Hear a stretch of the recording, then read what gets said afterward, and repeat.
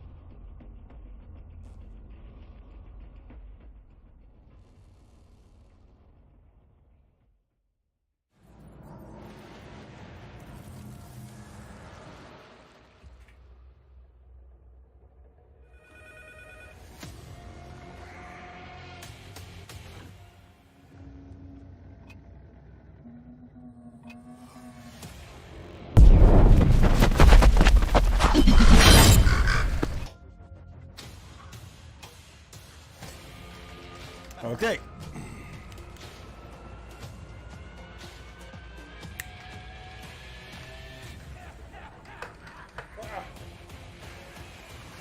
Oh, this should be good. Give me a second, guys.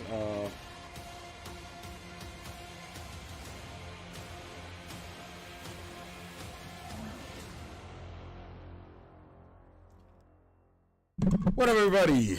We're doing that, let's see if they got, okay. Can y'all see this fine? Can you hear me?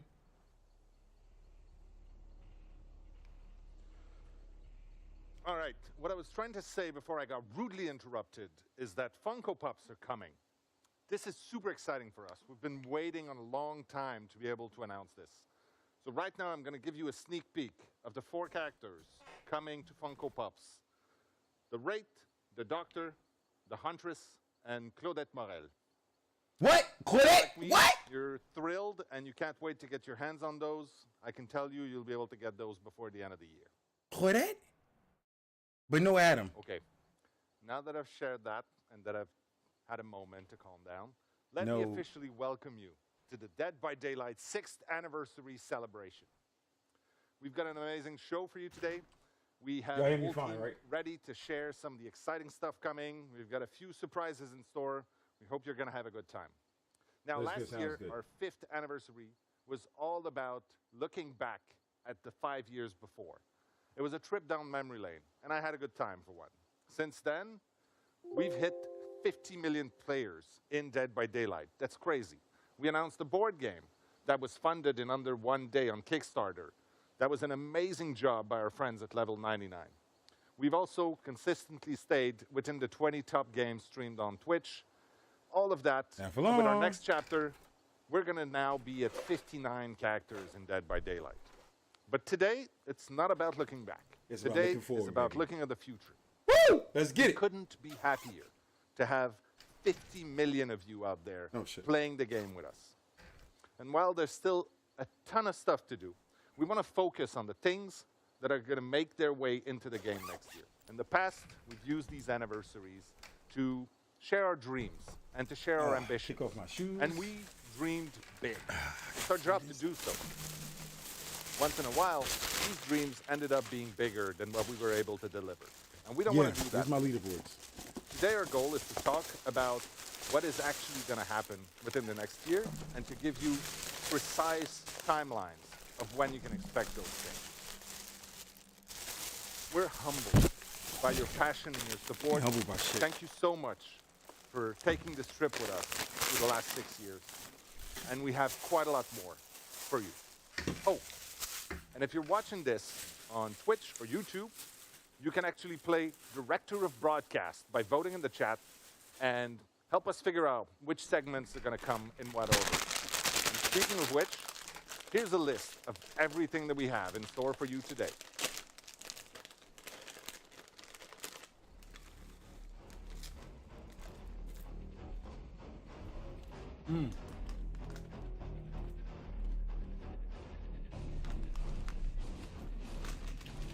Like I said, we want you to be in control of what we talk about next.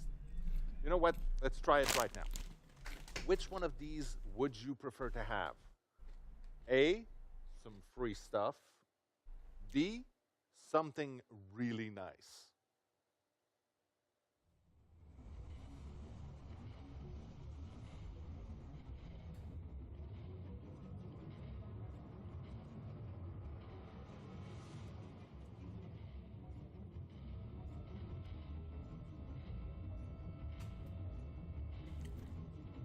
I want something really nice. Fuck, I need free shit for. If they're giving me something free, it's shit. If behaviors give you something free, it's shit. You don't want it. I want something really nice.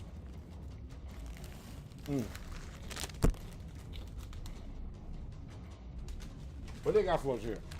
What up, everyone? How y'all doing? Yo. What y'all expecting today? Free shit or shit that's really, really nice? Yo, chat, type that in. Actually, y'all doing my voting.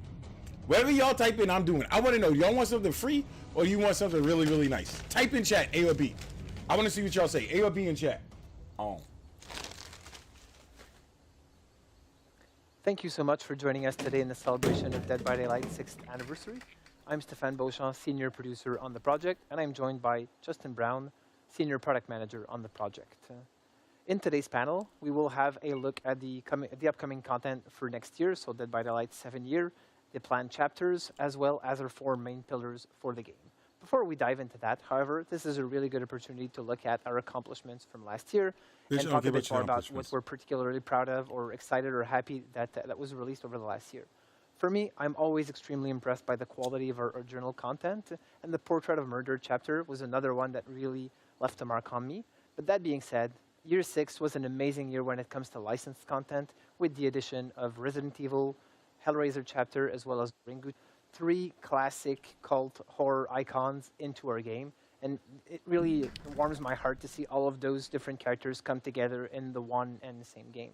Is there anything you're particularly proud of that we did last year? Yeah, of course. The first thing that comes to mind is the updated onboarding and tutorial. Seeing that come out to such a positive reaction within our community was really amazing, really rewarding for the team that worked so hard on those features. The next would be the 2 brand new maps we introduced last year. It had been a long time since we introduced new maps, and I feel you, Sally. I'm ready to be disappointed also. Visually stunning. I know. That's not to mention the unbelievable job they did on the Haddonfield rework, which recently released. And last but not least, Popeyes apple pie. It would be the Snowman event. All of the hilarious memes, how's movies, Popeyes apple pie, memories that were shared. Anybody in ever had it? sort of Popeyes holiday apple pie season was unbelievably amazing, and something I hope we can recreate again this year. Now, I'd like to take this moment just to mention that when we develop our roadmap, we always aim at delivering the most quality as we possibly can for you, our players. However, as it is a live tool, we are constantly having to update it due to urgent issues or new opportunities that arise throughout the year.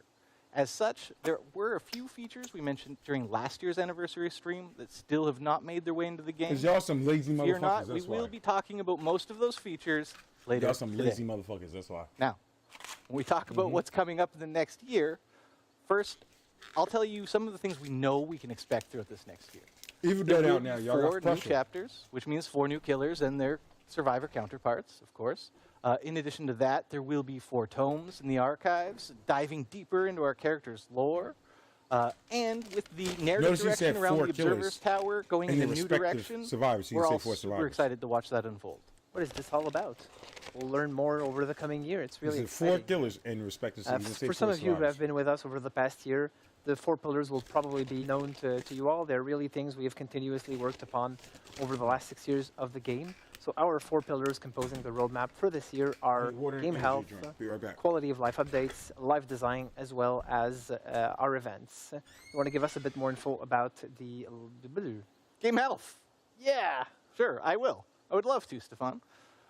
When we talk about game health, there are some aspects of game health that will always be ongoing priorities for us, such as security improvements and game performance optimizations. But this year, we're putting an added focus on matchmaking. We want to improve the matchmake wait times as much as we can, in addition to accounting for the various play styles we see throughout our community and rewarding them as such. When we talk about matchmaking, though, it's also very much a quality of life topic, which segues very well into our second pillar. It is an amazing segue, as if it was planned all along.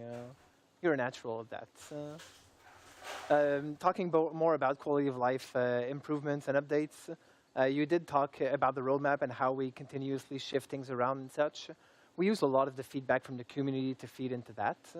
And as such, CSAT surveys are a really important part for that, forums, social networks, et cetera, et cetera. When we did announce the autoban feature during last year's anniversary, it was met with a lot of mixed feelings from the community. And as such, we really held off a bit to make sure we were doing this in the best way possible. We know toxicity as well as cheating is something that has to continuously be looked at and addressed in the game to keep the game as safe as possible.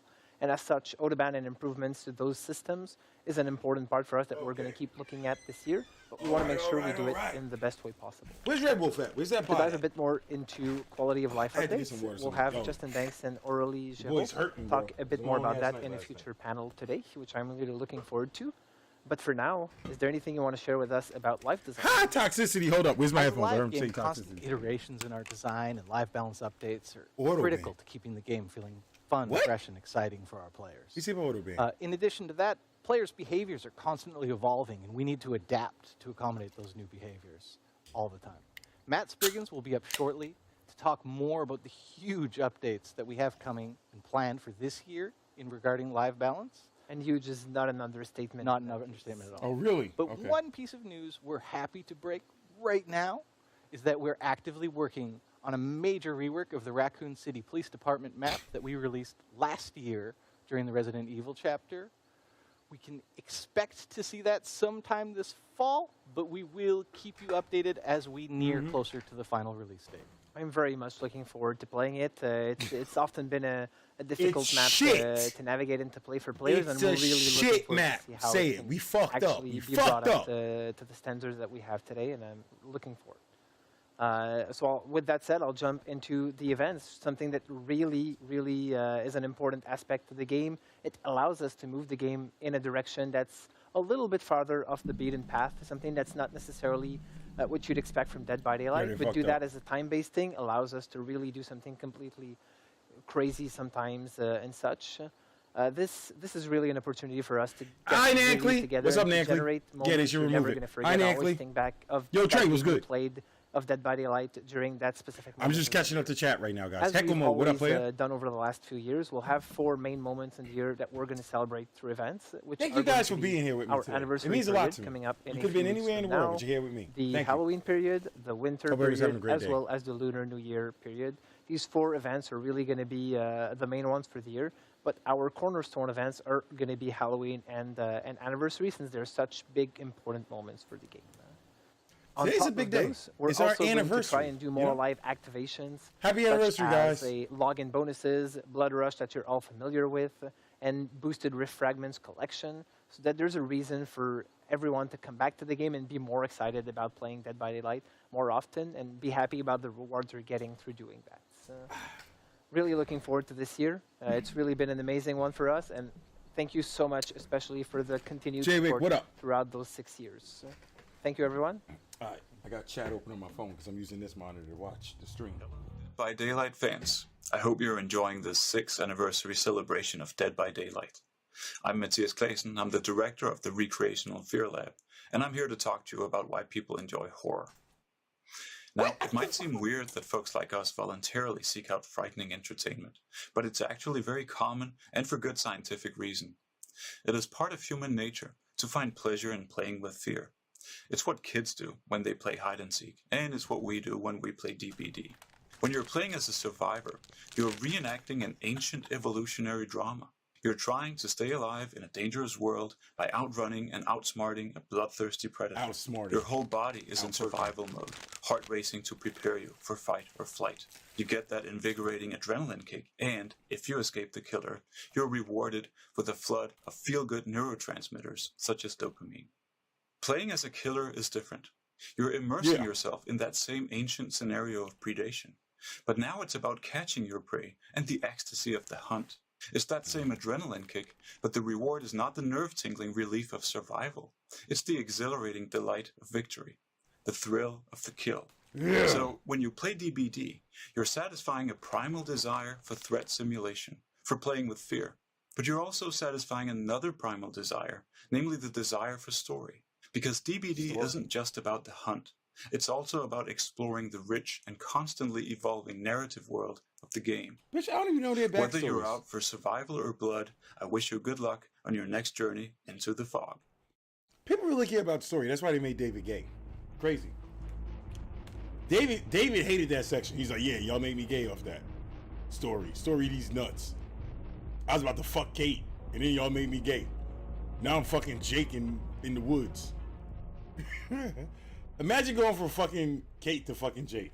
The killer is coming. That's fucked up. The generator is almost complete. What do you do? A, hit the last skill check. B, run. C, let the killer grab you. D, blow up the generator. Let's see how boosted the community is. What y'all doing, y'all? What y'all doing? Type in chat. I'm having an interactive chat. I'm taking votes. What do y'all want to do? Y'all want to hit that last skill check? You want to run?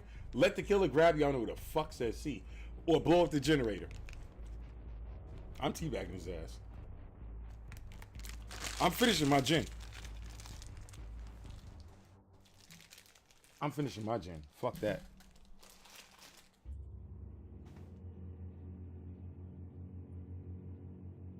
There was like, ain't no cap. These dudes know they lying, bro. Number one, half these dudes ain't even on gen. If they're in my lobby when I'm Survivor, they're not even on a gen. Hi there. I'm Matt, design director on Dead by Daylight. I work with Dave, Matt, director, and the rest of the DBD game design team on everything from updating and balancing our existing content to the development of all our new chapters and game features. I'm really happy to be back with you once more for this 6th anniversary broadcast. The upcoming year is going to be a really big one for Dead by Daylight, so I'm excited to share 3 key updates that our team of talented designers have been working on. An overhaul of our killer and survivor perks. Yes! A rework of our approach to prestige and progression. Yeah! Finally, an update on the changes to the Memento Mori system. What? One of the main goals for the game design team is to explore new ways that we can keep the player experience in Dead by Daylight fresh and fun for both new players entering our universe and for our highly engaged expert players with hundreds or even thousands of hours in the game. How am I going to count In listening to our players and memories? reviewing our own data, we've found that some of the most consistent feedback is that in our high-level matches, meta perks have essentially taken over, meaning that players are consistently seeing the same perk loadouts again and again for every killer and every survivor. Not killers, but okay, come on. Looking at our data, there's a clear gap between the most popular perks for each role.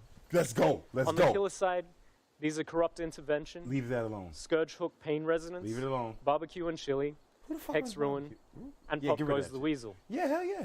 And for survivors, Dead Hard, Decisive Strike, Borrowed Time, Iron Will, and of course, Self-Care. Who the fuck runs self-care? But With little motivation to explore different perk loadouts, this can naturally lead to a feeling of gameplay becoming stale. Therefore, in the coming months, we'll be releasing a major update that will rework and rebalance roughly 40 killer and survivor perks, including the ones that I've just mentioned. This is aimed at eliminating these clear, dominant perk trends and strategies that we've been seeing in the game for a while. There will also be some small baseline gameplay adjustments that we would like to share with you a little bit closer to the release date. Come on. So, we'll keep monitoring, keep reviewing, and keep adjusting our collection of perks in this way on a more regular basis to make sure that we avoid these meta perks becoming consistent trends for extended periods, whilst opening up the gateway for new undiscovered metas to emerge. With this upcoming focus on balance, we're also working on an update to make perks easier to acquire and encourage more exploration of new combinations in perk loadouts. Get rid of Iron Will.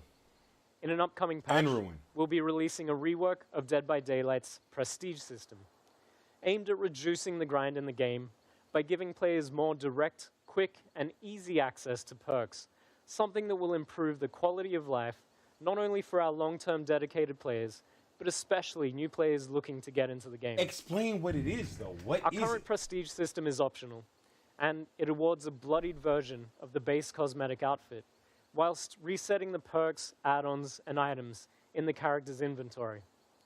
This update will change how this works entirely. When this feature releases, prestiging a character for the first time will instantly unlock that character's Tier 1 personal perks on all other killers or survivors, making them immediately available in their loadouts. I like that. We know that our players are hoping that the RNG gods provide them with barbecue and chili in their early blood webs. However, with this feature, you simply prestige the cannibal to prestige level 1, 2, or 3 to unlock all of Leatherface's perks at the corresponding tier for every other killer. This will significantly reduce the grind and completely eliminate the random chance needed to acquire specific teachable perks through the Blood Web system. Of course, it's worth mentioning the prestige level won't be capped at just 3, so you'll be able to show your dedication to a particular character by raising them well beyond that. Really? Additionally, the act of prestiging will not remove their perks, items, or add-ons, so there's no longer an associated reset of the character, if you will. For those who haven't yet prestiged their characters, we're also working on a fair way to still reward players for their time investment and dedication once this update takes effect. Fans can expect both the prestige and perk updates to drop around the same time during a major release this summer. That's bullshit. Finally, I would like to close things out with some news on the Mori updates that we shared last year. While it's still coming, I hate that. we've slightly adjusted our approach to the system based on research, feedback, and prototyping iteration. That's bullshit. We've arrived at something that feels more straightforward, yet still accomplishes the same goals that we set out with. The change to the system will still remove the Mori ability from offerings, focusing instead on rewarding efficient killer play, but we'll be incorporating the Mori animation as more of a natural ending to the match. This is something that we're currently calling the finisher Mori.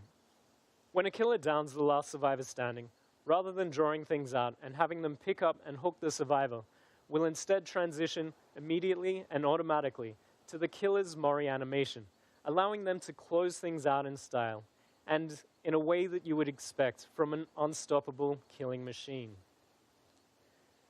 There's also a few other additional changes coming with this system that we're not quite ready to share yet. But we're hoping to release the new Mori system as part of our Halloween update this year, so look out for that. While we couldn't cover all of the details of these updates in the span of one segment, anyone looking for more information can head over to our website, deadbydaylight.com, following the broadcast. Thank you as always for the support. Yeah, I don't like any of that. Can't wait to get these updates into your hands you're taking away the value of prestige. to see your amazing reactions. When someone Thanks again, prestiges, and see you in the they're vlog. taking that hit. They're like, yo, I'm resetting, I'm whatever. Now everyone just prestiges. Yeah, I got it. Now I prestige. Now I prestige. Hi everybody, Everyone welcome gets back that. to McMillan That's Estate bullshit. for Dead by Daylight's There's 6th no more anniversary. anything special I'm Justin, about that. one of the senior product managers. 2, on the they game. just nerfed And I'm Moris. Aurélie, producer So on Dead I by use it Daylight. in-game to help counter And certain things, Got a D-strike cool and set such. we're on They today. nerfed it now I because think it's it's removed from the pretty offerings. cool. I mean, I and hear you're just there's using some it at the end traps of the around, but This is we'll be a bullshit. little careful. Yeah, we'll try. I don't like either one of So those. last year, Aurélie and I were here with all of you just to talk about the pillars for the year. But I think some other guys on the team have that covered. So this year, we're here to talk about the quality of life updates that are coming to the game for year I don't 7. like that. And now, while it's always our goal to give you the most accurate picture of don't like what's it. coming and when, the reality is that deadlines can shift as well as priorities. And we live in a pretty weird world these days, so there's a lot of external factors as well. Stop blaming COVID. So, I mean, that all being said, we are going to work to have the most open dialogue with our players. So if something changes, you can bet us, other members on the team, we are going to be communicating and let you know if something shifts, changes, removes, added, really at all. We're going to make sure that you guys know about it.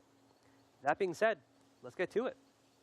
Yes, and that's really cool because today when you will open the BTB, the first thing that you will notice is this new vertical layout that we have.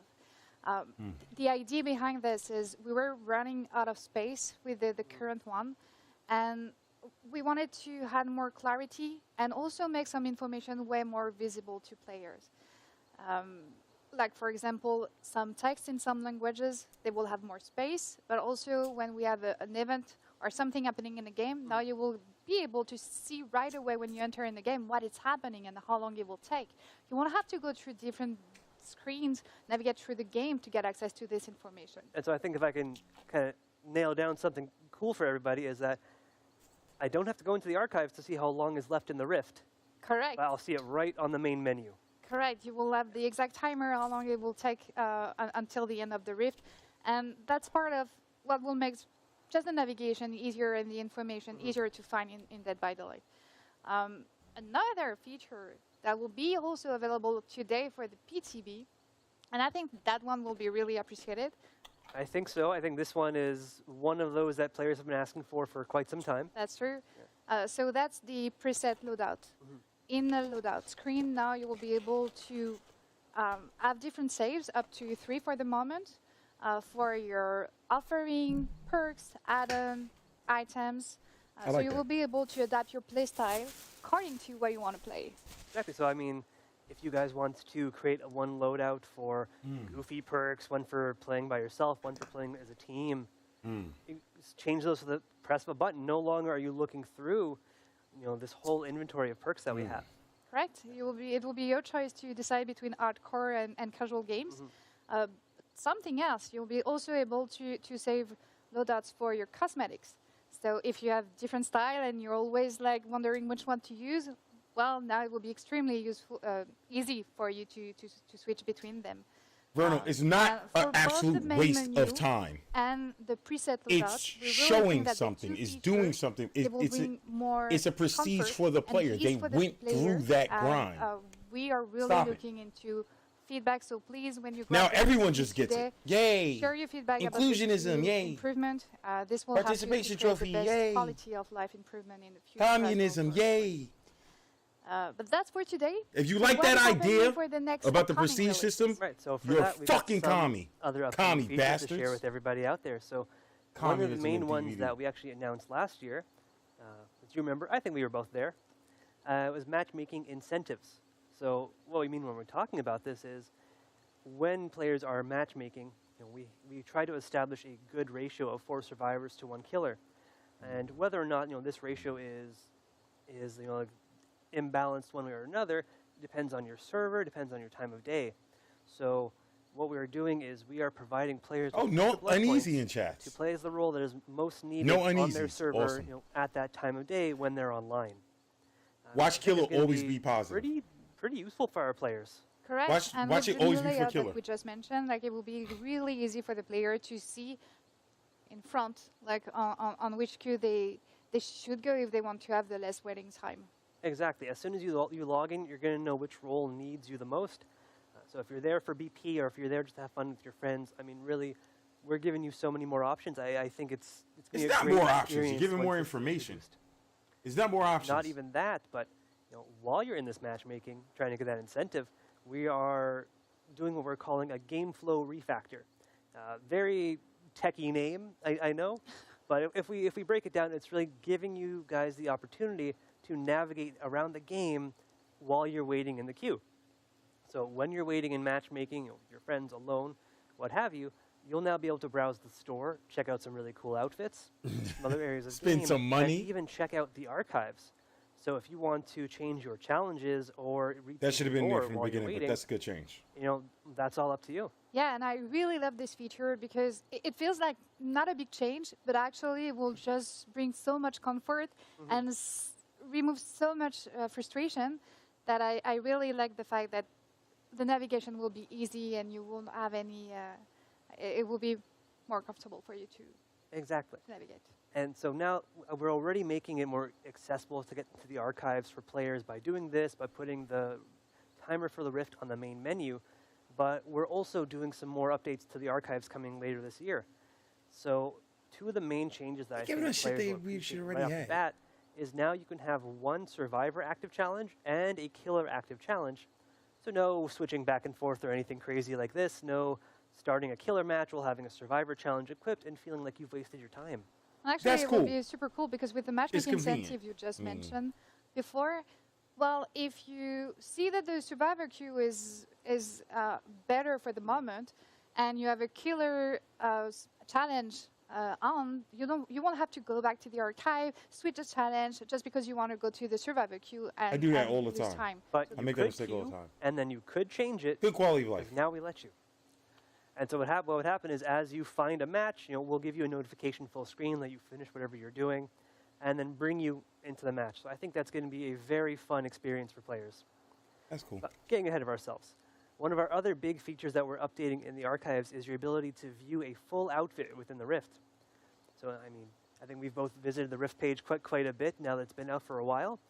So now if a player selects a piece of a cosmetic from an outfit in that Rift, there's going to be an available button to click to view the full outfit as a preview. So if you're not keeping up to date with our amazing marketing trailers that are showing off all of these cool renders, you can view it from directly in the game. And then go watch the marketing trailer after, because they do a lot of work on these and they're very cool. Well, we're obviously trying to get a lot of these changes out for this fall in one of our upcoming archives releases, alongside some other yet to be unannounced archive stuff, which we're keeping a little hush-hush now. But it's the 3rd anniversary of the archives, so we're trying to put something really special together for you guys. But we've got another big feature in the works, and I think I'll let you spill the beans on this one. Yes, and this one, I think, our player, you are going to love it. This better be big. This better be good. So we have decided, do you remember last year when we talked about bots? Oh my Not at all. God. I'm sure you do. Yeah. Oh I'm my sure you God. will do. So when we talk about bots, actually this year, by the end of the year, we really want to introduce bots in custom match. So the idea here is we want to give the player, like if you're missing a friend in a group, You got enough bots. don't have any friends at all, or if you just want to play chill and try to learn a new killer, well, you will be able to do that in a custom match and just fill out the matches with bots. There's a lot of bots on So that will DVD be already. extremely simpler for you to play. And we feel like for some player it could be intimidating to play a new killer or to just learn a new one.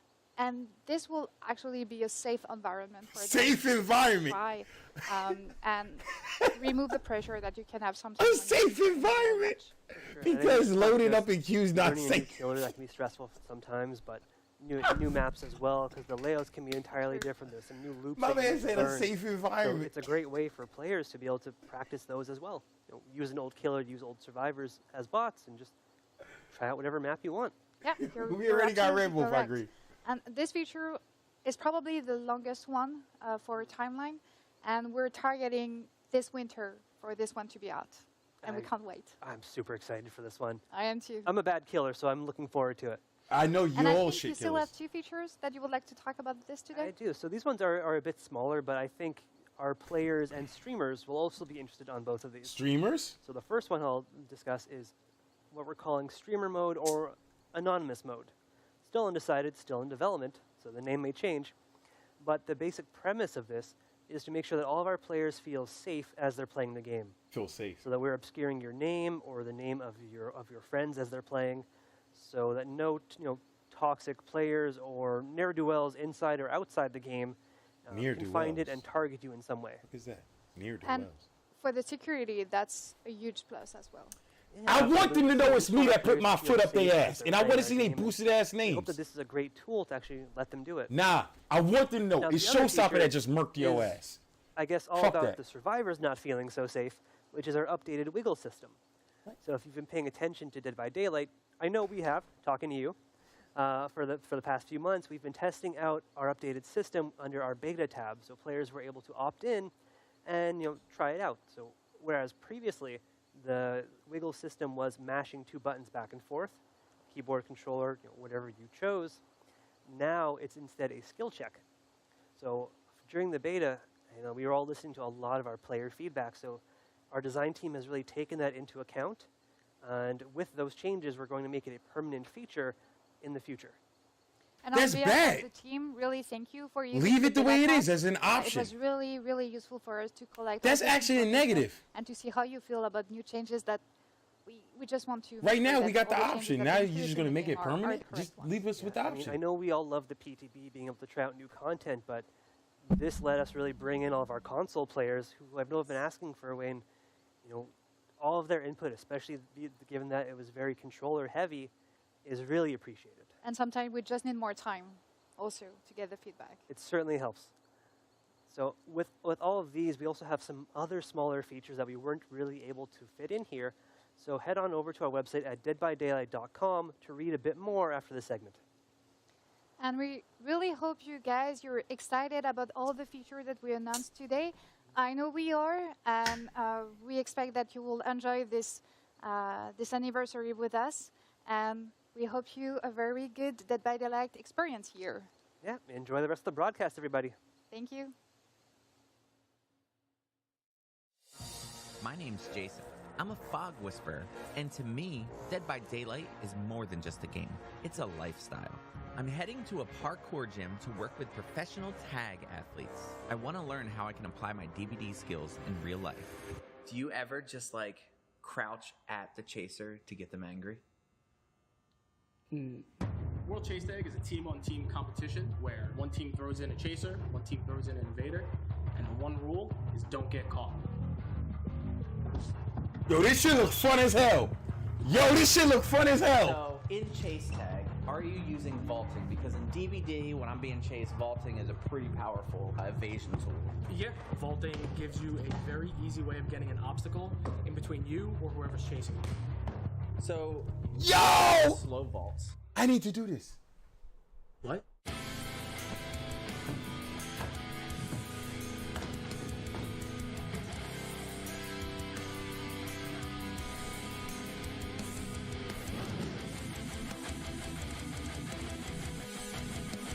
To see my full training adventure, head to the Dead by Daylight YouTube page later this week.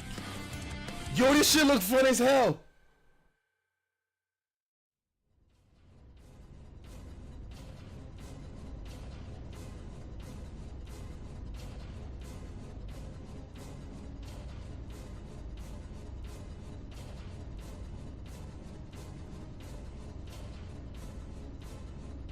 Show gonna run out of breath. Show in good shape.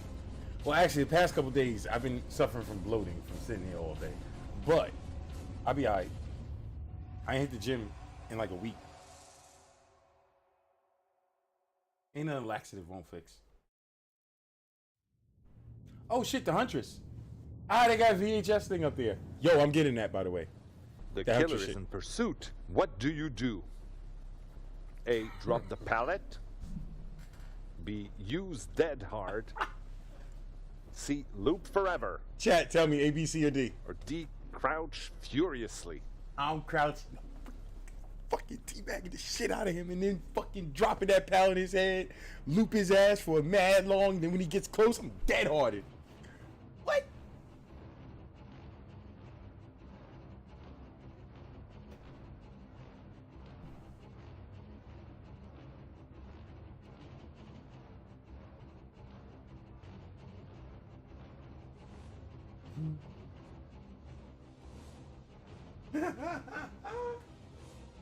D. Crouching. I seen some of y'all joints. Y'all getting two tapped. Where's E? Get two tapped. Get insta downed. Where's that at? Why don't I see get insta downed up here? That's what half these dudes be doing. That's what my teammates be doing.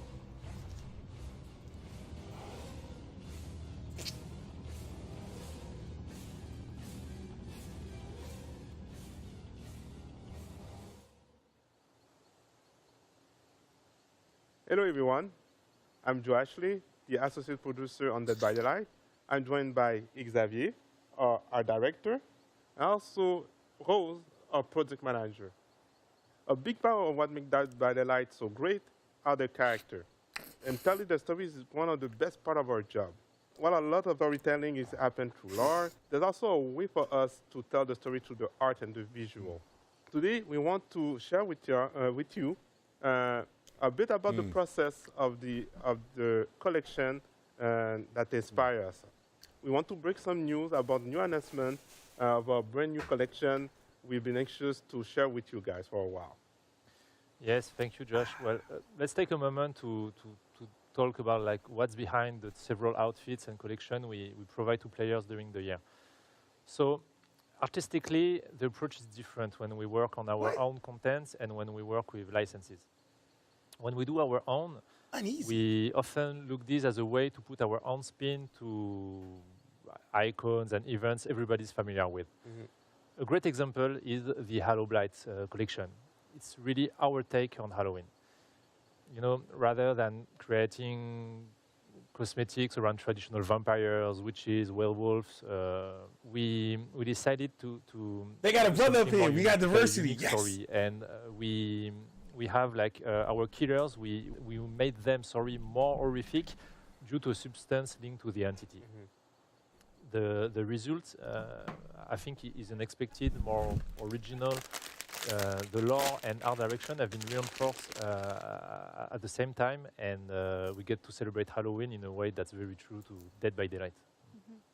So on my side, the product goal is to create collections like this for all seasons.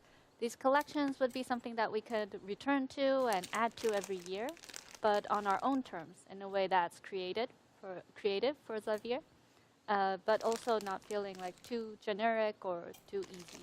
So maybe Joash, you could share with us the different steps on the production. Candyman, here we go. Okay. So as you know, Rose had a good idea of what the type of collection that she wants. So afterward, I think the first step is to talk to the narrative team. The idea behind it is to make sure that we have a good idea. And why does everyone have a fucked up related accent? To the character. So the cosmetic that we want is related to the character, the story background, and the lore. Is English like nobody's first language? They're the one who's gonna put on paper pretty much with the art director. Maybe that's why I don't listen to community, because they don't know what the fuck we talking about. Put on paper pretty much the idea that we want as cosmetics. So and also this is the time for us to put in detail what we want. So meaning like the accessories, Wraith the is detail, black. and the type of Wraith is legit black. Once we're done, that the part of the lore I character know. team can use those concepts to start their modeling phase. So pretty much to have the 3D model ready. So in the case of the Fire Moon Festival, we created this in tribute to the Mid-Autumn Festival that is celebrated in so many Asian countries. And it is our own DBD-specific event that boasts like concerts and celebrations that are surrounding the full Fire Moon. And it's a celebration of life and also a reflection upon death. Yeah. So another part of creating this event ourselves was to be able to include a wider variety of characters into the collection. So, for example, those that didn't have an Asian heritage.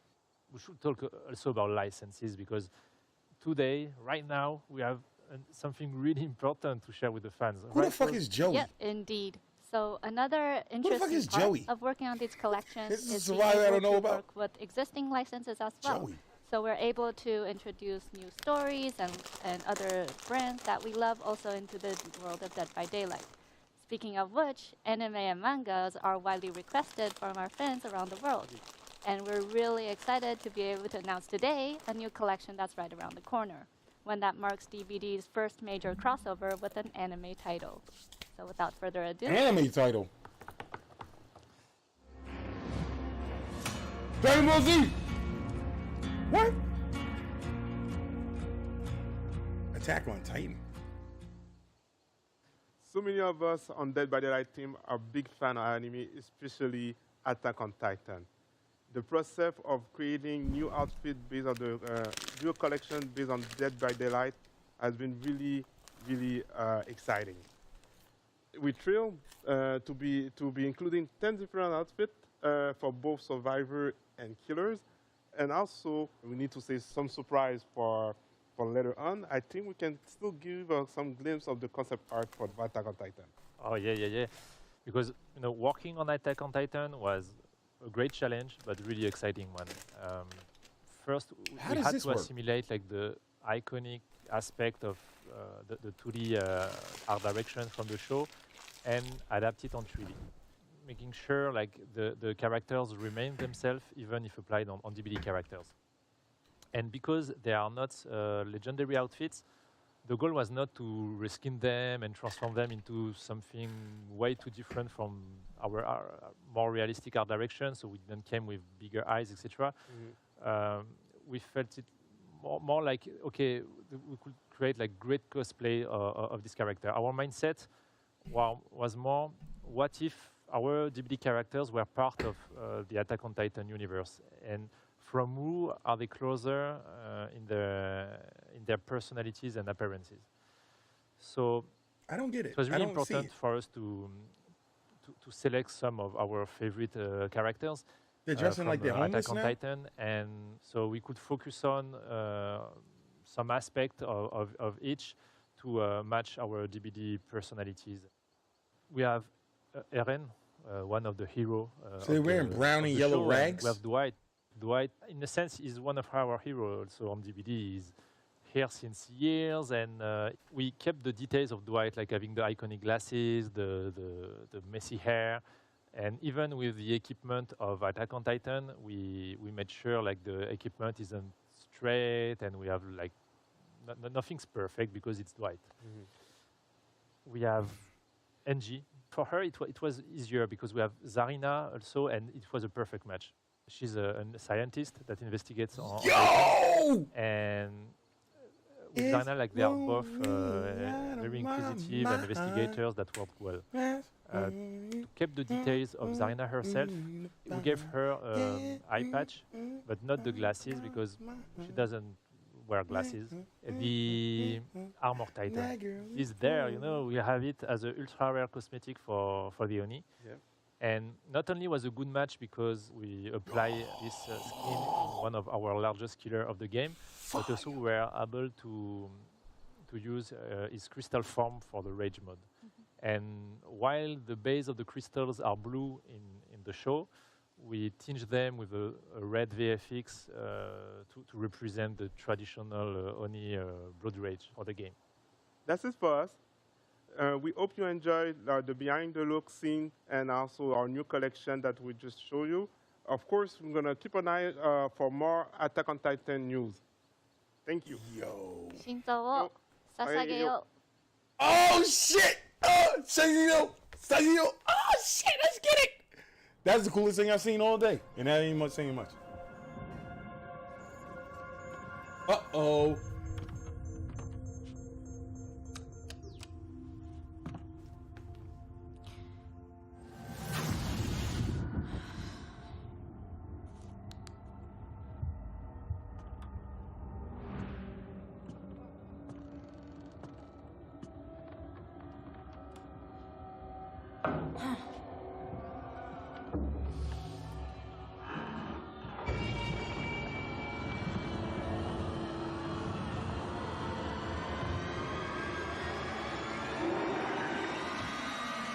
There's a penis behind you.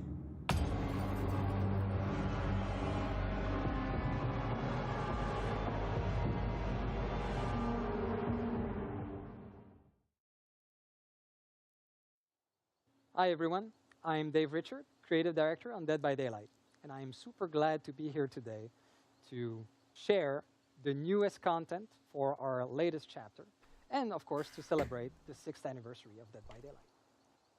The tradition is to tell you all the content that's going to be in the chapter, and this time we're quite excited. We're changing the recipe a little bit. Yeah, because this we're doing form an is original different. chapter.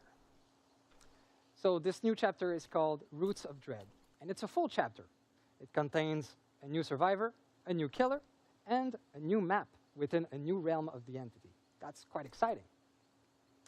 So the story for the chapter revolves around a town, a perfect town. Well, a town that seems to be perfect. But of course, the residents are hiding something terrible. They're hiding secrets and a darkness. And when that darkness starts to bubble up to the surface, it creates our newest killer, the Dredge. Let's talk about it a little bit. So the Dredge is inspired by the Boogeyman, a story that is global and is known around many cultures. It's a domestic fear. It's a monster that is really close to us, that is in our familiar environment, inside our house, under our bed, in our wardrobes. And that's the type of creature we wanted to feature and create. So it is the physical representation of the darkness of the whole town, of their secrets. And it is a weird and strange creature, a monster. It has an impossible biology featuring various limbs, heads, different parts. It is emotionless, and it's impossible to plead for your life when in front of this creature. We wanted to make sure to create a visceral scare when facing this creature.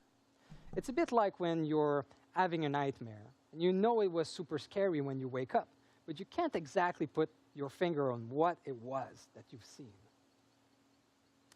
The visual design of the dredge is quite unique. It's a first for Dead by Daylight killers. It's a monster, recreated by different limbs, different heads, claws, pincers, tentacles. Different heads. And we wanted to make sure that you, the player, would be able to customize as you wanted this monster. What's really cool as well for the cosmetic is that we are able to explore themes that are organic, but also constructs, like this amazing cosmetic that features dolls. All right, now let's move on to the power of the dredge. So when playing the dredge, we wanted you to feel like you're the embodiment of darkness, of fear itself. We wanted to recreate that feeling of a monster that's really close to us, that lives in your house. That lives in your house. And so there are two phases to the power. The first phase is the ability to use lockers to teleport from and to. So, of course, this is great for map movement. You'll be able to travel the map really quickly. Lethality is what matters. But it's also great to surprise survivors that are nearby lockers, and even survivors that are hiding inside the lockers. The second phase of the power is called Night Cycle, and this is where it gets really interesting. So based on action the dredge will make and some passive abilities, the Night Cycle will build on the survivor. When it is finally completed, Night Cycle will trigger, and a darkness will engulf the survivor. This darkness makes it very difficult to navigate, especially in chases. PC plays like, the only thing the survivor can see in the distance will be the dredge itself. So that's really creepy, and will for sure make the survivor make mistakes. PC survivors hacking of course, the shit out the of dredge this. comes with 3 unique perks. We won't go into the details of these perks today. We already but know them. I can say that they are themed around chaos, secrets, and corruption. Okay, now let's move on to our newest survivor. That bitch looks like a killer. Hattie Core. She's And scary. you might know her from some archive entry that appeared in the past. She appeared 3 times in the archive, actually. So Hattie has a dual heritage. She is born in northern India, but was raised by her adoptive family in Quebec. Hell. And so this will be an interesting background to explore through our different cosmetic and also through future archive entries. Addie has a very unique ability to see bleeds. These are areas of the world where the entity's influence intersect with our world. And so Hattie had her share of paranormal adventures and encounters with dreadful beasts from the entity's world, strange creature. And actually, we can see on her body all sort of scratch You see a and booty, marks that's what you see. from these encounters. Of course, Addie will come with 3 unique perks added to the roster of abilities that the survivors are able to equip and use. These are themed around paranormal insight, proficiency with occult items, and her own temerity. Temerity? You're using big words. And finally, let's talk about the map. So this time around, we're really excited to introduce a new realm for this chapter. So really, we are going back to the roots of horror, to a classic, something that we see numerous times into different horror novels, movies, and other horror material. And this is a small American town. So we wanted to make sure that we created something domestic, something familiar. Haddonfield so for the 2.0. dredge map called the Garden of Joy, we are featuring one of the house of the perfect town that we talked about earlier. Houses is terrifying for the killer. Perfect from the outside. It is like a Nah. ghost sitting in the middle of a gloomy forest created by the entity. And when you go inside that house, you'll see how twisted and wrong it is, just like the residents that are hiding all of this darkness in secret. What's really cool about this new realm is that in the future, we will be able to explore it again, but in other contexts than in the Dredge perfect town. So this realm is built from different memories, from different characters. And so we'll be able to explore different cities wrapped inside that same realm. All right, that was the whole content of our newest chapter, Roots of Dread. I hope you are as excited as us to try this new content. And you'll be able to do so right after this event as we go live on the PTB. The chapter will become available to all on June 7th.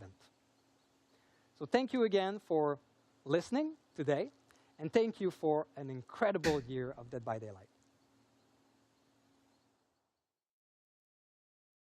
Hey, what's up, y'all? This is Dr. Etalo Brown, emergency physician, and this is Dead by Daylight. Diversity! Diversity!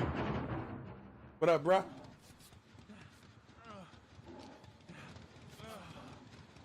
right. So why is this person sitting? Oh, now that's actually kind of dope. It looks like he was injured or something, and she came through and rubbed this man's back. Look, if we could start prescribing back rubs in the emergency department, I promise you, I would let the thing fly. Everybody, you get a back rub. You get a back rub. Bro. Straight up on some Oprah level stuff. Yeah. You know, it's actually funny because there is evidence that back rubs help. They help physiologically. People say that it lowers heart rate, lowers blood pressure. Curative back rub for everybody, all right? Let's get it poppin'. Let's get it, bro. I like this dude, son. He's my favorite dude so far this whole stream. He's talking my language, too. Yo, I've seen it. All in your back. Wait a minute, bro. You know what I'm saying, bro? Dude, no. Wait a minute. Hold up, baby. All right, I had to pause. One, this man got thrown on a hook, and I've seen this in a bunch of different movies, so it's really accurate. You know, these like butcher hooks are real. Obviously, if someone ended up on one, it was intentional, in my opinion. From that angle, I'm pretty sure it's piercing, you know, one of the ventricles of the heart, right? So the heart, we know it's like this, right? That left ventricle is kind of posterior and sits to the Drop side. knowledge, Just bro. Like a football and held it, you know, with the laces kind of downward, right? So if that goes through that left ventricle, man, he's dead. There ain't no pulling yourself up off of it. Either no, sir. Either I don't believe it. He not walking away from this. That's a fact. If you're enjoying this analysis, make sure you head over to Dead by Daylight's YouTube channel for the full video later on this week, okay? Happy 6th anniversary, y'all. Peace. Yo, put this brother back on, bro. I want to hear him talk. I like this dude, son. He's my favorite dude to come on stream yet, so far.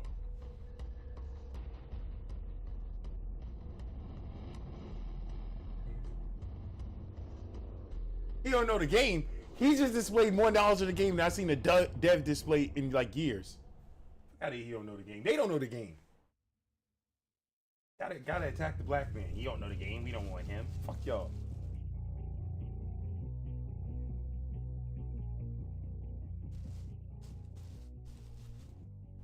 You see a lit hex totem.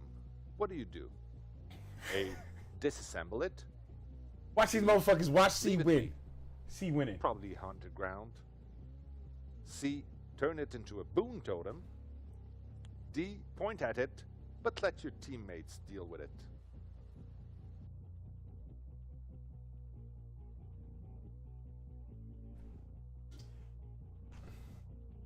Everybody, y'all know y'all doing C. Look at C. C about to win that shit. Nah. What? This is these nuts.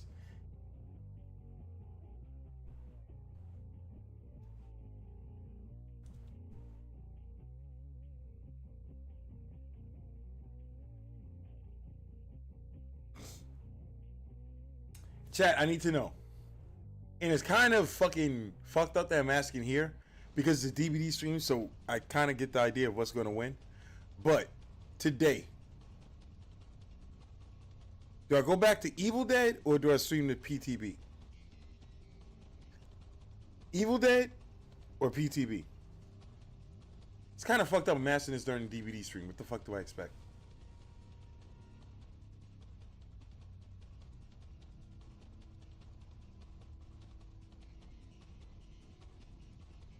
Kenneth, what up?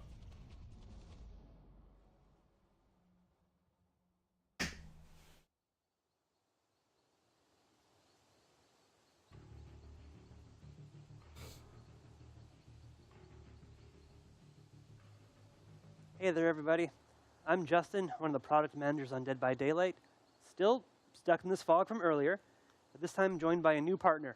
Yo, Hi, I'm May. I am a Twitch-lurking, dog-snuggling influencer manager on Dead by Daylight. So, since a Dead by Daylight anniversary wouldn't be the same without a celebration in the fog, both May and myself are here to share with you what's going on for the Dead by Daylight 6th anniversary in-game event.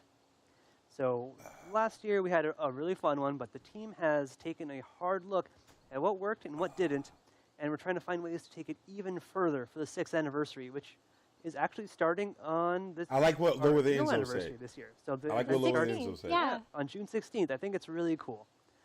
So for the theme this year, Lower the Enzo. Fog is going to be celebrating something called the Twisted Masquerade. Now, this is meant to be a real party in the world of Dead by Daylight that's being hosted in the entity's name by someone lurking in the shadows, I've heard.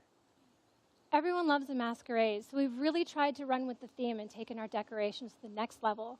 As you might have already noticed in this broadcast, we've added this gorgeous midnight blue to our usual black and gold color palette, and you'll see it all over the entity's realm. Thank you, during this Houston. event. Appreciate you, We're bro. also reskinning the Killer Shack and the exit gates, and there's going to be some really cool, creepy effects because She definitely of it. does look like a Expect cat the lady. entire fog to be decked out to the nines. Yeah, I think there's a lot of things that we're decorating for really the first time, like proving just how big this whole celebration really is.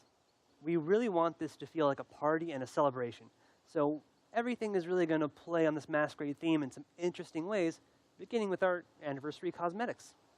So last year was the second year that we actually did the Crown Collection, where mechanic-wise, players would run around, find pedestals, and collect a crown for that specific character.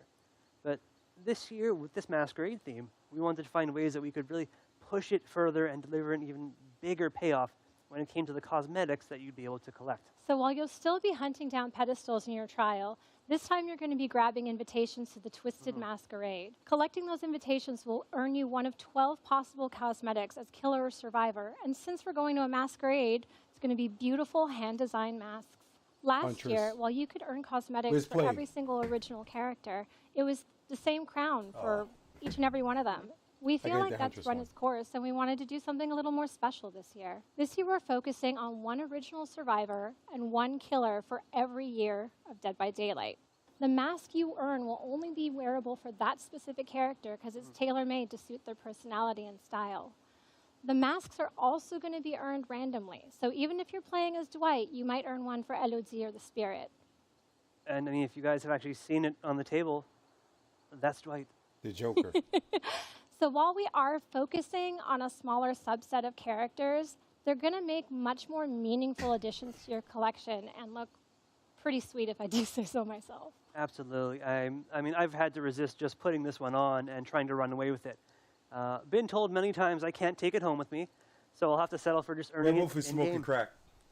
And similar to what we did for our Halloween event, the Hi, Midnight Cassie. Grove, the 6th anniversary will Hi, also Cassie. include an Hi. event tome. Is my beard straight? So what's great about Hi, this Cassie. is we're going to have 2 full levels of challenges and lore that's directly tied to the Twisted Masquerade. And one big addition in this is going to be the community challenges.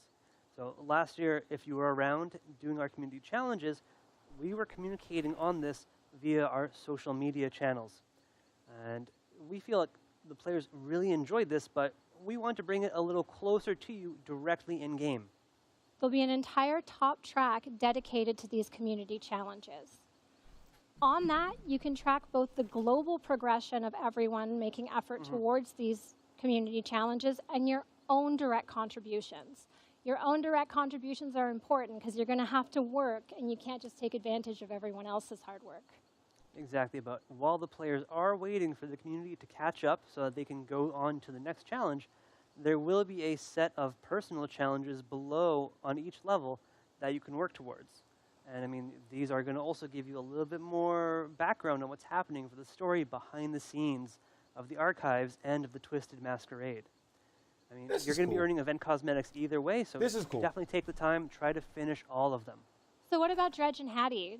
Are they getting something for this masquerade? So since these are actually our 2 new characters coming in, it's important that we're treating them as our guests of honor for the Twisted Masquerade.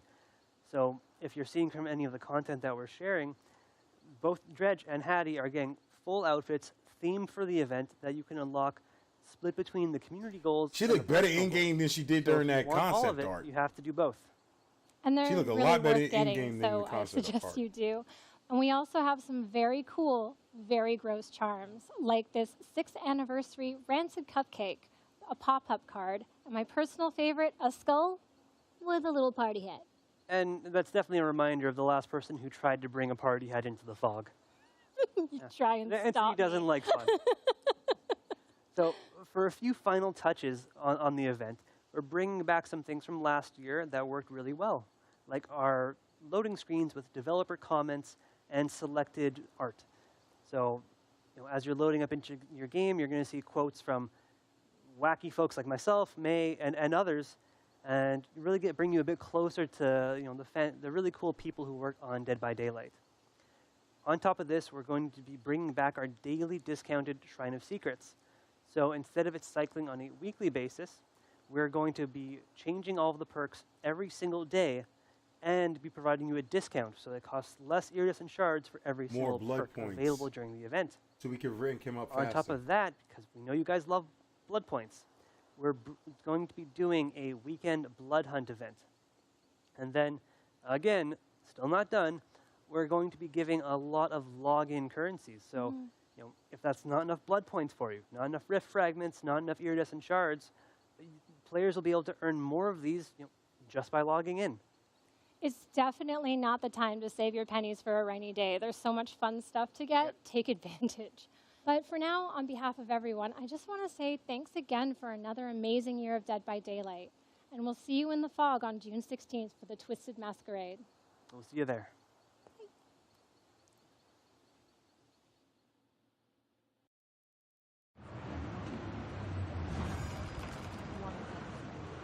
The fuck? Dead by Daylight Mobile.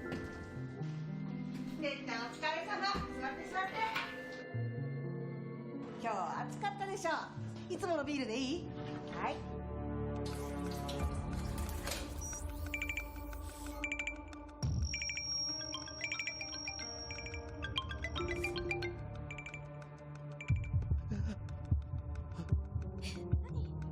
心臓が。助けて。 He's the killer.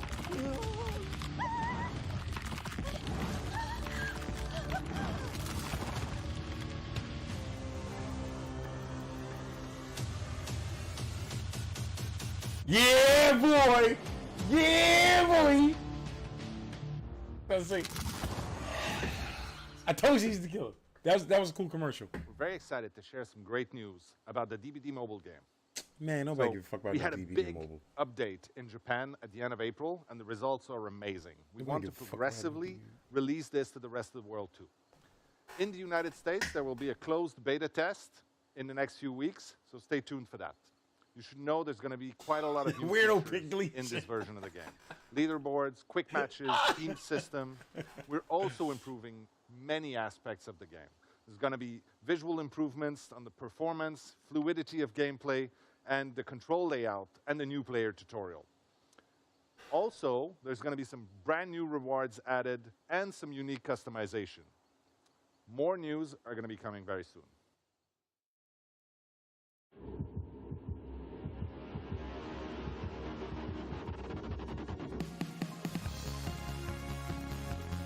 Yo, they turning Trapper gay too? Get the fuck out of here. What?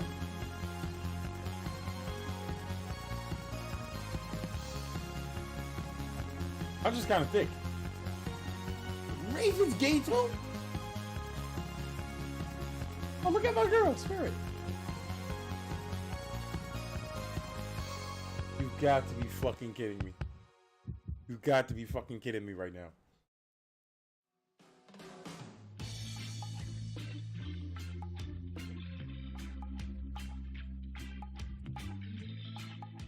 If you had told me when we launched this game that I'd be here 6 years later with my feet in the sand announcing a Dead by Daylight dating sim, I would have never believed you.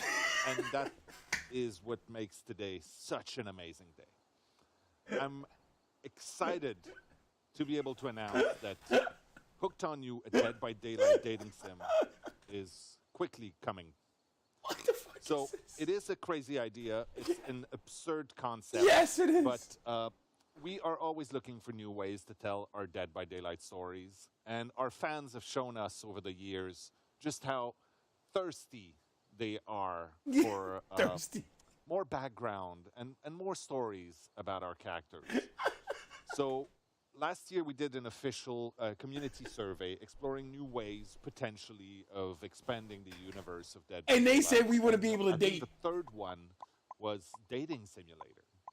And that was a surprise, but you know what? We decided to go for it. This was a tall order. We needed to find the right people to do this justice, to really treat this properly so that it didn't turn out as insane as it sounds. So we decided to go with some specialists out there, some people that made a little game called I Love You, Colonel Sanders, that was very well received. And I'm very happy to have with me today Alexei from PsyOp to talk a little bit. He's the creative director for the upcoming Dead by Daylight dating sim. You've got to be Thank you for having me. I'm really excited that I got to create such a unique take on such a really serious and kind of grim world and bring it into a little bit of hearts and butterflies and shine some rosy, warm light on it. That's awesome. So yes, you're absolutely right. We created a very grim universe, and we asked you to do something extremely silly with it. Yeah. How does one go about making this right? Sure. Well, I like to say that when making a project that seems as off-kilter and unexpected as this, the big gimmick for me is that there is no gimmick. It is a serious game that we take really seriously when we create it, and we treat all of the characters They really got their feet in with a sense of sandboxes, humor, bro. but with sort of deep respect as well, so that we can make a really compelling game that does justice to the expectations that fans have and the expectations Listen that to these me. characters would have if they were slightly more real. As crazy as this it's a shit matter sounds, of really I am finding a 1000% new, getting this shit. interesting context. I in which need these to see what the characters can fuck this is actually about. express a different I side of have to. themselves. Yeah. This so, is a the day story one that we're purchase. creating is very much not Crazy the as canon it story sounds, I for have to the get Dead this by shit and see Daylight what the fuck is Put it going out on. there. Want to make sure that's clear. That being said, we want to create something that really does justice to the truths that have been established. So we started someplace as It's far sick. away as This we is could crazy, but I by need to thinking get this. about, I need what to is see the what the fuck this brightest is and about. happiest kind of take on this world. This is gonna be the best maybe it's content I ever something like created. a beach episode of a sitcom or an anime series, and then kind of pull our way back into that main core experience of what's going through these killers or survivors' minds at any given moment, and try and make sense of those two worlds playing together and see what kind of crazy stuff comes from it. So obviously one of the main questions that people have is what characters from Dead by Daylight will I Ozzy be is able hyped to for this interact shit. with in this? Sure. Well, leaning into that kind of sitcom or anime Trapper goes kind to of Maury, cliches and Kate, tropes, and be like, and then kind of turning them on their head. you know, you look kind We of good decided laying to down take there. 4 killers, since killers are the most monstrous and Michaela's inhuman booty. characters in the world, and She make gonna them be on the as ground like, human kill me, as you want to kill me? Look could, at this booty. by assigning Look at 4 this kind of shit. typical TV trope. Fucking archetypes. Leisure Mains be like, So we've got the Trapper, who is standing in as the jock. Michaela We've booty. got the Huntress, who is standing in as the overachiever. We've got the Wraith, who is playing the nerd. And we've got the Spirit, who is the goth. That's amazing, and it's interesting also as a take because those sort of archetypes, those cliches from horror movies from forever ago, are things that we try to not erase, but we tried to avoid when we did Dead by Daylight, especially on the survivor side. We had them much more be humans and relatable. So it's really interesting to see those things that are very important to the horror genre be represented in this. Yeah, in writing the experience, it made for a really fun twist. And what we recognized when we dug as deep as we could into the lore and talked so much with your team is that all of these killers come from a really human place to begin with. They've all suffered some sort of trauma or some sort of really dark thing in their past that bringing them into this kind of comedy scenario, but still exploring their real lore, it was just like pretty wild. So we had a lot of fun with it. Mm-hmm. Very cool. And who, as the player, like it was an interesting choice to figure out who the player would be in this scenario. Well, we want to let the player play as themselves. So this is an interactive branching story, and you will get to make decisions that define who you are. There is no canon version of yourself, and we thought that that was a great way to really do justice to the huge amount of diversity and variety in the Dead by Daylight audience. So we wanted to make sure that the 4 killers who you get to romance really represent 4 very different types of relationships, and you get to be yourself and see which killer is right for you as you make honest decisions in response to some terribly strange questions. That's awesome. A very important piece. This is why they made David that gay. World and really giving the ambiance, the gravitas it needed, is the music. Yeah.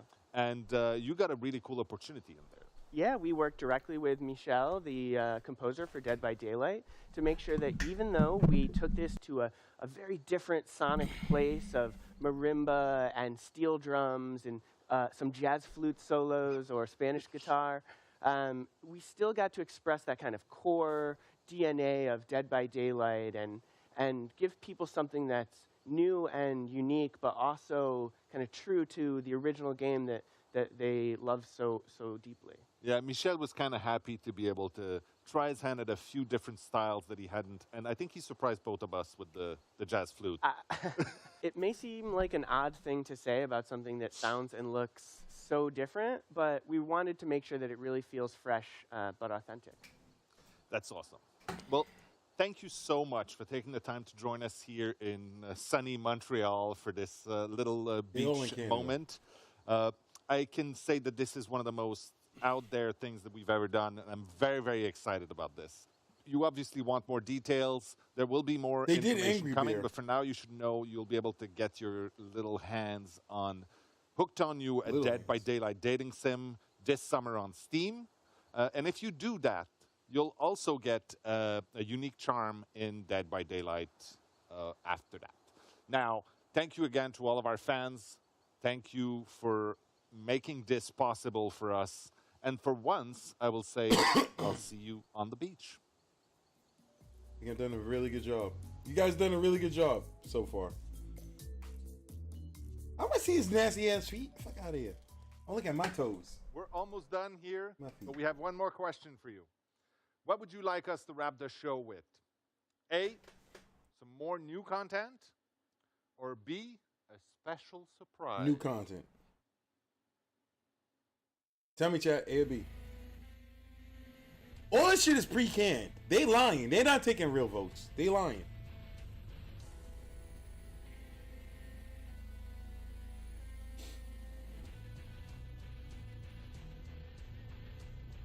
Watch them be like, hi, we love you guys, so we're going to do both.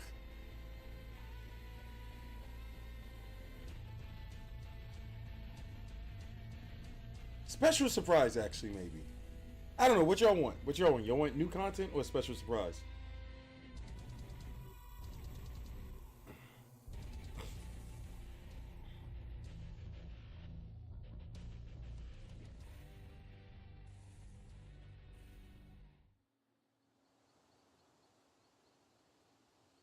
Well, that's a wrap for our 6th anniversary broadcast and to an amazing year of Dead by Daylight. I hope you enjoyed yourself. The PTB for our latest chapter, The Roots of Dread, is live now, so go try it, have fun. Again, a huge thank you to our entire team and to you, our amazing community. You know, time really flies. It seems like just yesterday that during our 5th anniversary, we revealed to you that we were going to do a Resident Evil chapter. Your reaction was so good at the time that we wondered, why stop there?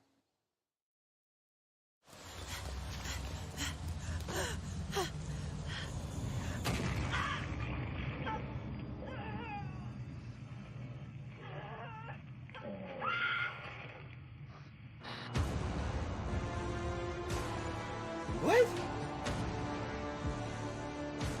What? What? Hold on, what the fuck did I just see? Yo, so those leaks about a new Resident Evil chapter is probably this. It's probably not a new chapter, it's probably something like this.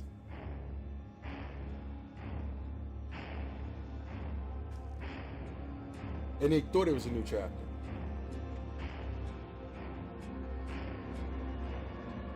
You can't find it.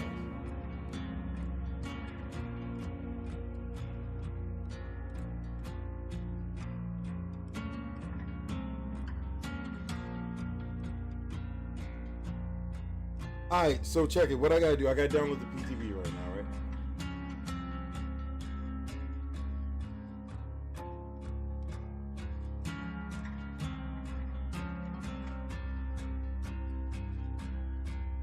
Alright, so here's what we're gonna do.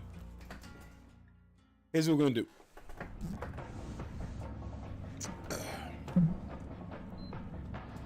You know, your classic horror characters that you... Oh my god! Jesus Christ!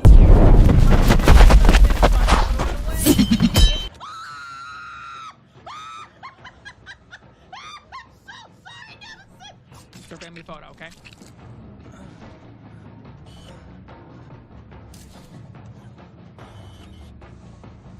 Was the good? Here's what we're gonna do. Was the good? Peekaboo! Peekaboo! Peekaboo!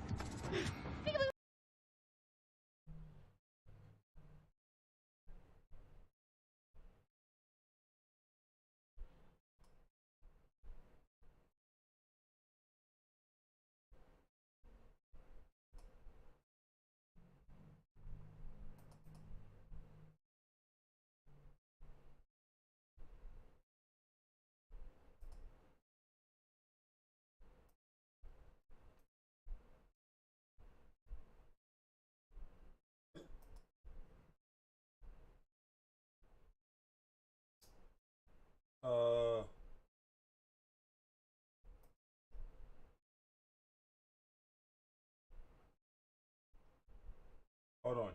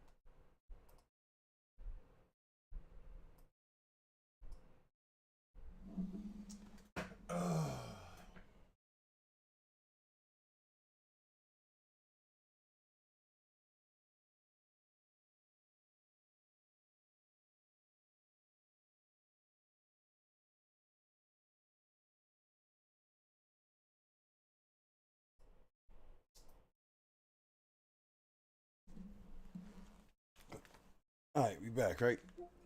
I gotta download the PTB. I'm gonna download the PTB right now.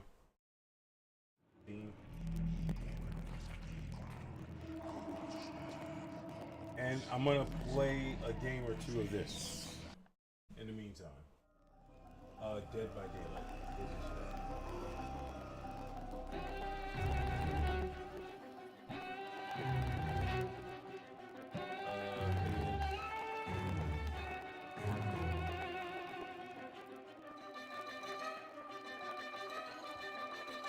I'm downloading the PTB right now.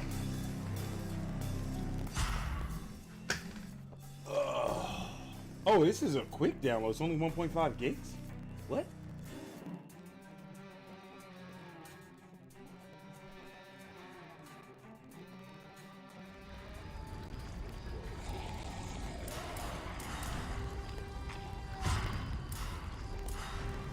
Somebody pick a killer.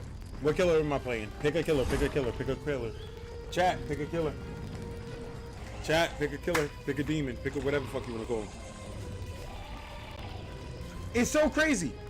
Unlike DVD, I can be like, pick a killer, and I'm going to cancel out half the shit y'all say because I'm not playing Wraith. I'm not playing Ghostface. I'm not playing whoever. With this, I don't give a fuck who y'all pick. Someone pick a, y'all got to pick a killer for me.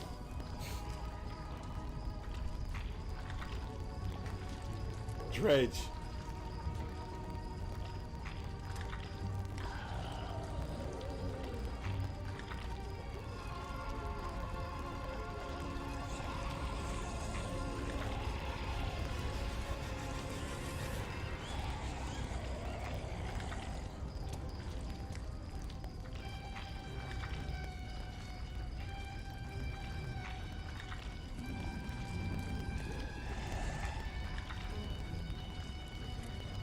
Who's winning? I have no idea who's winning.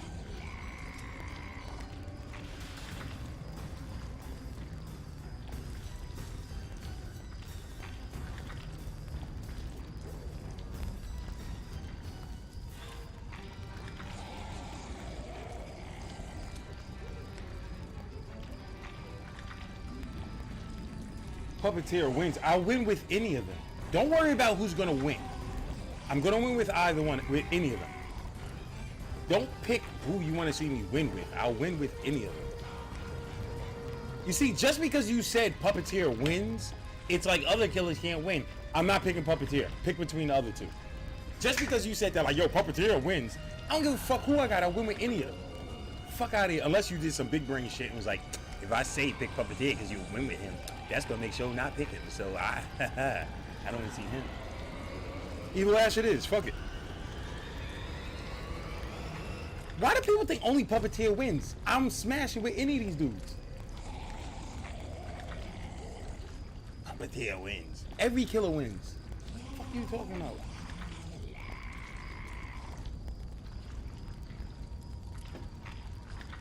Y'all been watching the wrong streamers. Let me tell y'all that. I don't know what they be. I've been smashing heads. Fuck y'all talking about? Hold up, Puppeteer is black?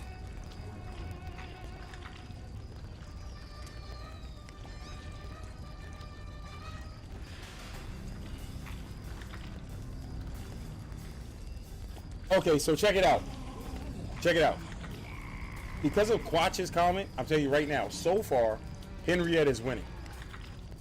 The funniest comment about a killer gets the pick. Right now, he's winning with that Granny McSaggy tits. That's winning. It might be a low barrier, but it's the only joke that was made with the killer. Funniest joke comment gets the killer pick. That was the funniest one so far. It's a low barrier, but it made me chuckle inside.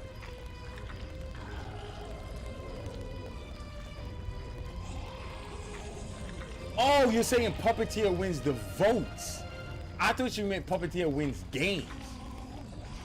Oh, you see what we got mixed up there? Because I thought you was like, yo, Puppeteer wins games. Like, yo, pick him so you can win. I'm like, what? You mean he won the voting? Oh, I get you now.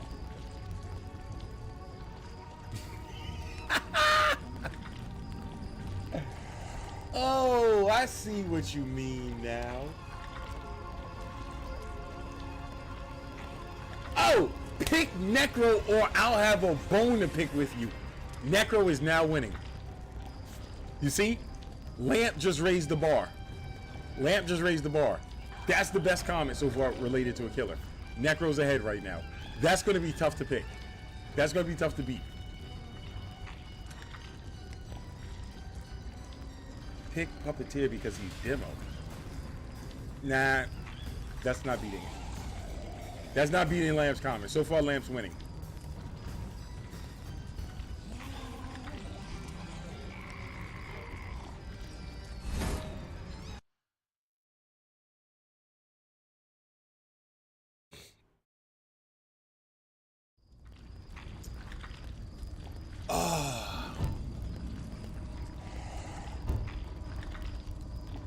I'm gonna hurt those dirty birds.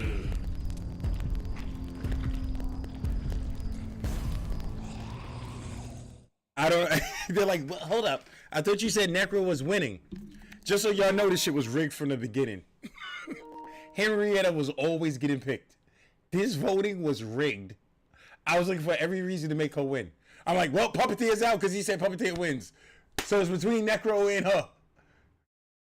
I was looking for any. Then I'm like, oh, Granny McSaggy tits. Funny comment. The voting was rigged, y'all. This is like U.S. elections. Shit is rigged. Challenge our dominion. Under my guidance, we will reap the flesh from their bones. Get out of here. Every time I ask y'all to pick a killer or something like that, I already know what I'm going to do. It's the presence of Sometimes I ignore what the fuck y'all been saying if you didn't notice. Of a map. End their suffering.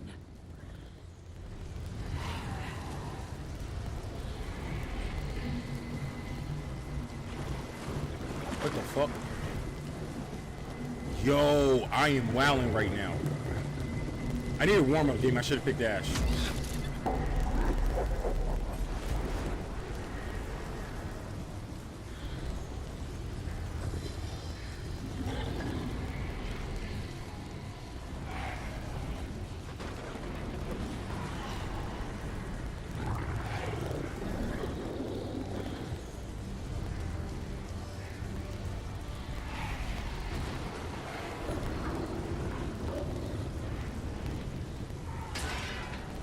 Yo, this is a terrible start.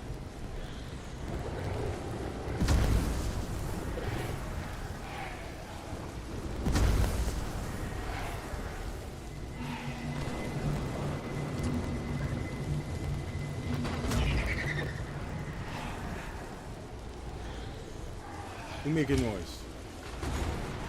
You coming?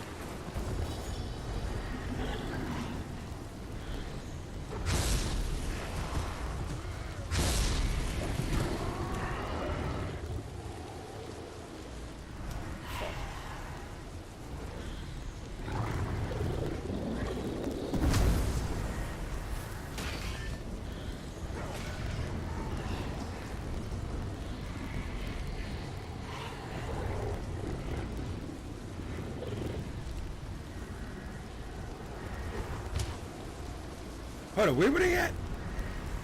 I am wowing right now. Where were they at? My brain is not working.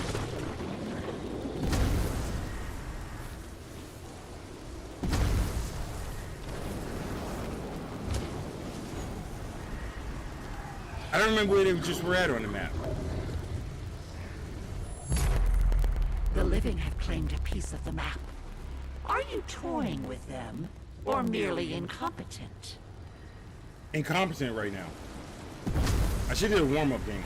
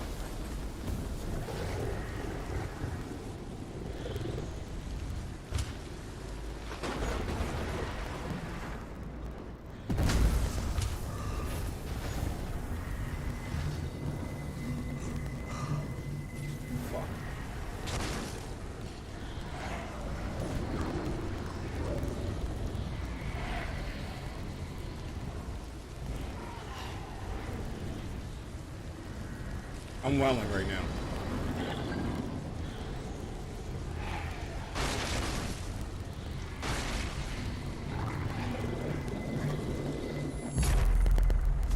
The map is a step closer to completion. This was not the plan. Try dismemberment. Yeah. Give me a second. I guess this is a warm-up a little bit. We're gonna fuck them up anyway, I think. I hope.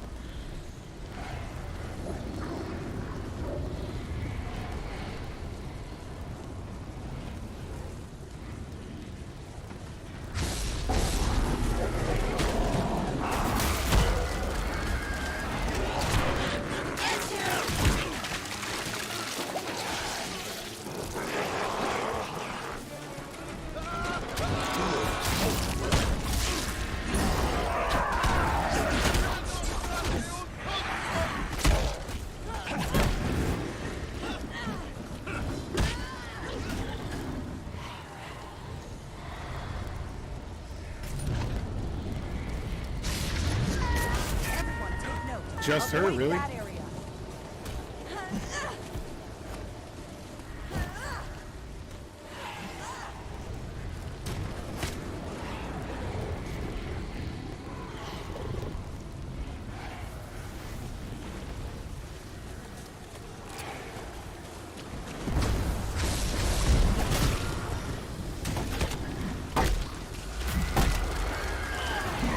I'll give you a head start.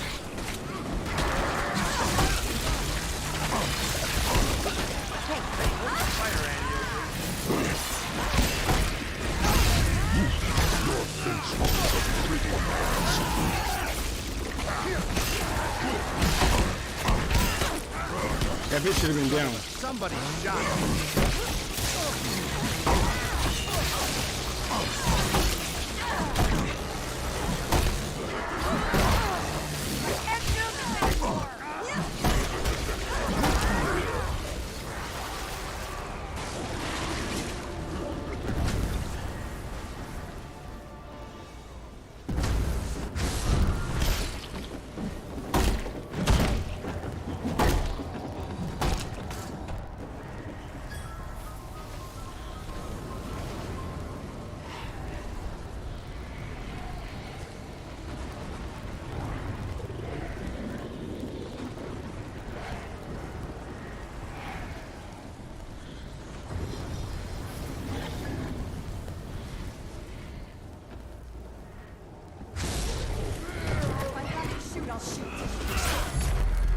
The humans now know the location of the lost pages and Kandarian dagger.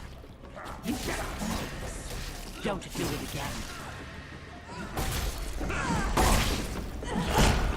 You think you can kill me? But I can't walk.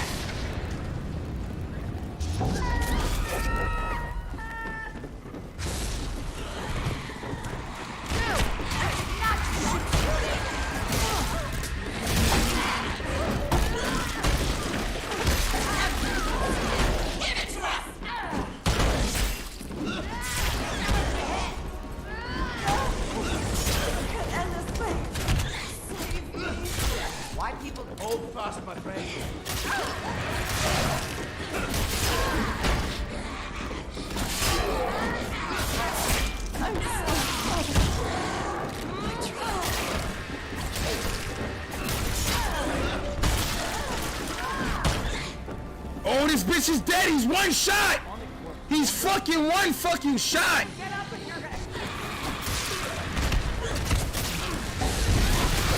Heard enough for you. Try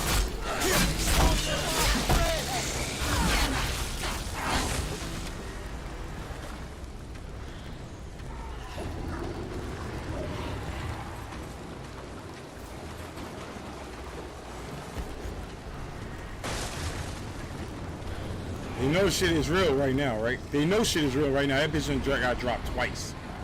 That bitch got dropped twice already? Something like that?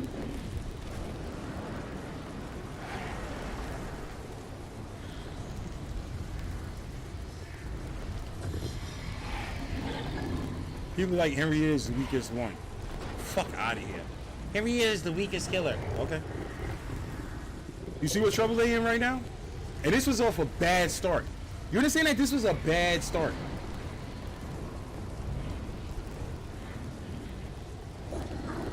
We're gonna take a shortcut. We're taking a shortcut. We're cutting them off. Look at that shit. We cut them off with the shortcut, y'all.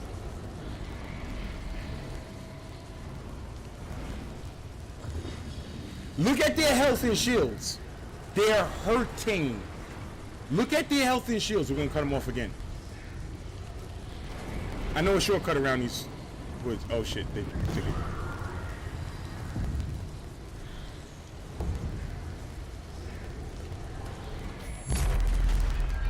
The pages of human flesh have been found by the mortals. Shred their flesh in return.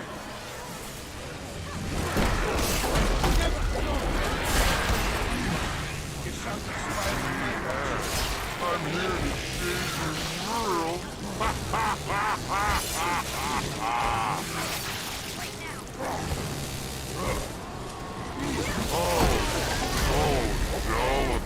Pretty sick of being possessed by evil.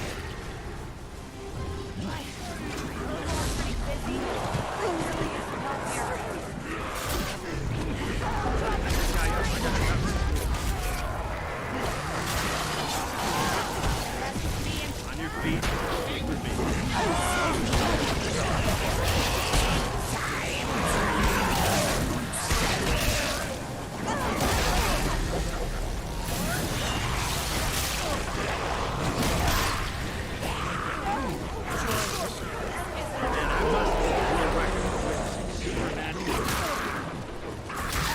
Fuck out of here! Fuck out of here, boys! And that was off a slow start. Fuck out of here, people. Henrietta is the weakest killer. Okay. Puppeteer is too OP. He needs to get nerfed. Okay. One by one, they have joined us until there was no one left. Full PlayStation Swift. Check this out. I want to point some things out to y'all. Y'all ready for this? Oh, wait. I'm going to message them. This is a new thing. I start messaging them after games. I don't message in DVD, and this I message. I'm like, yo, GG's, y'all.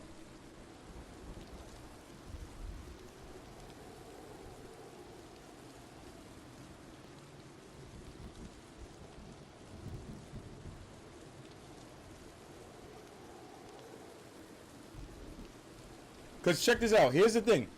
This is a full PlayStation Swift, right? Look at their team comp. They've been fucking people up today. You could tell they've been fucking people up.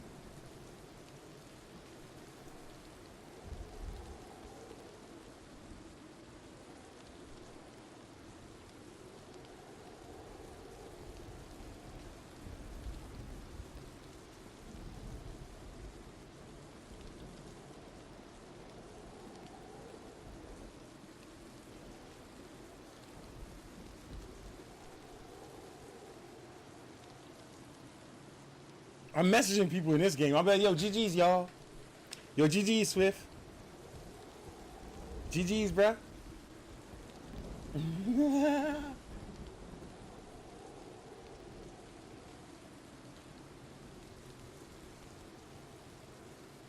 Yo, why my phone moving slow as shit?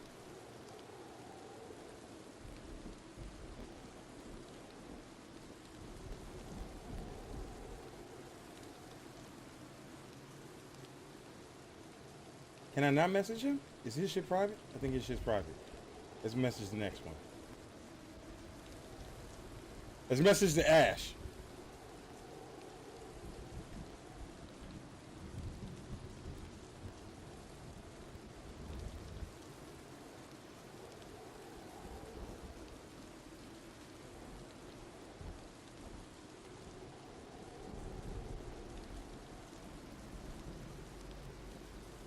Damn, all this shit private, I think. Wait, oh no, I'm messing.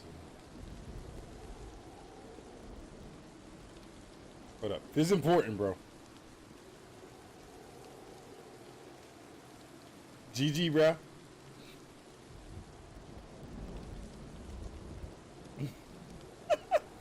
I'm not really telling them GG's, I'm teasing them. I'm trying to rub it in that they got fucked up. XO, Moran. Yeah, I'm a dickhead, y'all. I'm a dickhead. If y'all new to this stream, y'all don't know. I'm a dickhead.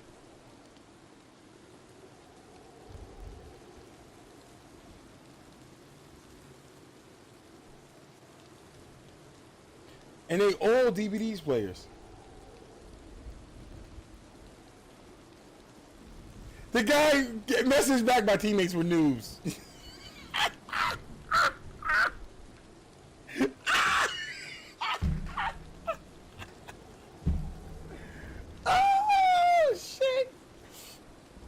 So you look at this team comp, bro. This team, they got that bitch who's fat. Yo, this is what I like about her. We going shit on them where they feel comfortable. They feel like, oh, I could just dodge spam. I could do this. I'm gonna run this. We going shit on them where they feel comfortable and then rub that in. The real killer's the new dickhead. I'm big on that messaging shit. He's like, yo, my team is news. Fuck you want from me. Shut up. We taking heads out here. We taking heads. Let me pee real quick.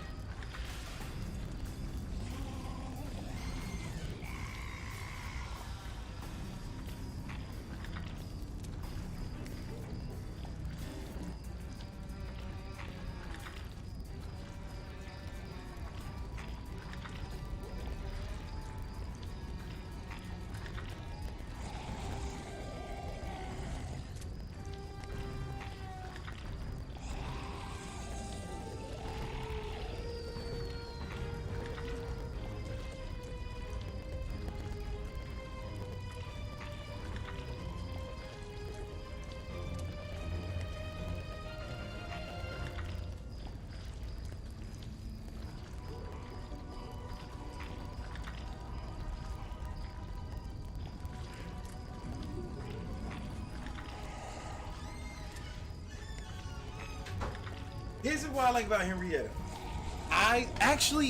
It's funny because it's more than just her. It's more than just her. So I'm big on the psychology of things, guys. I'm really, really, really big on the psychology of things. Like, when I fucked them up with Puppeteer, they'd be like, nah, it's Puppeteer, he's OP. They only beat us because the boss character did it. I want to fuck them up and they'd be like, yo, I want them to never see it coming. I want them to know they get shit on. We shit on them with all the killers. Puppeteer straight up shits on them. Henrietta, as y'all been seeing, we've been shitting on them. And Ash, we just demolished them. Evil Ash is too easy. Evil Ash is way too easy.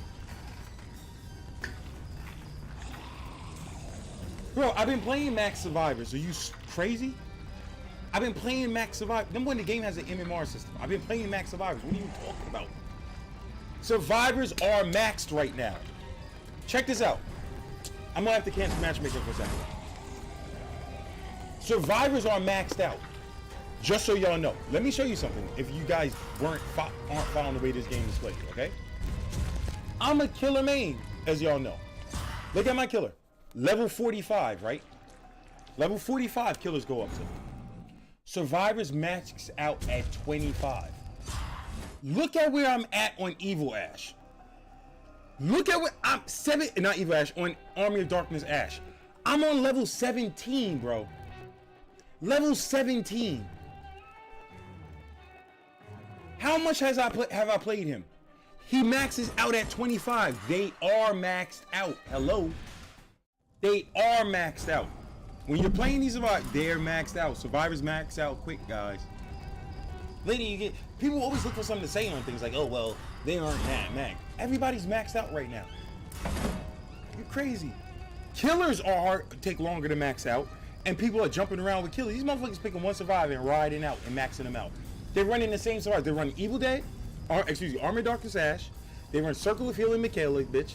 They run Dodge Spamming Chick. People pick this survivor and they max them out. I played like fucking 5 games of Ash yesterday. I'm already at level 17.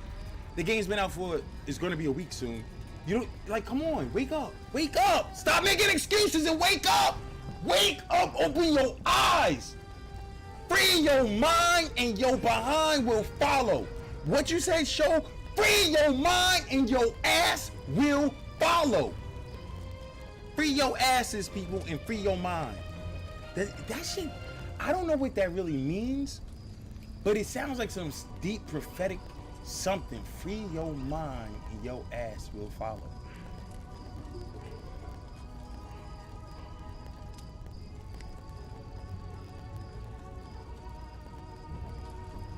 That's speaking levels.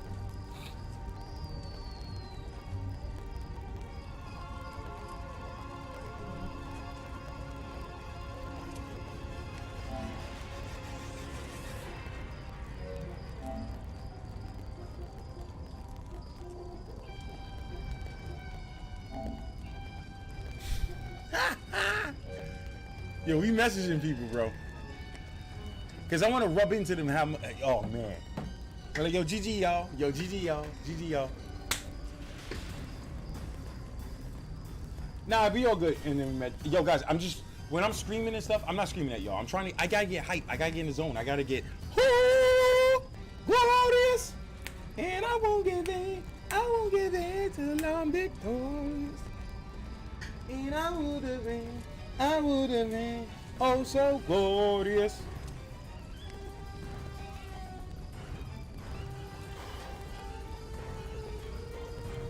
Message to Ash sounds like a rap song.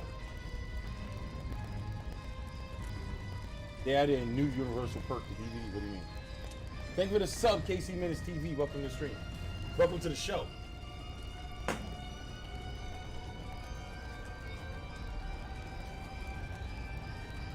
We high MMR killing up here.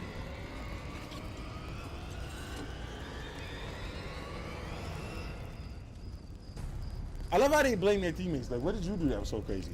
Henry the Red. I didn't say you were a fucking idiot. I said you sounded like a fucking idiot. There's a completely difference between saying someone's a fucking idiot and saying you sound like a fucking idiot. You don't see the difference? One is saying, you're a fucking idiot. The other one is saying, you see that guy over here? He's a fucking idiot, and you sound like him. I didn't say you were a fucking idiot. I said you sounded like a fucking idiot. That's a very big difference. I would never disrespect you and call you a fucking idiot, unless you're a fucking idiot. If you're a fucking idiot, I am all in my right to say, yo, you're a fucking idiot. And you cannot get fucking offended because I'm calling somebody what they are. But I did not call you a fucking idiot. I said you sounded like one, and you did. So you can't get offended. That's like someone look at me and be like, Showstopper, you a sexy bitch. I'll be like, I know I am. You know, you call me in my name. You know what I'm saying? If I say you sounded like what you did. I didn't say you were a fucking idiot. Now, if someone's a fucking idiot, I call them a fucking idiot. They can't get mad because I'm calling them inside their name. Like Red Wolf, he's a bot. He's a bot. He can't get mad. He's like, yeah, I am a bot. I'm calling him in his name. It's not an insult. It's what he is.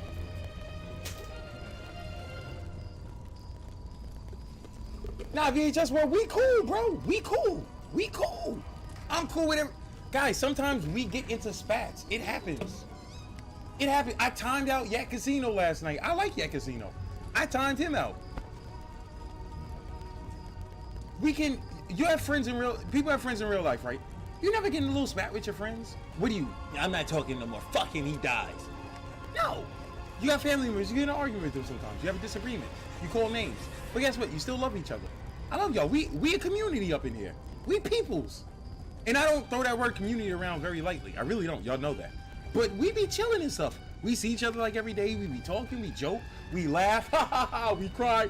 Oh, what the fuck did they do to Hillbilly? We do all of that. And we have fun. I love you people. Now to survive is they the enemy. We out to kill their asses. Boosted ass motherfuckers.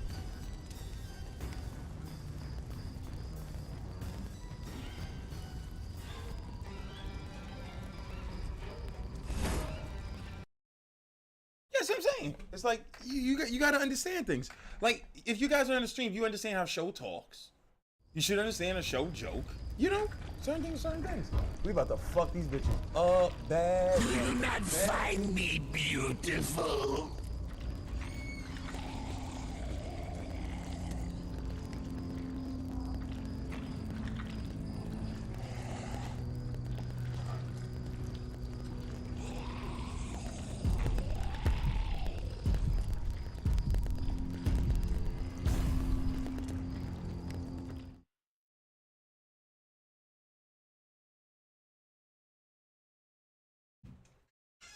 I love how people calling certain killers weak. This one's the strongest.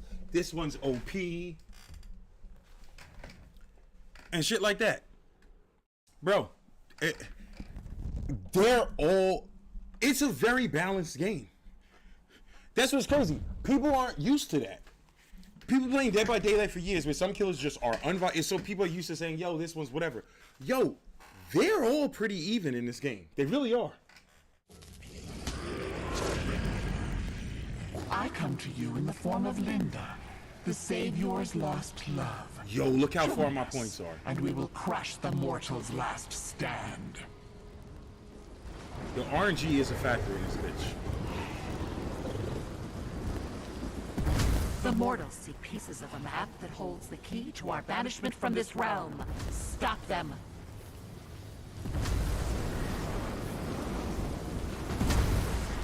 We gotta level up quick. Yo, people got their build orders fucked up in this game. There's a lot of bad information going out there. I was watching some streamers yesterday. There's a lot of bad information. And listen to me. These DVD stream killers do not know what they're talking about in this game. I'm seeing, number one, they're confused as shit. Number two, they're bots. Number three, a lot of them playing bots. They don't know what the fuck they're doing. There's people who I respected big time on DVD who I'm like, yo, they know what they're talking about. And when it comes to this game, I realize, like, yo, some of these dudes, it's just the simplicity of DVD that was carrying.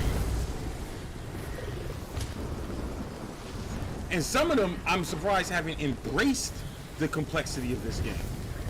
And some motherfuckers, I'm like, yo, they're big brain. They're gonna love this, and they just haven't embraced it. But then again, they gotta put food on the table, so I get it.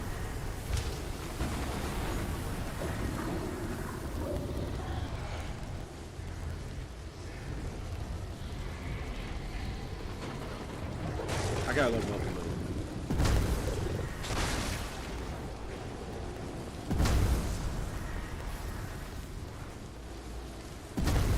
want to at least have units ready when I bump into them.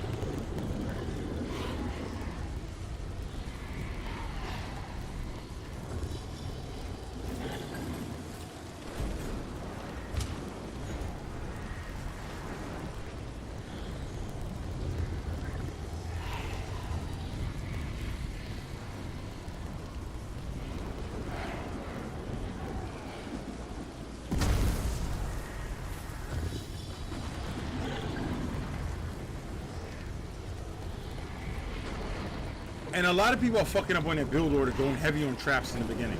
There's certain builds where that works, but people are using that as just a standard, yo, we go traps. That's not the way shit should be. The fuck are they at?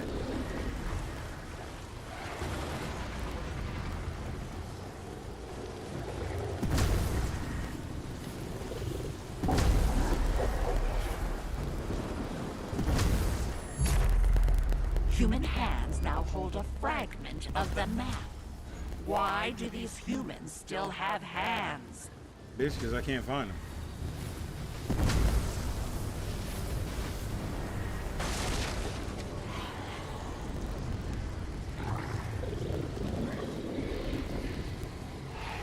If we get 2-2, it's over. If we get 2-2 before they get like the second map and we find them, it's over.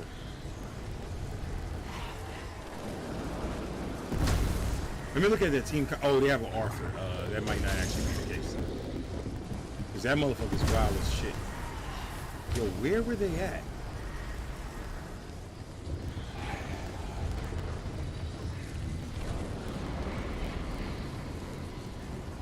Arthur just getting the shield up.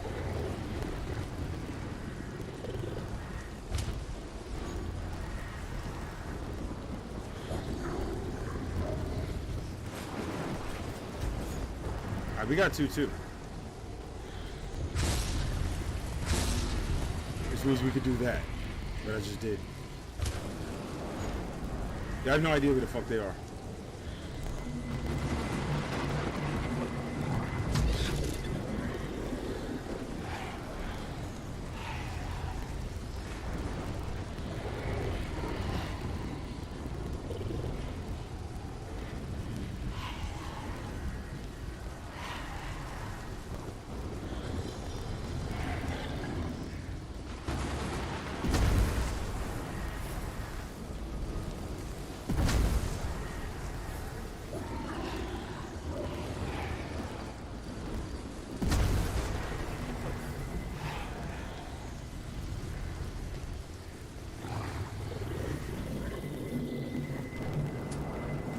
Thank God.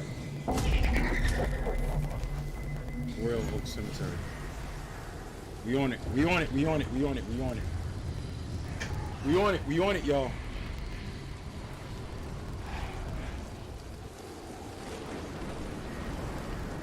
I'm gonna do the. I downloaded the PTB. I'm gonna do the PTB in a minute. I just really want to shit on some survivors real quick.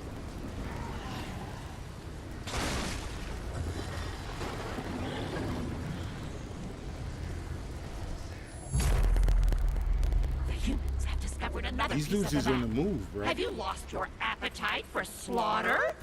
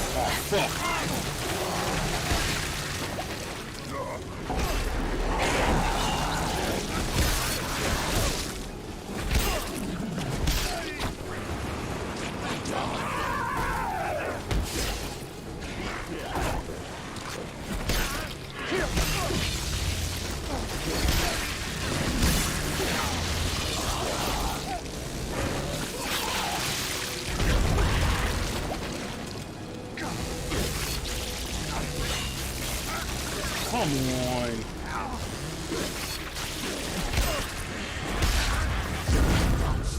Fuck! They got one of those guys. That's a problem. That's a problem. More of these.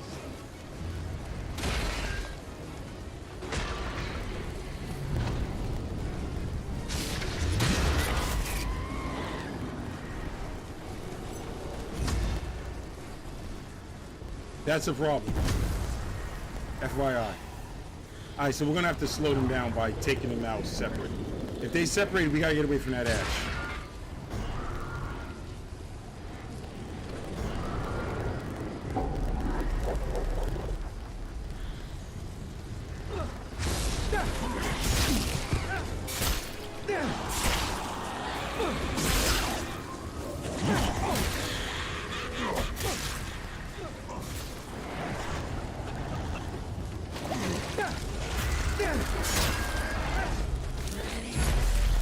All pieces of the map have been collected. The mortals will seal the breach if they are not stopped. End is near. Fresh meat. That ash is a problem. Cannot stop us. You're not gonna leave me, are you? I don't want to die.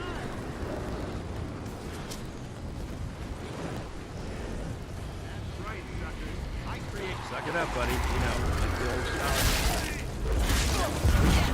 Fucking that ash is a problem. That's just a complete counter to my build. That is a complete counter to what I'm doing.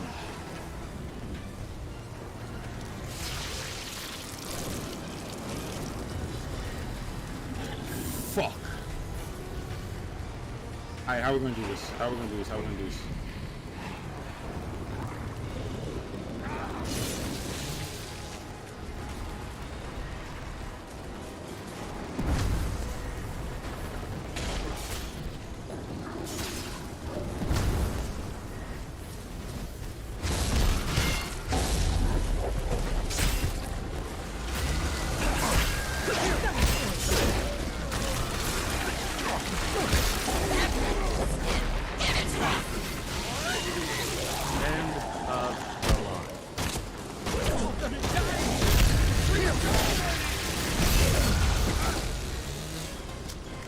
Hey, napping on the job. Killing. Get eyes and shine, Sleeping Beauty.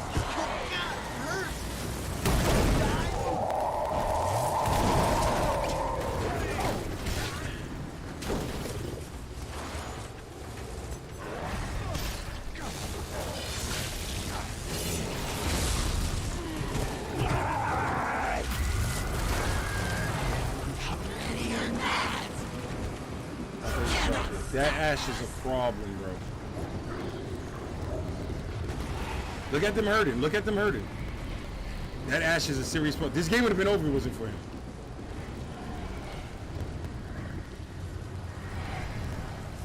This game would be damn near over if it wasn't for him.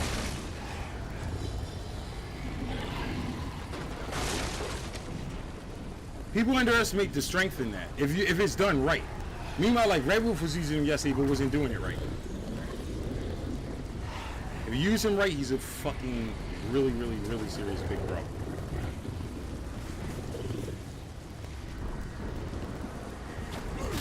Like a hot chainsaw for Jedi.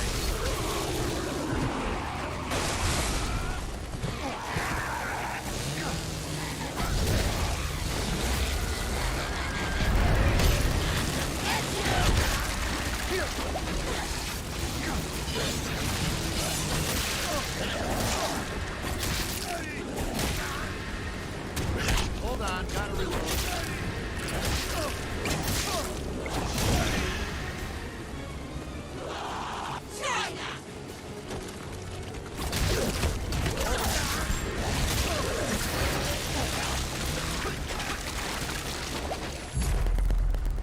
The humans have discovered the book's lost pages. They were lost for a reason. Kill them.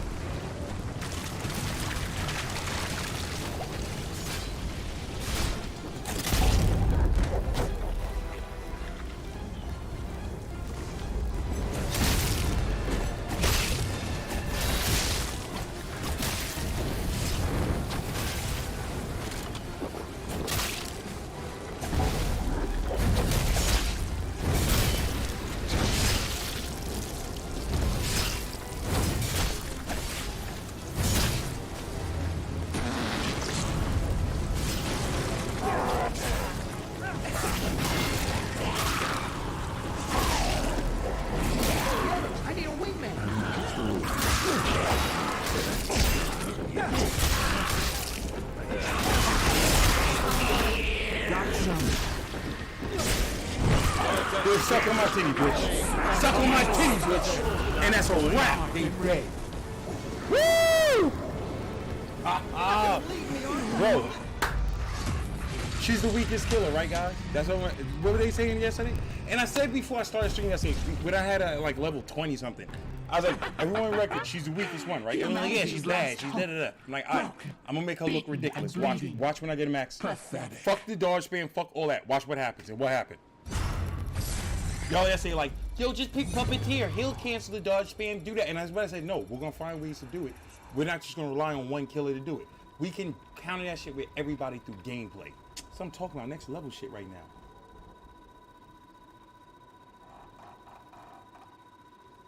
Let's get this shit going, boys.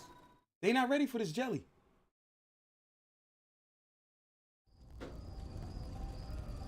Yeah, DB looking good, right? I'm gonna go to the PTB, guys. Relax. I'm gonna go. Oh, let me see something real quick. We got our ash up, yo. What?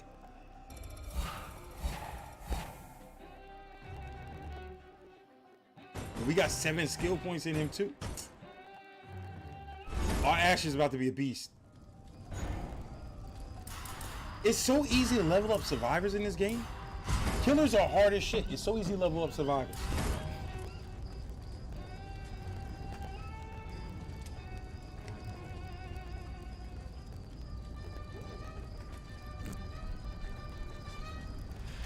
Yo, Miss Beast, what up, Beast?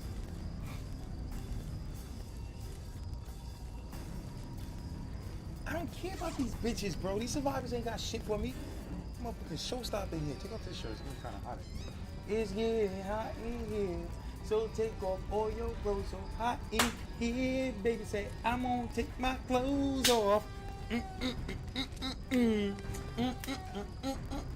Hot in here. I say, I wanna take my clothes off. Oh! The real #1 demon. Motherfuckers out here trying to steal my name, steal my titles. Anyway, the show's not on Twitch. We can all just put #1 demon on here. No, you can't. People stealing my title, they don't even know shit about the game. Motherfuckers doing shit just for clickbait. When I put this shit in my title, it's not just for clickbait. Shit's real. My story is real. My story is real. Fuck God. Yo, that's my new hashtag. Hashtag my story is real. I'm not out here pretending. I'm not an actor in front of the camera like these bitch asses fucking seeing Winter and shit. Pretending and stuff. Nah, player. What you see is what you get. I want all the smoke. And I'm gonna give you that smoke. Light that ass up. Ah! Change my title? Well, the stream's gonna be saved. So that you guys know, right? Hold on, what the fuck is this? So here's why I didn't do the PTB yet. I just finished the download of the PTB, right? I have the PTB downloaded. I'm going to play the PTB. So Show, why don't you just switch to it right now? Well, let me explain. You don't know how streaming works. Well, some of you do. When I stream from PlayStation, I have a choice to stream from the console or from PC. I can do either one. When I play a PC game, I only have one option, stream from the PC. Duh. So, here's the thing.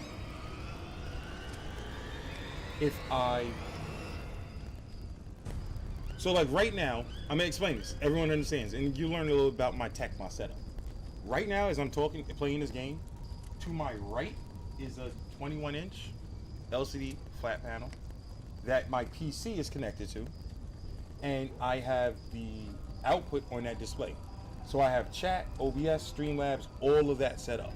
So all I have to do, that's why you might see me look to my right a lot, because I'm looking at chat right now, I'm looking at my game capture screen, all of that. Okay. If I switch to PC, I then have to put the game, like me playing DVD, on the screen in front of me. if the game is on the screen in front of me and full screen, how the fuck do I see chat and stuff? Well, I have to then take out my laptop, set up my laptop to the side, open up the stream, and basically instead of using this screen as my second screen, I use my laptop so I can see chat and stuff. It's not the end of the world, it's just I have to do that little change of setup. So I have to hook my PC up to my LGC1 HDMI, which is easy, it's just unplug, plug in. Then I have to hook up my laptop, put it next to me, and it's a quick process, but just going through it is going to take me a second, so I have to end stream to do that. You know what I'm saying? It's not like I just switch to the game right now. Like, I could technically... Hold up. Hold up, whoa, wait.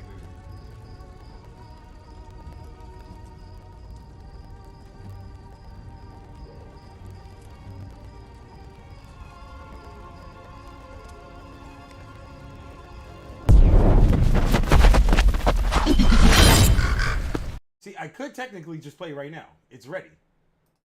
Hey, Dead by Daylight, PTB, it's up and ready to go. The thing is, if I hit play right now, it would take over the whole screen, so I don't see chat. So I have to set up the You get what I'm saying?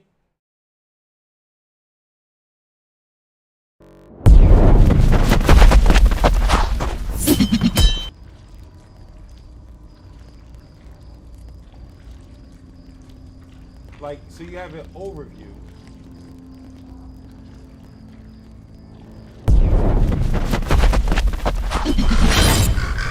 Like, this is what my desktop looks like. You're seeing my desktop right now, except I wouldn't be replicated.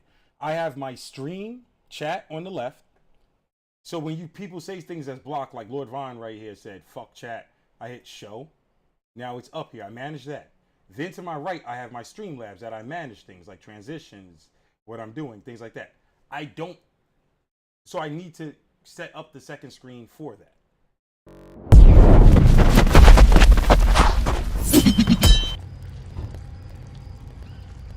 We got a PC Swift, y'all. Excuse me, we got an Xbox Swift. We got an Xbox Swift, y'all. We got an Xbox Swift.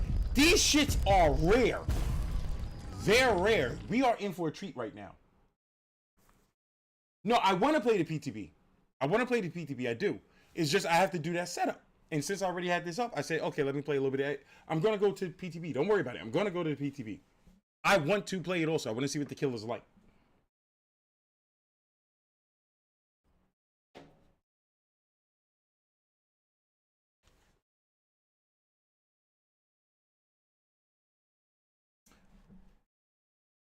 I'll be honest, I should have just did that right after the stream and instead of putting this on because this shit's addictive. The PTB's out. I just downloaded it. It's ready to go. You saw it? I just showed you my desktop. The PTB's ready to go. I downloaded it already. I have been known by many names. Tinga, Dagon, Rebisu. But you can call me Linda. Now is our time to walk the earth once again.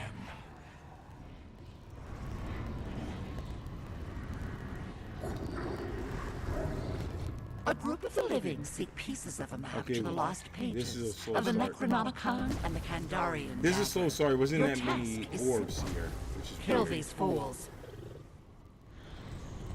We got to get to level 2 ASAP. The key though is level 4. We're ready to kill them and in the game. The living to collect a fragment. If we get level 4 in the future, before prefer that you mutilate them. Like right now, we're behind in production, in development. I say that concept a lot. We're behind development. It's something I'm borrowing from chess. I'll explain that after this game, I guess, because it's a term I want to use. You know how we use terms when I play DVD? I made up my own terms that a lot of people later stole, like dry kicking, active hooking, and the like. Well, there's terms for this I want to use because it's going to help us define our gameplay, where we're at in things. And one of the things is like, where are we in development? Development being a comparison between the survivors, where they are at, and where we are at.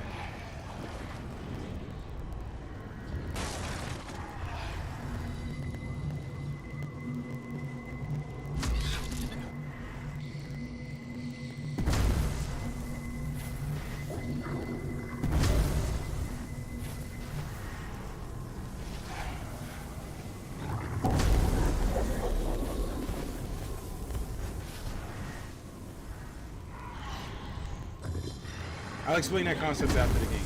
All right, so we're about. I think we're good on development right now. We're good. It's a relative thing. It's not just what we're doing. It's what we're doing in relation to the survivors.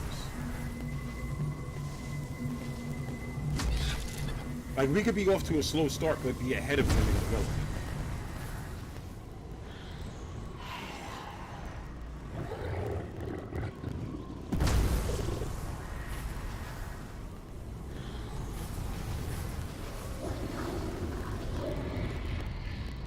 They're doing pretty good. How do I know they're doing pretty good? Okay, check this out. We're not going to just look at how many objectives they got, okay? We have additional information on the survivors. What's the additional information? If we look down, we see that 2 of them have shields. If 2 of them have shields, that means they found some pink Fs. Now, they could have went shield heavy. They could have went shield and added some other things in, or the like. Also, we see 2 of them don't have shield. We're going to assume that they're all relatively close on things. I'll explain after, because I kind of want to concentrate here. Where am I at on the map? We're going to start going north, I think. So first we're going to go east and north.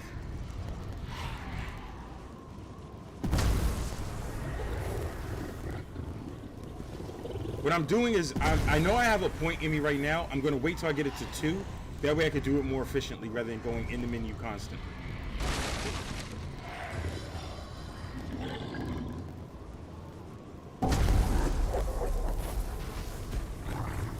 Okay, we got a 2-2. We're good. We're ready to end the game right now if we find them. You understand how crazy? If we find the survivors right now, I'm playing for game over situation.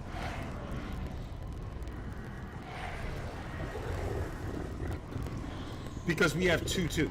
When I say 2-2, we're at level 4, right? Our development right now with her consists of 2 in Infernal and 2 in basic quarters. With that, I'm armed enough, I think, to put enough pressure on them that's going to spiral into an end game. I mean, to spiral to the game ending. Why do I say that? At 2-2, we can now spawn unit. We now have enough blood points to go unit. Okay, we're about to fuck this shit up.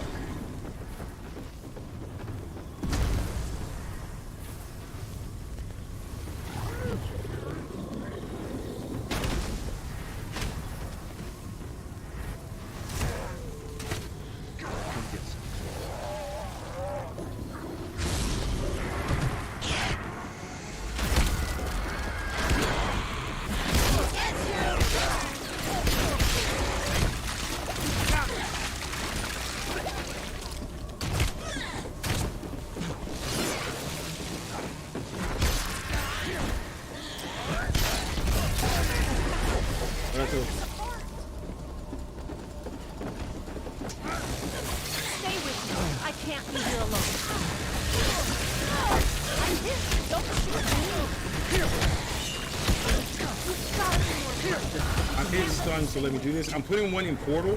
That way we can spam units when the other one's not available. We're low on blood points, so I need blood points.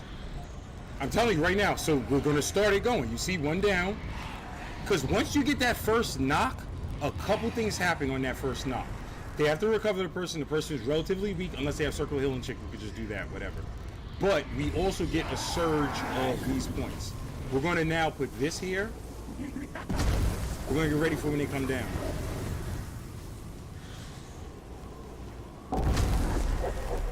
Alright, we need some points. What are we going to do? We're going to get them together like this, and we're going to do this dash. Fuck! That's our surge of blood points.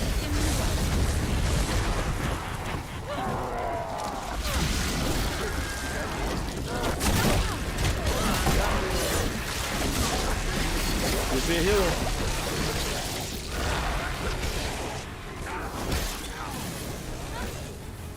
I need blood points.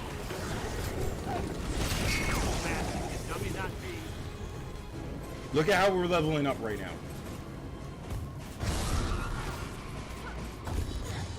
Now we're going to start regenerating blood points. So I changed what my build would be a little bit to keep the pressure on them. They have a healer, so they're able to get up quicker, but we also made them significantly weaker because, one, we got stronger to begin with. Next thing is they don't have shields where they once did. Don't forget to use that demon dash in spot. Okay, this is huge. So now we know where this is. We're going to set up for this. They have to come here. This is their piece. Let's get ready to probably try to kill them here. They don't know where it is. They're looking for it, though.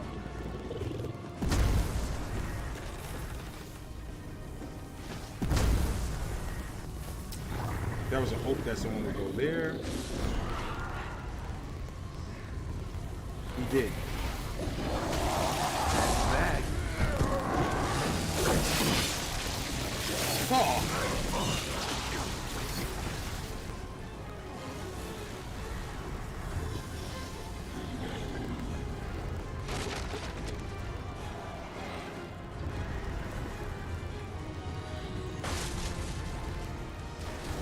We need, if we had more orbs, we're ready to kill the asses. We need orbs. I want to kill them right now. I need orbs.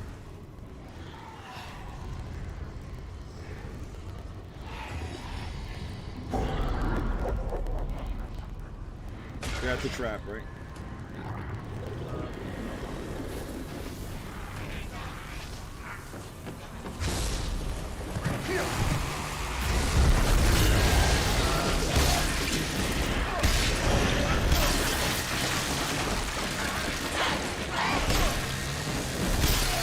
Do that so we can't run.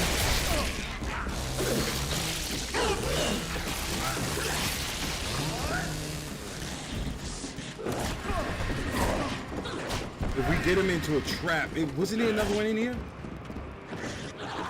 Well.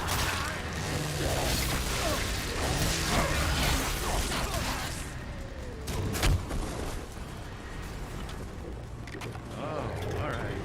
Here we go. Just point me at the bad guys. Our enemies have obtained another piece of the map. Use their fear to turn them against each other.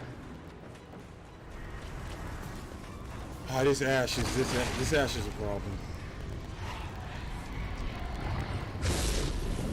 Maybe we could.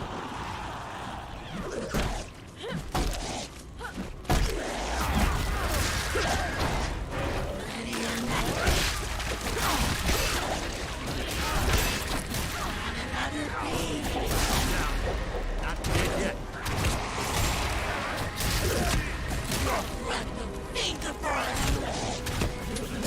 This Ash is a problem. Can we secure that down? I don't know. No! I pressed that by mistake. Get out. We got kills to do. I pressed R1 by mistake. If I didn't press R1, we would have did the dash. I pressed that by mistake. So the dash would cancel their revive. So you see the R1 ability? That would have canceled their...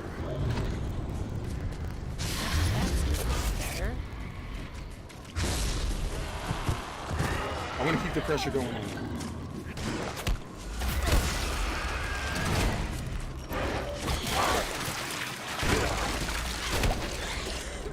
One by one. Stop her from running with the dog spam shit. There we go. Stop him with the dog spam.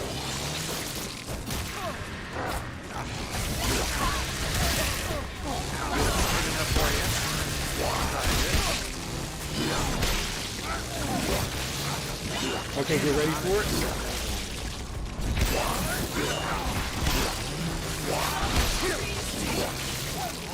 We're gonna unpossess. We're gonna get ready to do the dash on them with the. Oh, we can't. On your feet. Are you using ready? With me. Keep pressure going, guys. Keep pressure going.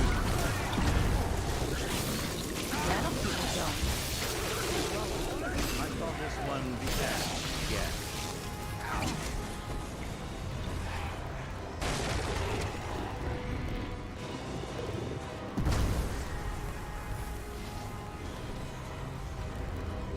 Damn, I thought I had my R1 ready.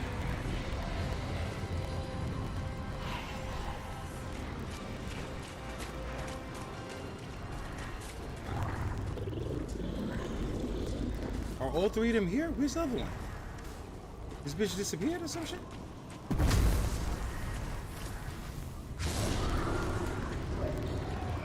Alright, someone dies here. Somebody dies here. Somebody dies here.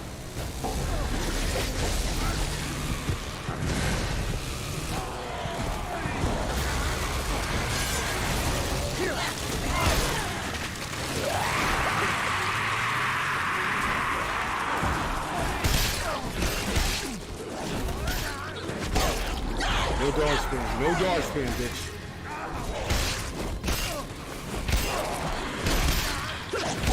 Stop relying on dodge spamming, guys. You can't do it.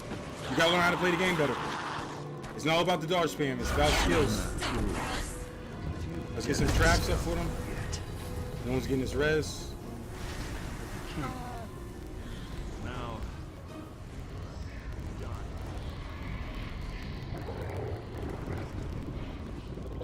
We need some blood points.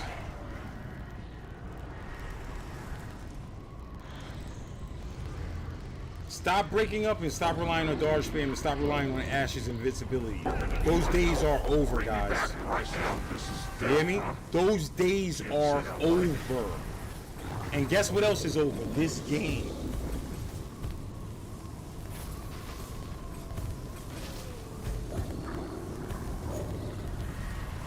They have 2 map pieces. You see this? Yeah, he left the match. He died. He leaves the match.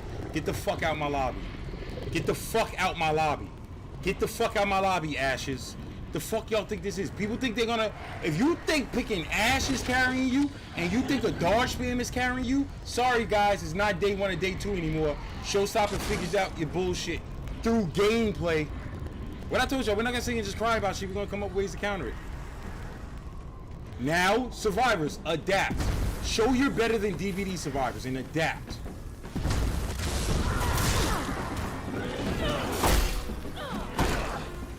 Can I put this down, please?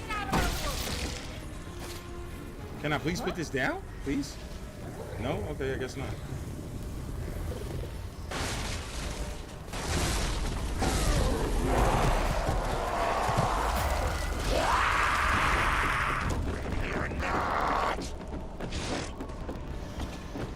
She put her circle down there.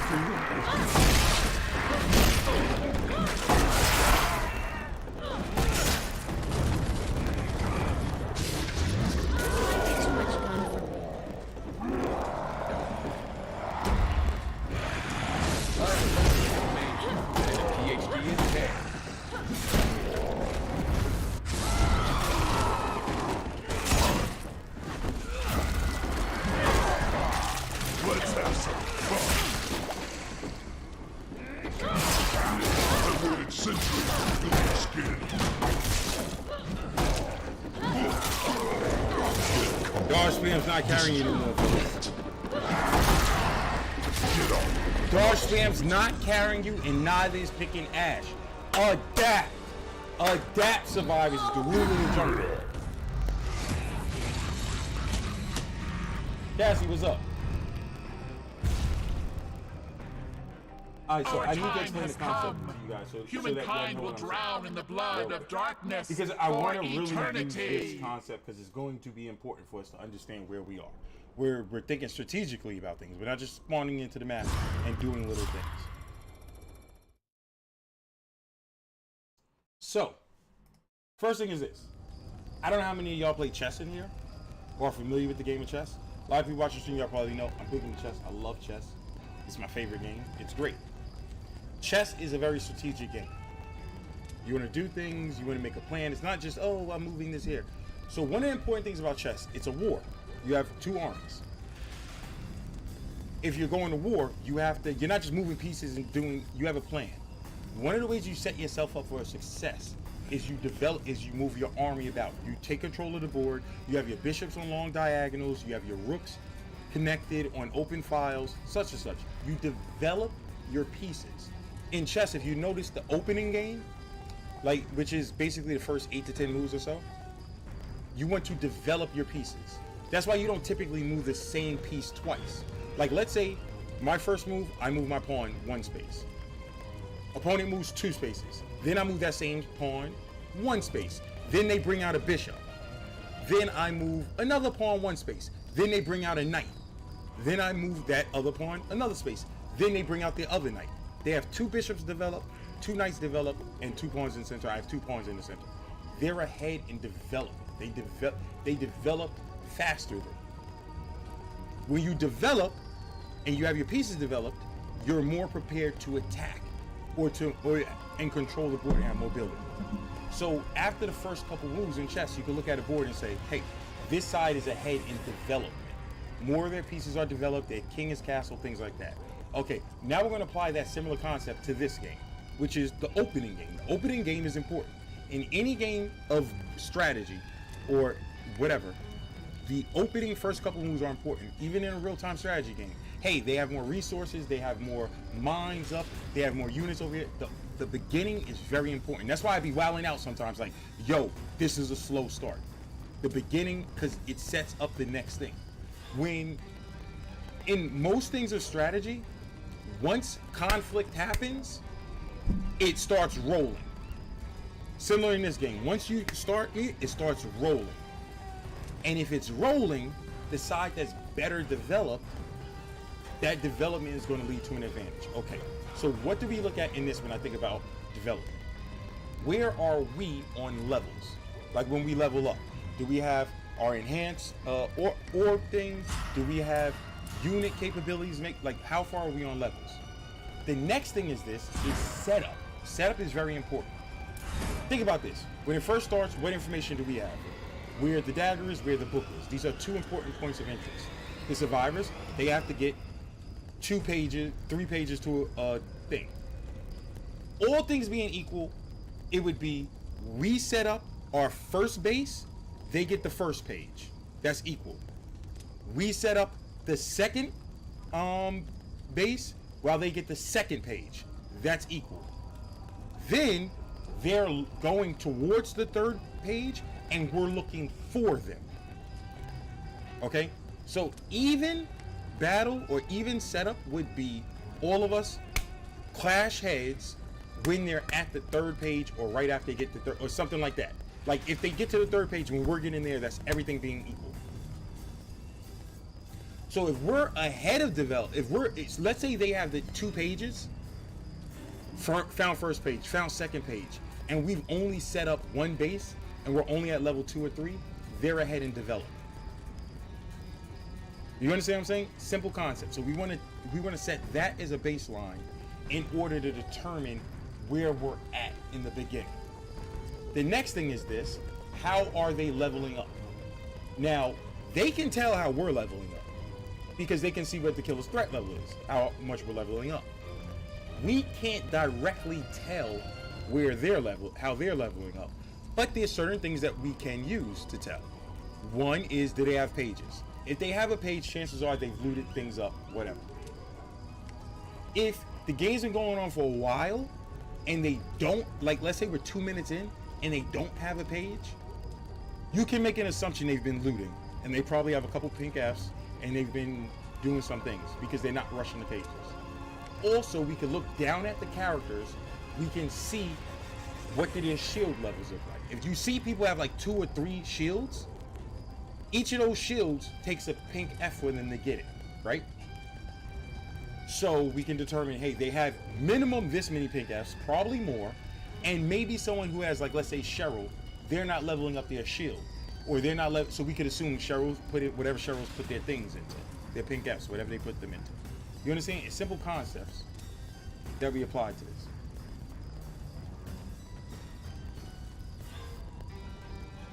Does everybody understand what I'm saying on that? Because that's a concept I want to say a lot. Now, look, I'm in queue, waiting to get to another game. The thing is, a lot of people sometimes want to improve at the game, but when we have these conversations, that's when people close their mind. They're like, I don't want to listen, I just want to see gameplay. You don't get better just by watching gameplay. Not on a game like this. Your win in this is probably 30% gameplay. Knowledge of the game is huge. The strategy is huge. The strategy we discussed before we get in game. When we're in game, we're just implementing our strategy. What build you use is huge. What build order and why you're using it is huge. you're not going to. Yes, you'll improve by watching gameplay, but not as drastic if you don't understand what we're doing and why we're doing it. The important thing is the why. The why. Somebody who does nothing but watch gameplay versus someone who does not watch gameplay but only listens to these talks, the person who listens to the conversations would improve drastically over the person who just watches the gameplay.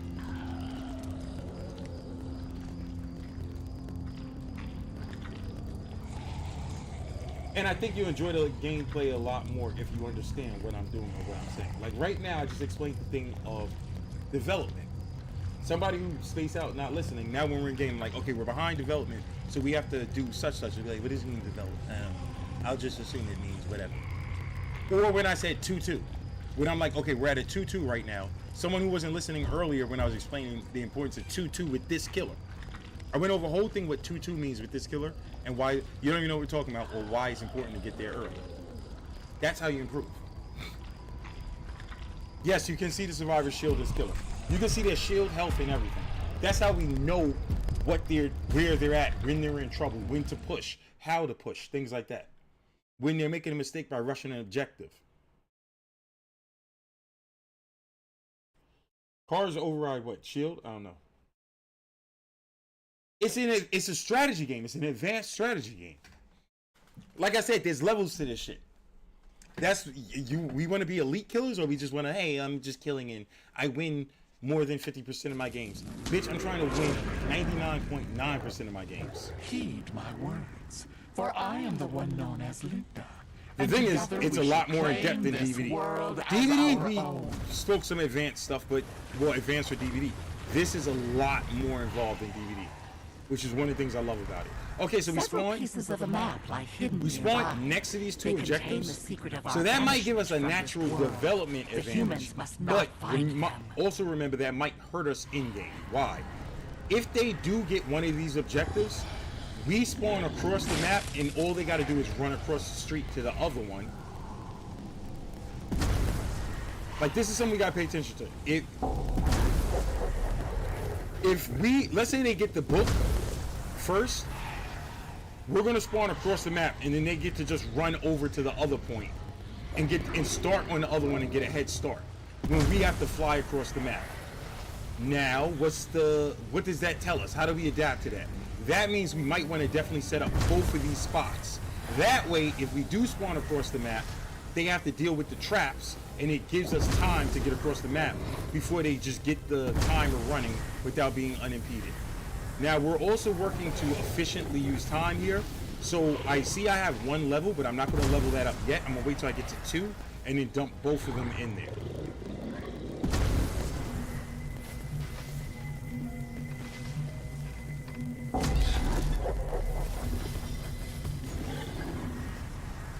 It's a couple seconds, but hey, these things are games of seconds.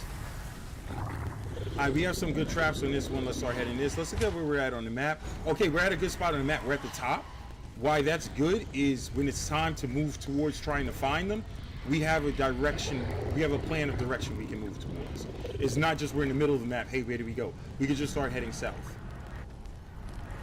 This is a good spot for us. If the book is inside the cave, because when they come to try to get the book, we can flood them with units. So this is a really good spot for us. I like it, especially with somebody like Evil Ash. Evil Ash is going to excel in spots like this over a lot of other killers.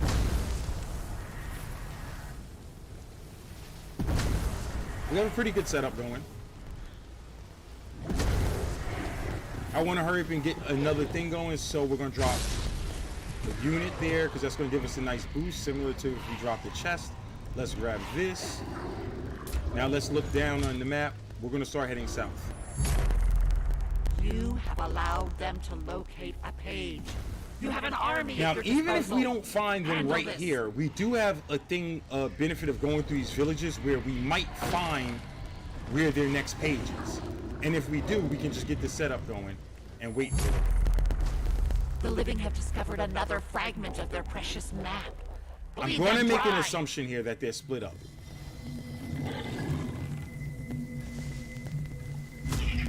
And someone's making noise, but we're... Okay, they're in the middle. Guess what, guys? Guess what? 2-2. We're ready to end the game. That guy who made that noise, if we get there, we are ready to play for it, to win the game right now. So let's not waste time. Let's get right over here to him. Okay, they have the ash that's a problem for us.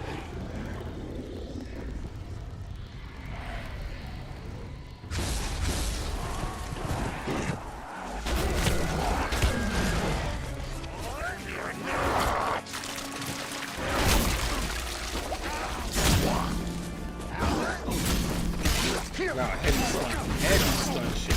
Holy shit. Holy shit. Heavy stuns. I fucked up and pressed R1 by mistake. Heavy stuns. That's bad.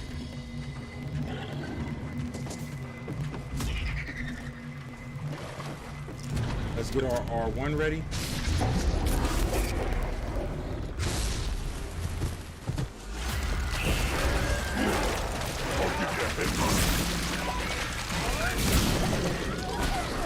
What the fuck? Is that legendary weapon or some shit? The mortal runes now hold the complete map to the location of the lost pages and Kandarian dagger. Try harder.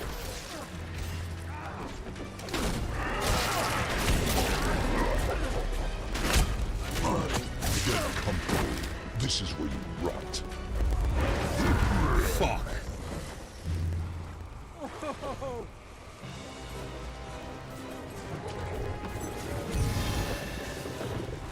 This ash is a problem. I didn't notice which one I was fighting. But that knock gave us a nice little boost to our Infernal.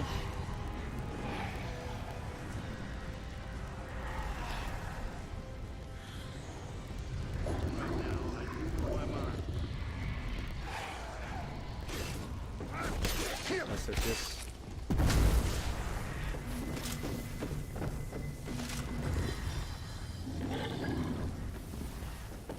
Let's also set this. Ah, that's what I needed, right? I'm gonna set this as a trap.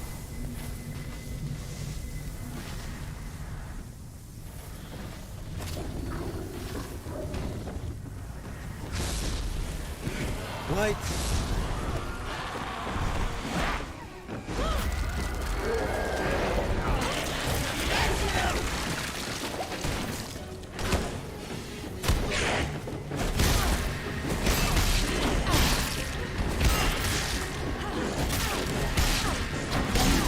Got the healer down.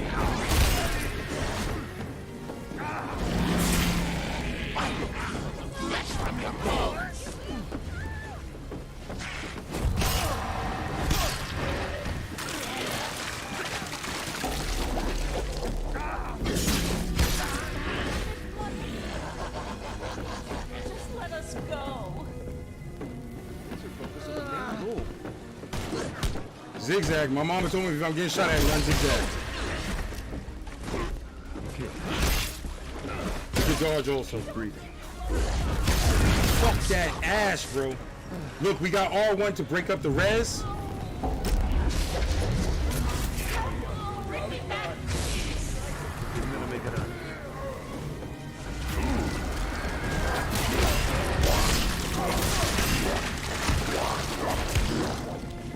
We want to secure that depth, so that's why we're protecting that door.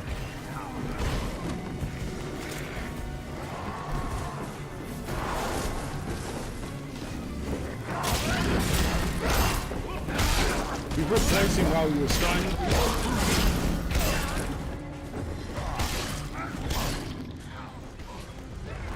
Where are they going, guys? They're going to go for the res, right? The res is right there. We know where they're going. Let's try to get some points together. We got points together. We know where they're going. They want to get the res. Let's get there before them. Where's it at? This is it, right? Oh my god. Where's it at? What? Is this it? Where's the res spot? It's right. Oh, there it is. Fuck.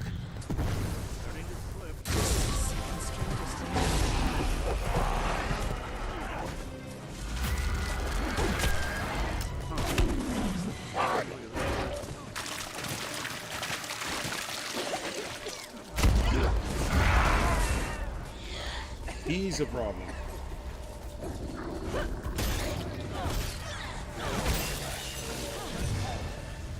Guys, this is why you don't let the killer see where you're at. When they show us where they at early, we're going to punish that. These traps probably respawn. Did they? Yep.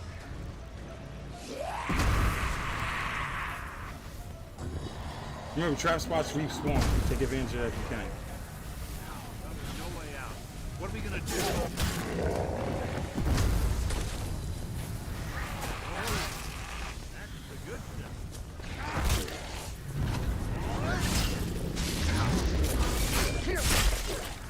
I don't want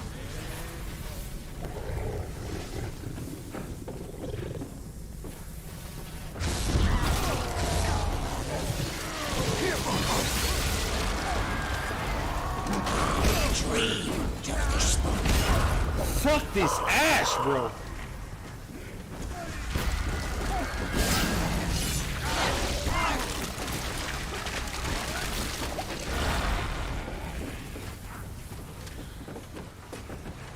That Ash is a problem. Like, running him is can be strong in team comp. He could be strong to help you be prepared to counter things.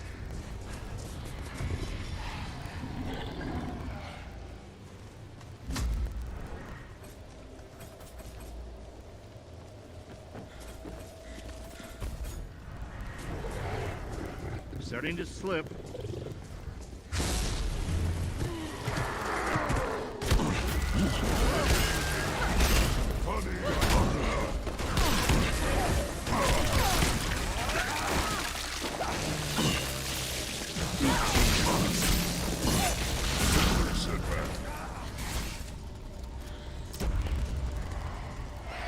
We're keeping pressure on the pressure bust pipes.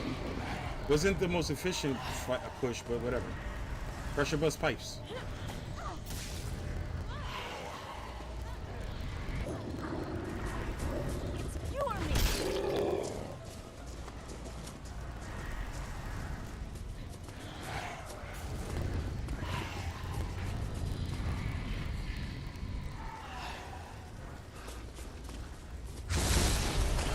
You see a car, you really want them in that car.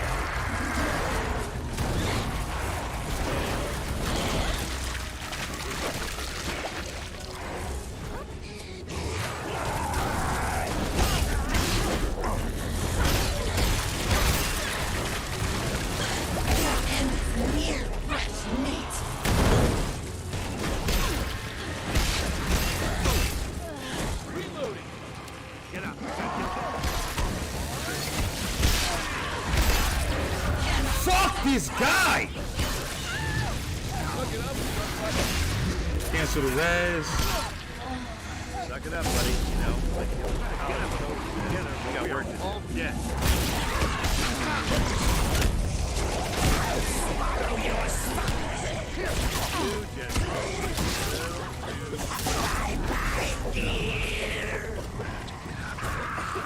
Destroy the world. Yeah, y'all waiting for that.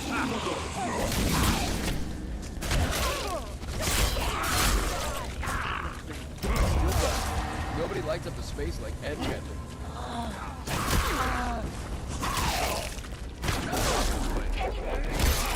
Glad it wasn't me. Not going out like that. I expect you to help me now.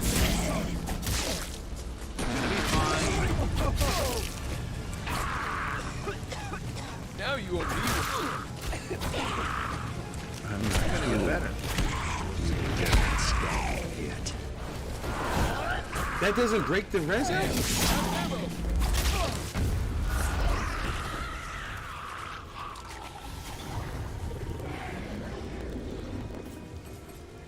This drink's got otherworldly properties.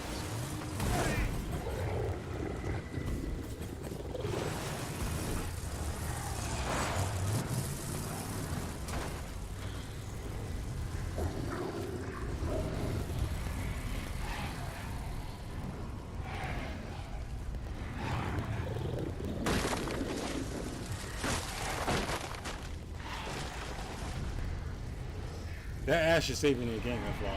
If it's not for that Ash, this shit is over so much easier. Yeah, I thought the new killer might be underwhelming.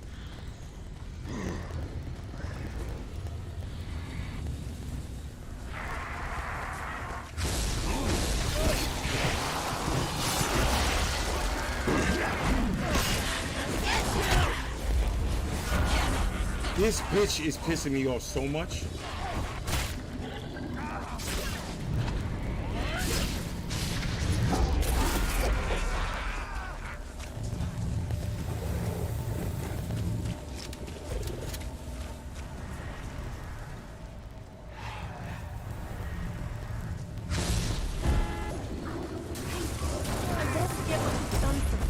Fucking cars, bro.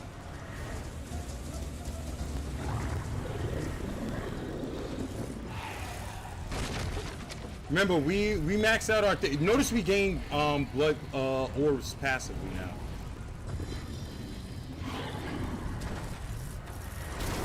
Such a nice boost she gets. What's his name does not get that, by the way. He was like, oh well, you know, the troops. You got to factor that in. Some of these.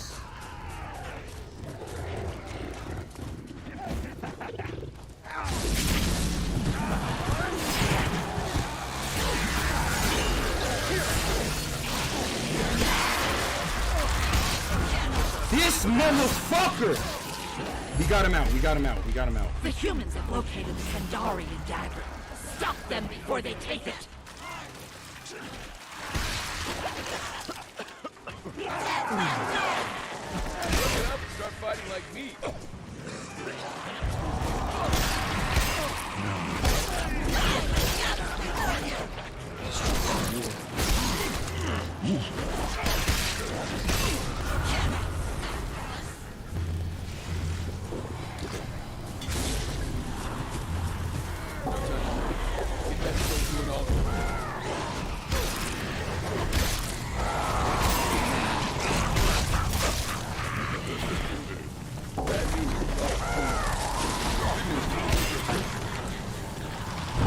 Suck on my titty, bitch. Suck on my titty. Guards for your neck. Suck on my titty, bitch. Those dirty birds! Swallow your soul!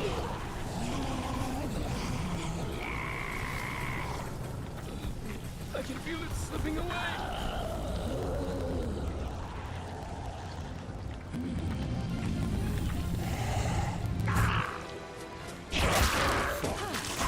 Oh, she didn't get it. Suck on my titty, bitch. Suck on my titty. Suck on my titty. Suck on my titty.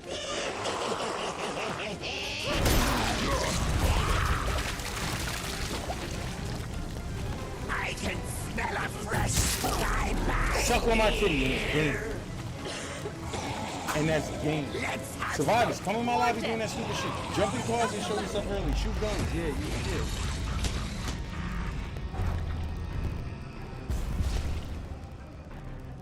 Best in the world, baby. Defense that humanity could offer. You know what we're doing now, right? We're Beautiful. messaging them. Our victory was never in doubt.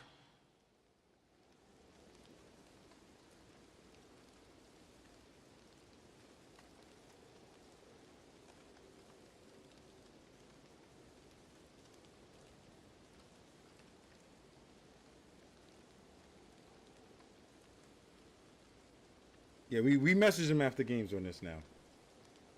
We gotta tell them GG's. It was a good game.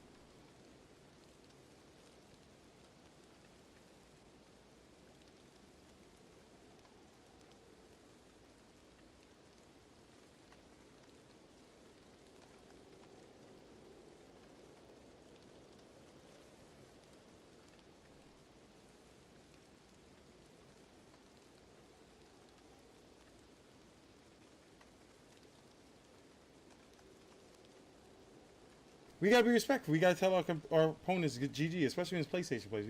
We gotta let them know how much we appreciated having them. Bro, I'm gonna have people hate me. You know, you gotta get your name out there also.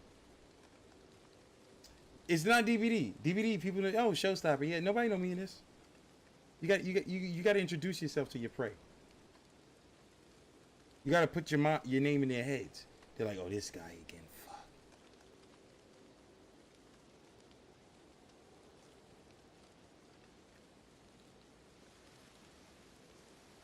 I'm like, GG, sorry for the tunnel. But I had to focus the healer. Yo, why is this moving so slow?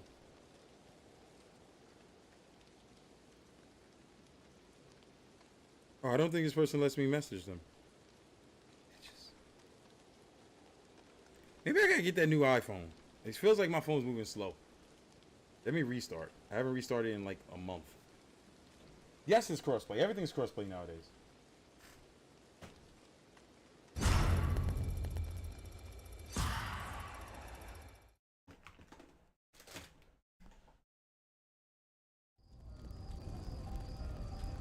Let's spend some blood points real quick.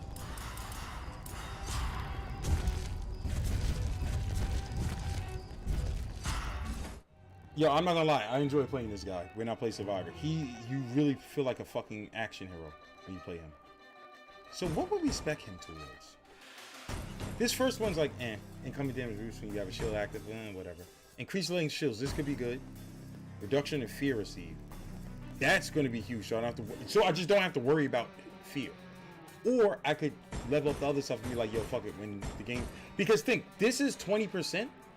Plus in the game we can add additional 20% through the upgrades, which would be 40%. 40% fear reduction, we don't have to worry about fear. And it just wouldn't be a thing. I'm not doing this dodge thing because I'm not focusing necessarily on dodging. It's Survivors who's basing their whole game around dodge spamming. I don't think that that's smart. This is awesome. I'm surprised they don't have that more. These two are great. These counter build. Survivors are going to put points into this probably. They're going to go with the other things. Like, do not. You have to fight the urge, guys, to base your gameplay around cheesy mechanics. The reason why is what happens if those mechanics don't work because people are focused on counter. Then you're in trouble.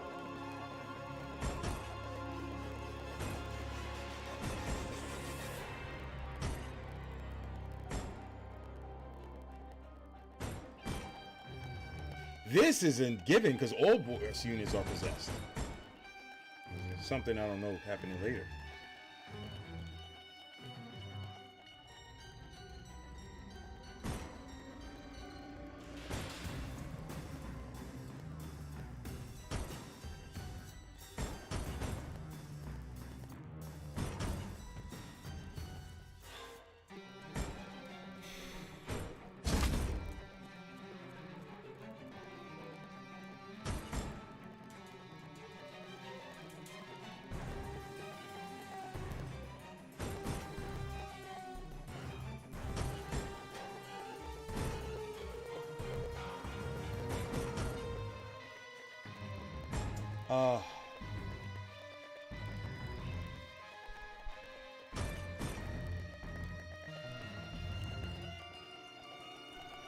I don't use heavy attacks that much. Is that a thing in Survivor, heavy attacks?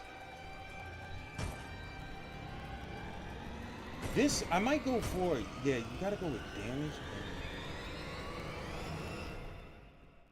So his active skill is pretty strong, which is the Wise Man Potion. And what do you get that, every 60 seconds? So with this, it would be every, well, it's 6 second reduction. I mean, 6 seconds, is that worth the cooldown? I mean, is that worth 2 points? I don't know. This is important. Freezing up units and stuff, this is important. This is like a must for Ash.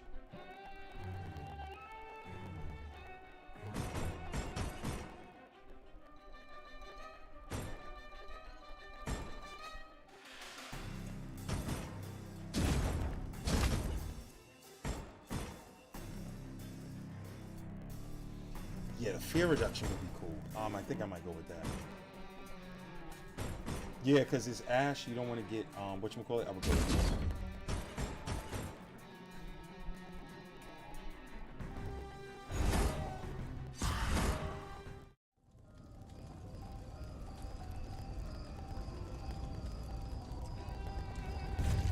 Dodging is terrible against Puppeteer if they know how to.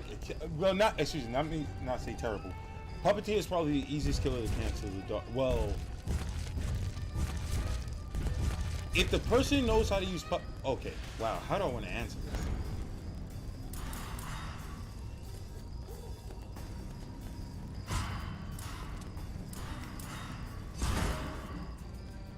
It's great for dodging like a lot of like the electricity attacks and things. Here's the thing. Here's one of the strengths about Puppeteer. His units' damage and defenses are low, but their speed is very high. What that means is the running away thing from him doesn't work as much, and you can work against the dodging by using the speed. You know what I'm saying? You can.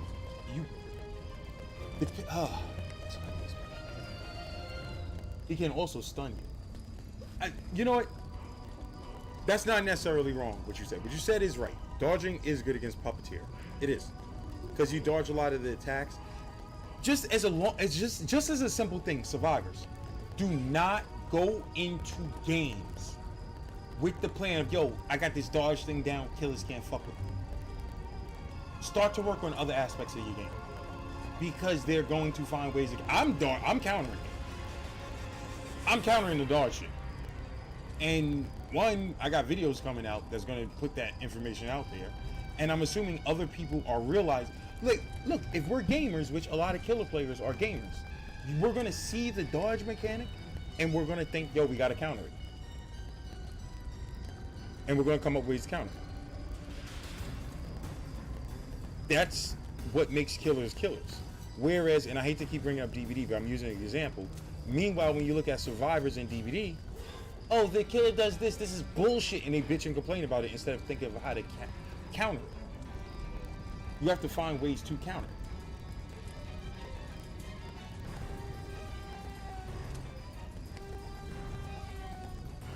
I'm not saying don't use dodge. You use dodge. But like, let's say you're a basketball player and your entire game is based around the three-point shot. That's your entire game. Yo, I have a sick three.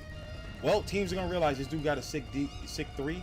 We're gonna play such defense on him, where when maybe a zone man on him, some type of zone that when he gets it, someone can rotate from zone and cover him, and let's take away his 3-point. And now you're out the game. You want to incorporate other things like, okay, well, my assist game is gonna step up, my dribble skills in assist game. That way, when I get double, I know how to kick it out to this or whatever. There's survivors coming in this game that I'm telling you, their whole game is based around the dodge. That's it. Example, the people, what's that chick's name, Kelly? The one with the unlimited rule. That's their whole game plan. That's why they're picking her.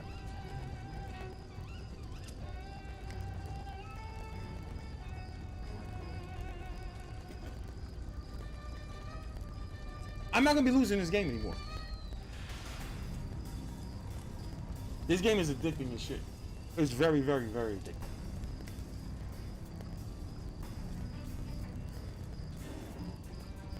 Heckle, so you're not a fan of the new killer?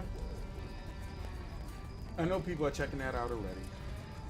I know people want to know the people. I mean, and I will do it at the spot. I guess one more game, then I go to the PTV maybe. I know y'all want to see it. Y'all want to see it. I'll put it up.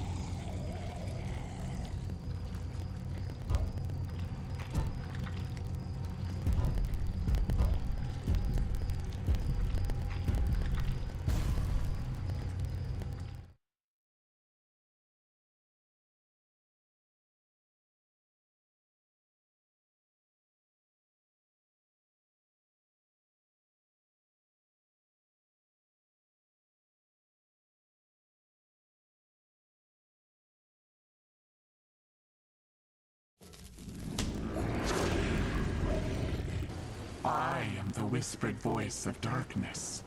Heed my counsel, and we will spill blood until the seas run red once more.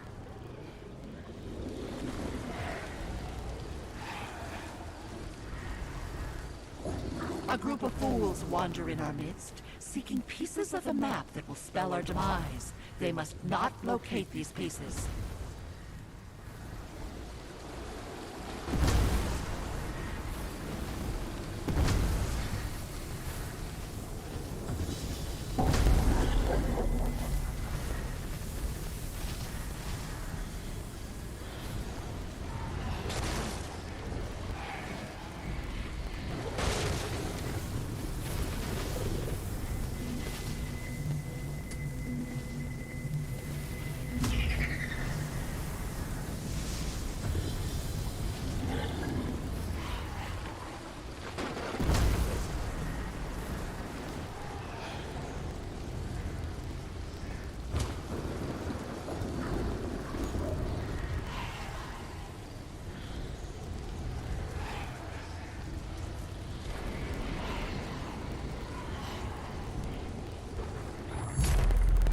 Your orders were clear. The humans must not obtain a single piece of the map. And now they have. We find this disconcerting.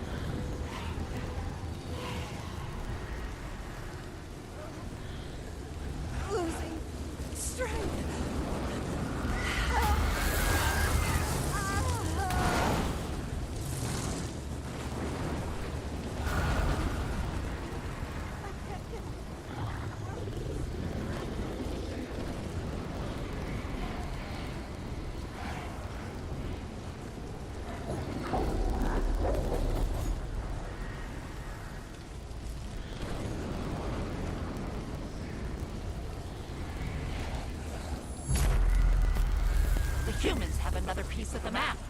You had one job.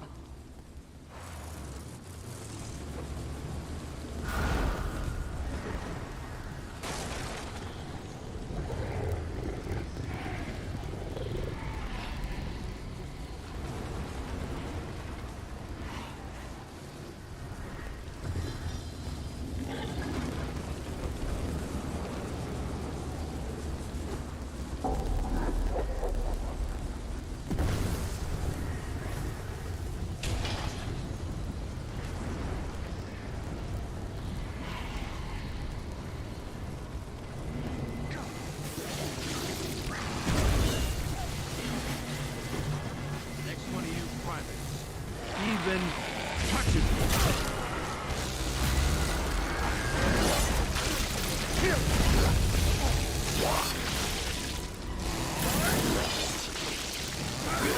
are you doing this?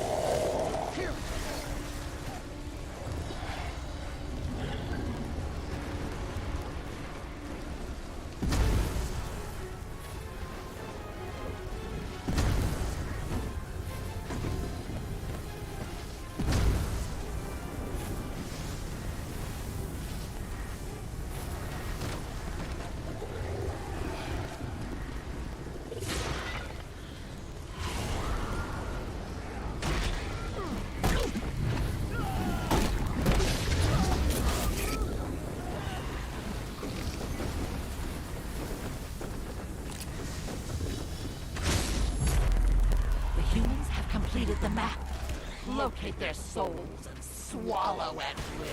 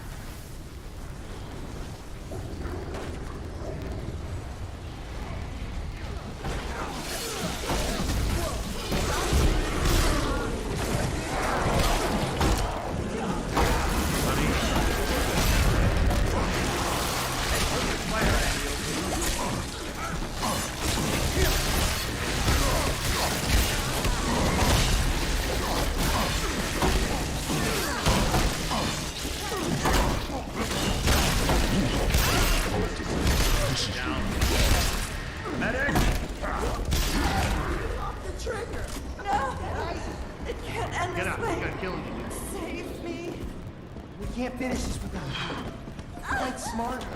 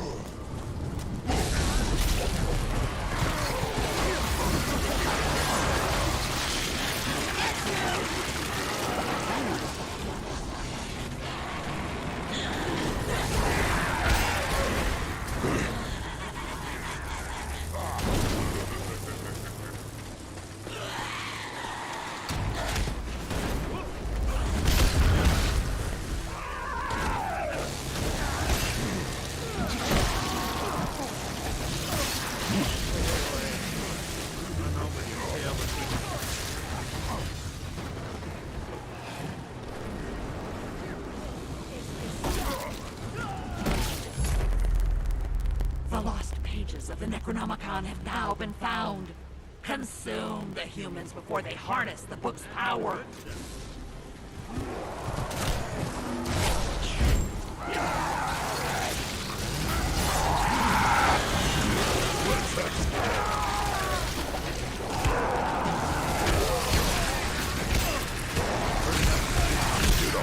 I'm not through with you.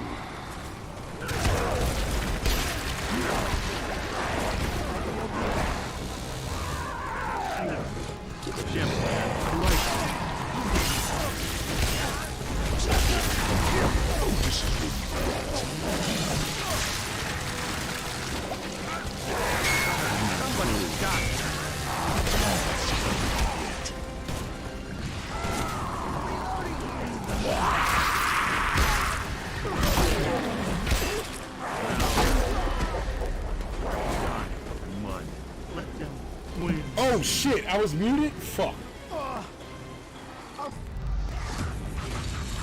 How long was I? Well, I'm in the middle of the game. I can't constantly check chat. The light of humanity. I mean, when I'm in the game, it's hard for me to. Darkness will. Fuck! I didn't know I was muted. All eternity. Let's hit on messages.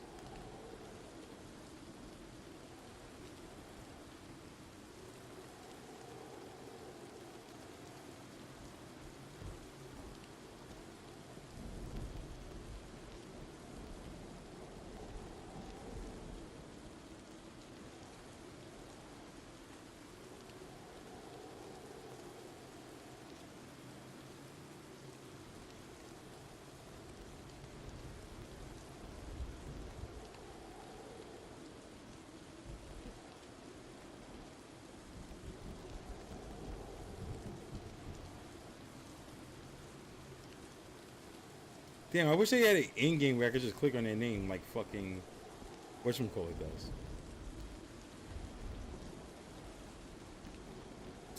Fuck, man.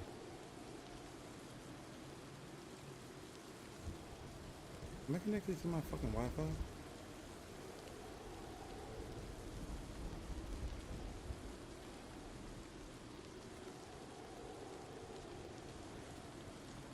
Yo, why is this taking so... I think it's the PlayStation app. It takes forever.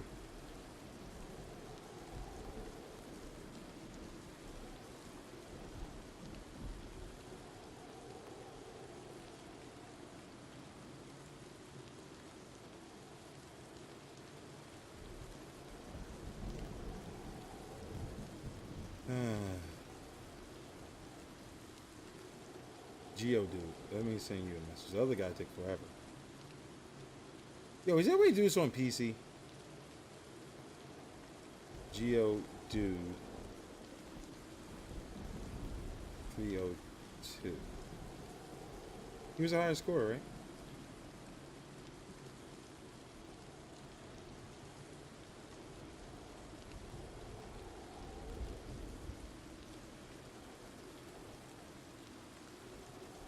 Yo, is there a way to get this on PC?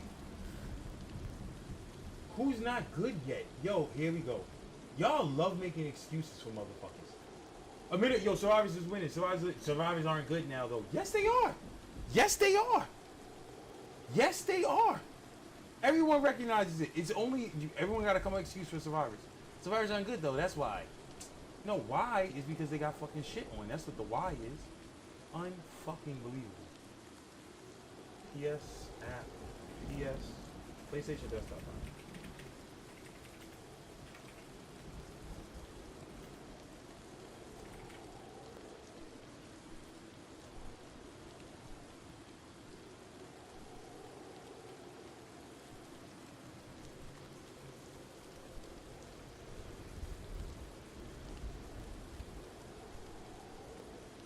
You can't check your messages and shit on PC?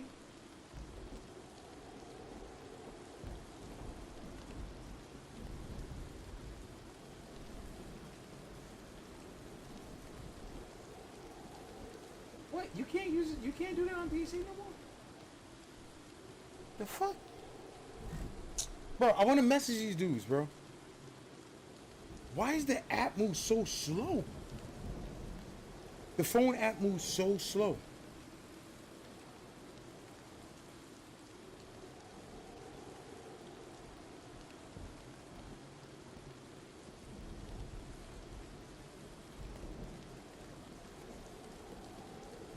Fuck, man. Yo, guys, you know how do you use your desktop app to? Soroji is his name, right?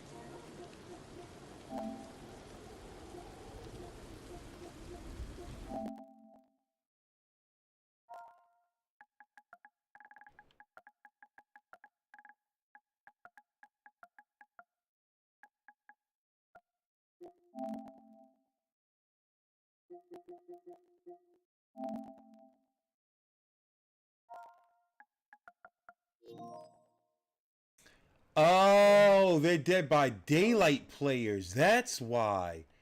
So they have their shit blocked. You play Dead by Daylight, right? You don't? Why do you have your shit blocked? Yeah, you Dead by Daylight.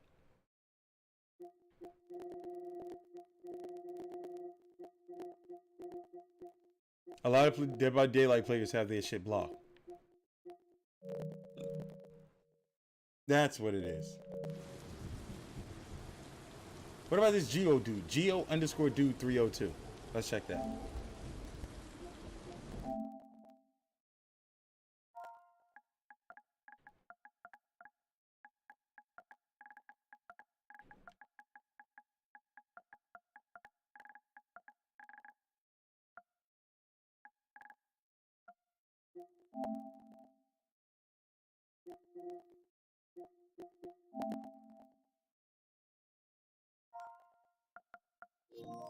Yeah, that's why it's taking so long. I was wondering, I'm like, yo, why is the app taking forever? Y'all motherfuckers got y'all shit blocked. Dead by Daylight players, bro. You can't mess with them.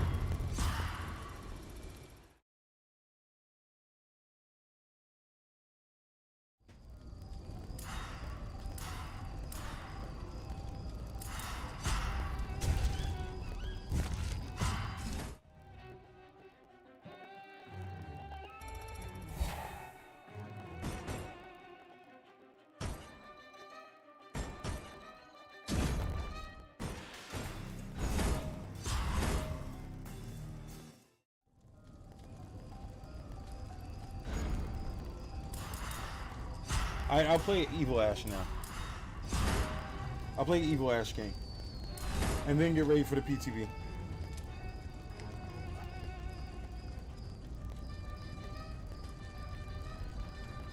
The thing is, if this killer is stupid,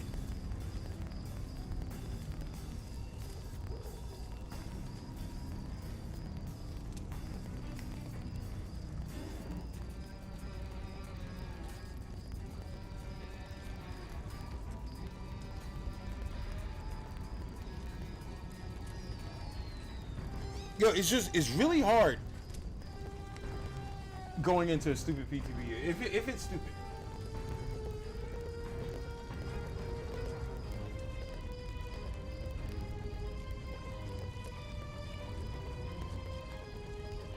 Y'all like the new killer? Does everyone hate him or what? I'm not gonna do a party, bro. I'm playing single player. I'm playing killer. I'm playing killer right now. I'm not playing Survivor. I was just putting points in Survivor.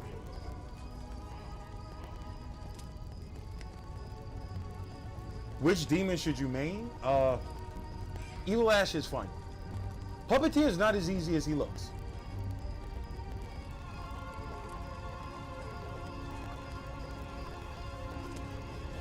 Killers are definitely better in this game so far. What? People are shitting on killers, bro. Are y'all watching? Well, you don't have to watch your stream. I'm watching killers lose. When I was watching people's streams, I'm watching. Yo, y'all just be saying shit.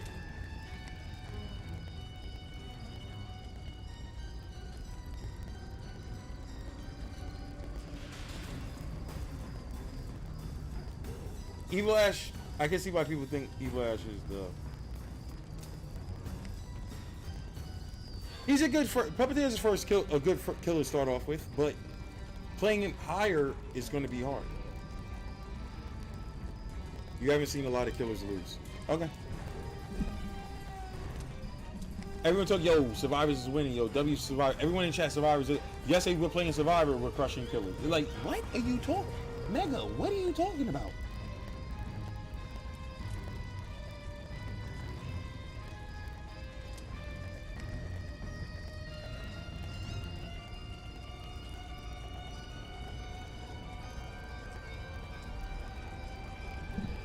I was muted the whole game, That's crazy. So the reason why I be muting myself, if you guys don't see, this button right here is the mute button, right? It's facing me because the mic picks up better on this side. So if I move my hand or something,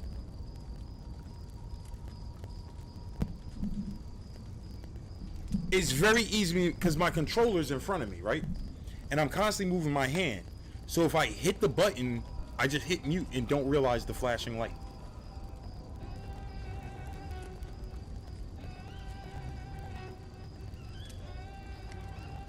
Chat, I want to run a test. I need everybody to listen to me right now, okay? Listen to me right now. This is the A part. A. How good do you hear me right now? This is A. How good do you hear me right now? This is A. Now we're going to go to B, because I want you to say A or B. Which one do you hear? Is there a difference or whatever? This is A. You hear me talking right now. Hey, chat. This is the B side. How does this sound? Does A sound better? Does it sound the same? If it sounds the same, then I'm going to turn the mic around so I stop hitting the mute button. But I believe it picks it up better the other side. This is the B side. How good do you hear me, chat? Which do you prefer? A, B, does it sound the same? Please tell me. Please tell me now. Tell me now. Which side sounds better? I'm feeling good. Tell me now.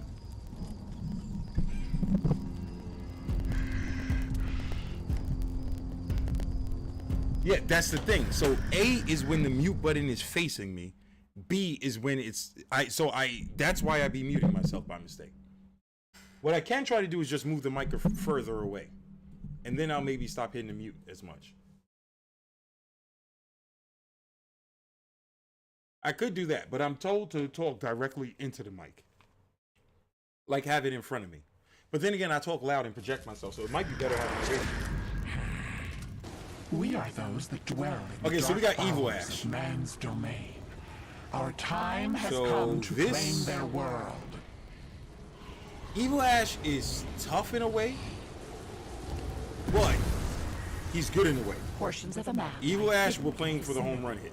Slaughter the humans who seek these pieces, and do it fast.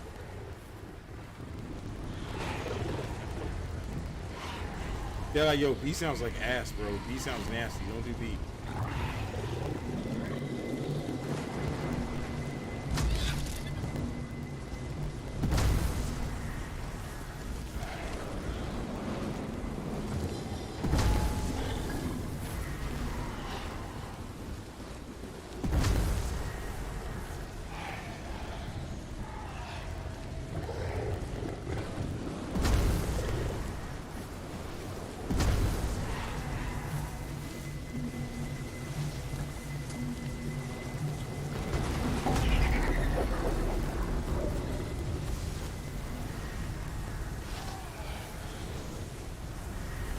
Alright, our points are pretty far. But with Evil Ash, we're probably going to be playing for this setup. So we got to get that setup set up. I actually went outside of my normal plan with him. I normally don't even waste time setting anything up. I normally head straight to those points.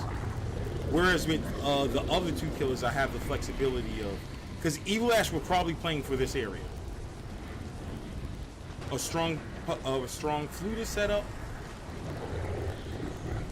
with boss such.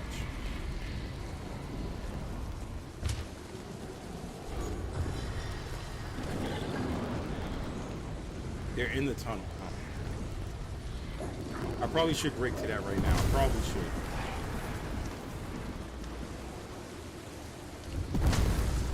What? This person left the match.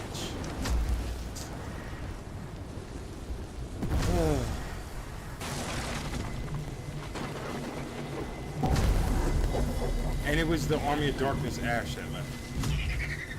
Damn, this is a good team comp they have too. I wanted to play this game. This is a really good team comp they have. I really wanted to play this game.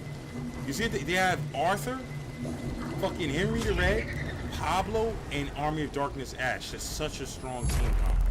You have permitted the living to collect a fragment of the map.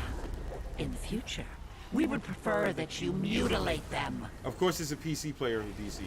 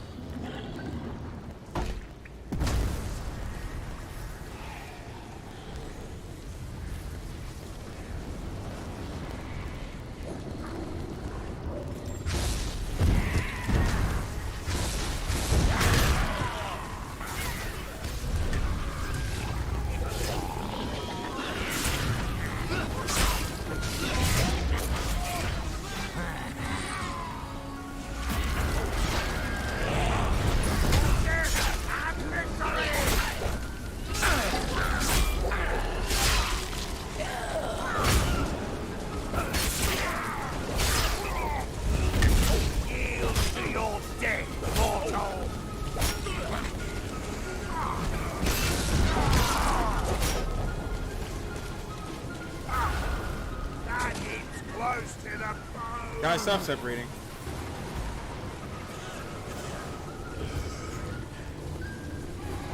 This wretched angel read my undoing.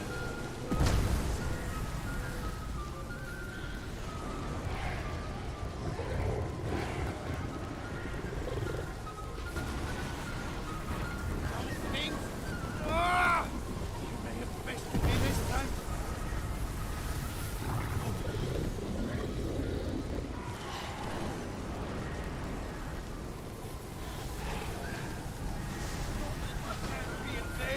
My soul is beyond, but they slay more evil.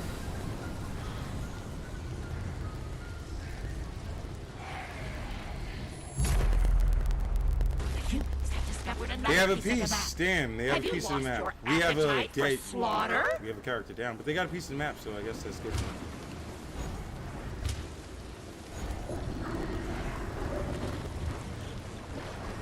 They're so fucking stupid, bro. Like, what is your plan in this game, just in general? Like, everyone just spawn. They be spawning and running off separate. What is your plan? To get shit on?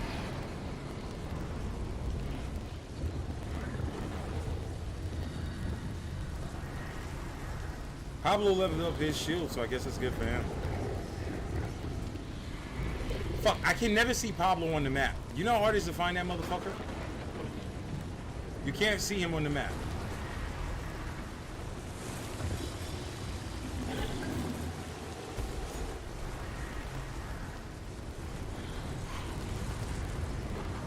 What Heliod lurks in the darkness?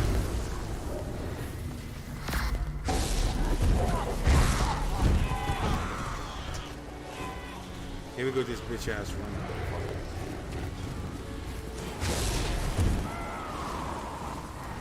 Oh my god, you fucking coward! What are you doing? You have Arthur. What are you fucking running for, bro? Under your nose, the living have completed the map. Do better.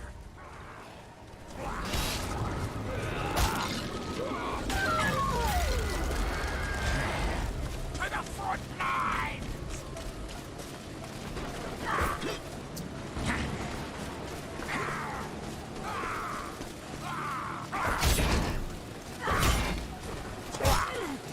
Yeah, good run, bitch. Good run. What are you trying to blind me? What are you gonna do? Kill me?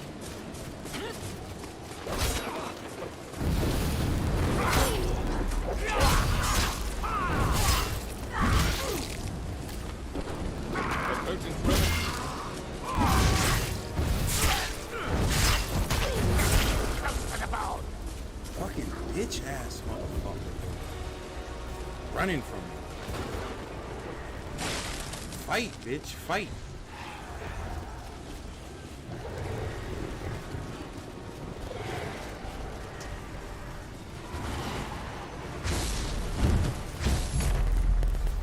The lost pages have been activated by the living. Now would be a good time to end their lives.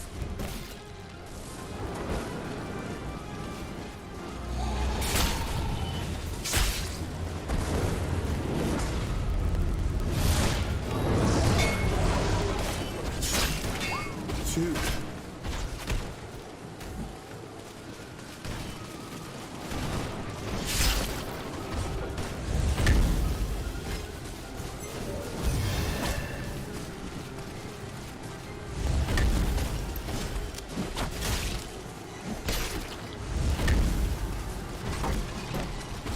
This shit is so stupid.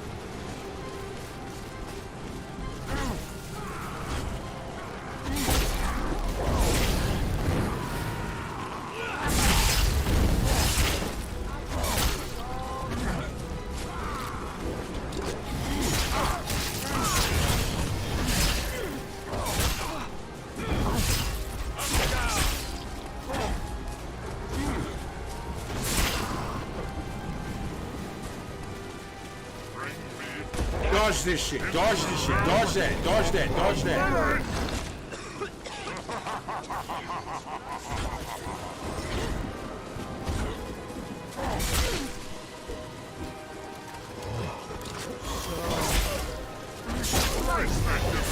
Dodge this. That's your whole fucking plan is a dodge? Keep dodging.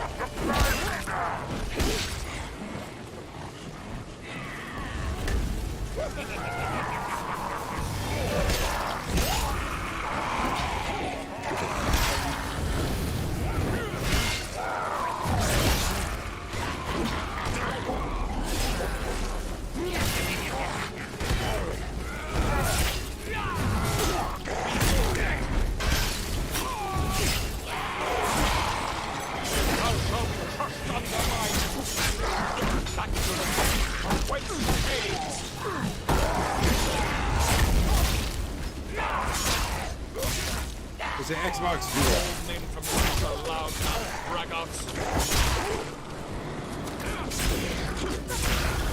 It's so crazy that this shit works. You see how crazy that is that that shit works? Lost pages. Have you lost your taste for their pretty skin? That shit works, believe it or not. Or because all you got to do is outlive the time. So they got this guy dodging nonstop. Oh my god.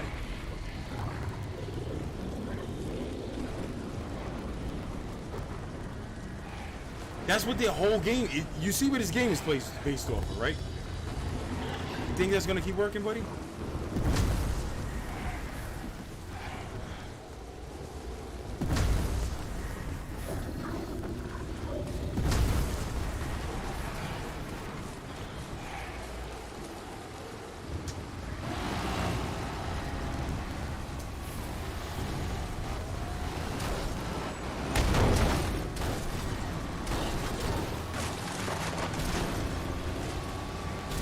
Here's what I'm gonna do. I'm gonna possess Arthur. I'm telling you exactly what I'm doing. I'm gonna drop my army. I'm gonna possess Arthur. I'm gonna kill this motherfucker, and then I'm gonna kill Arthur. Because the thing is, while he's dodging, this guy's healing him with shields and shit.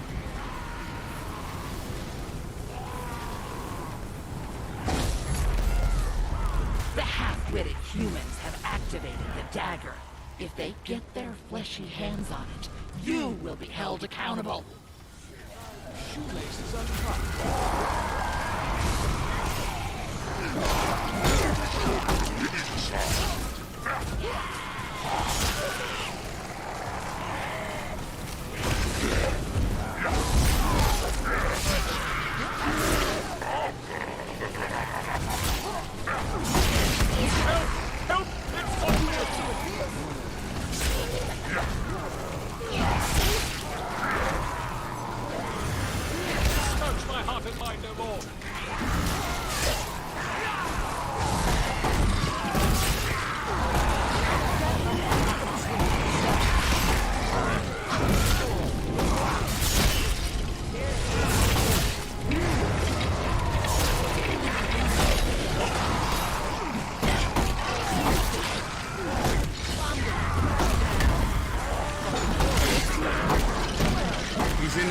Animation.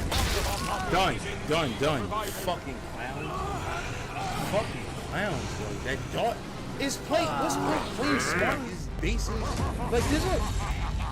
I got a different definition of playing smart than or playing good is. People look at playing good as yo, if you know some stupid shit, you're just like it's just dodging. That's how is that being good? Spamming a dodge. That's good. It's like with Dead by Day, like, yo, that was good. He had D-Strike and Dare. Like, that's good? Equipping a like, that's good?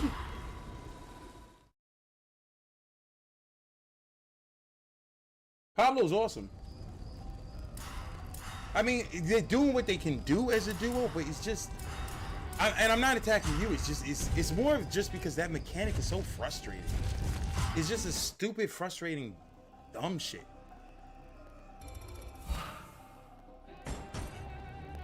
And it's plays you can tell base their whole game around it.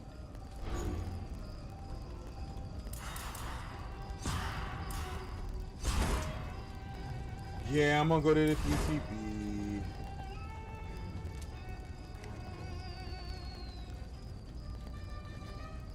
I don't know a setting like that, VHS. I believe that that's just the way the mic is developed. That the front of it is where like the main whatever is.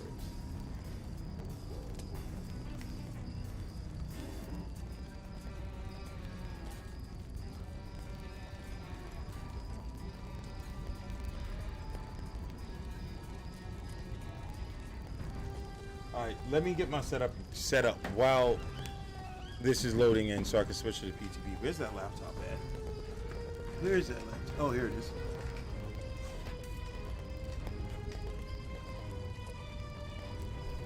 All right, where's the cable for it?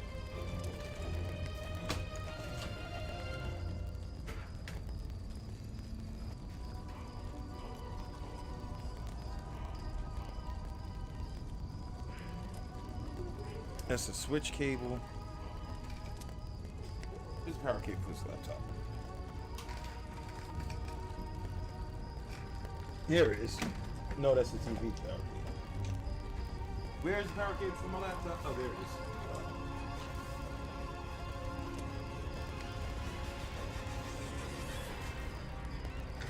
Because I need to see chat. I wish I could say fuck chat and not talk to y'all. Oh, that's not the power cable for this. Is it? No, wrong power cable. Y'all got cable all over the fucking place. Ugh.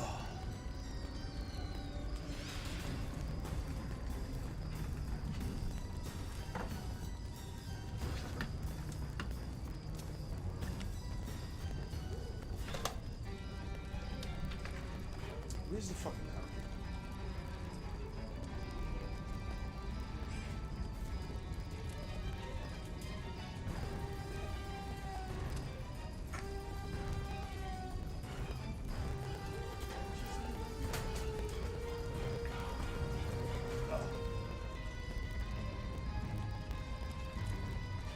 Ugh.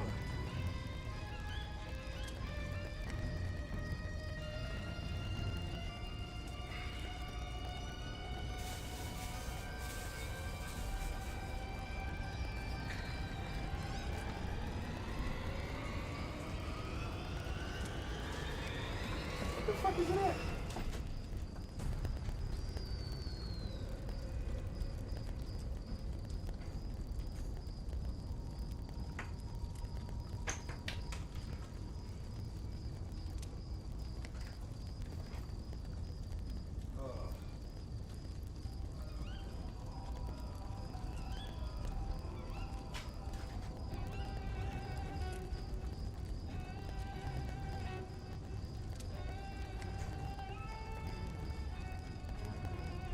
I'm gonna hook up the second camera also.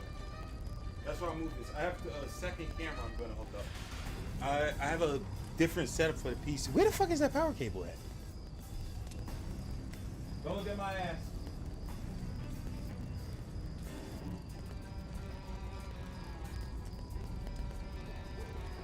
The fuck is it at?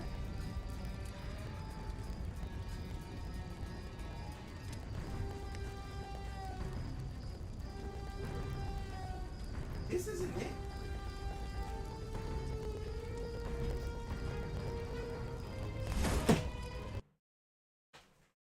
Hold up, how is this not it?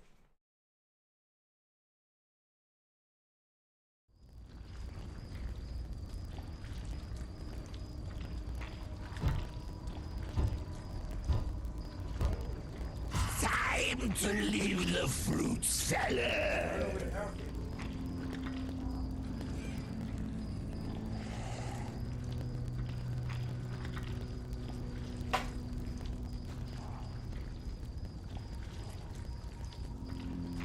Aha! No, that's not the phone.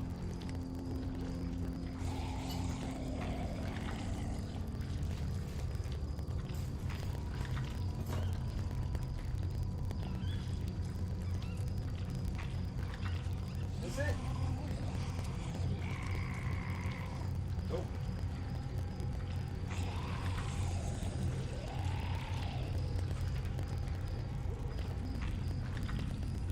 I bet you one of those little fucking kids took that power cable. One of those little kids took that shit probably to power one of their laptops to play fucking Roblox or some shit. I know it's one of these little kids. One of these kids took that fucking power cable to power their laptop for Roblox or some shit. I don't know where my laptop power cable is.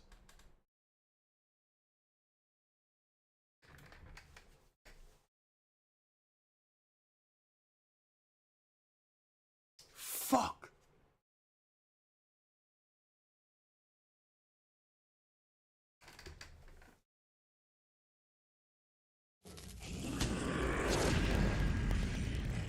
Four of the living dare to challenge our dominion. Under my guidance, we will Waiting for reap the the players. flesh What we got, from their PS4 players in here or bones. some shit?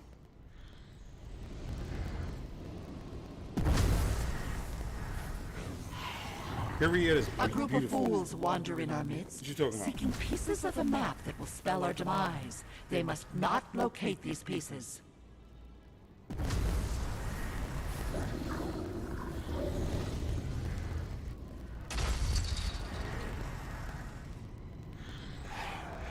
Bad setup. Bad start, I mean.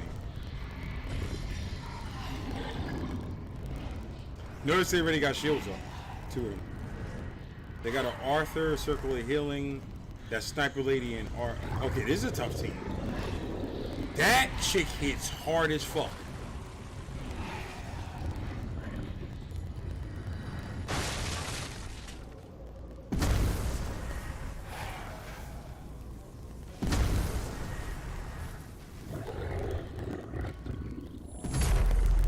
The living have claimed a piece of the map. Are you toying with them, or merely incompetent?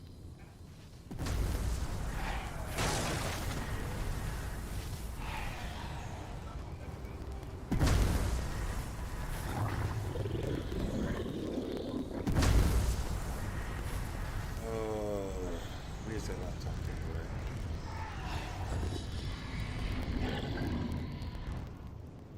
So I might have to in-stream after this to find a setup workaround. I mean, I guess I could use my phone if I can't find it. It's literally just so I can see chat. Unless y'all don't care if I see what y'all say or not. So I won't answer anything y'all say, and then the moderator will just moderate the chat.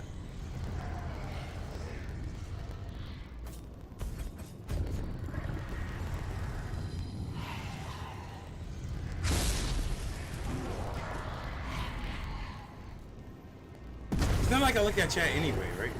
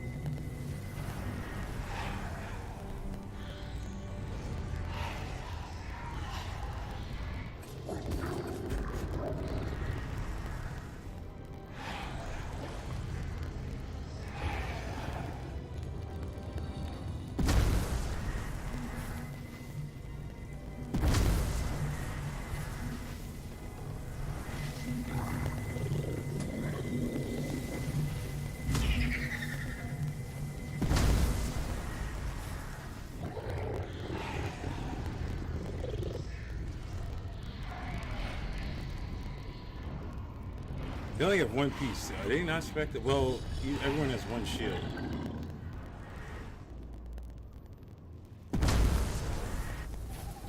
No cars, they're on foot, so that's why it could be taking them a while.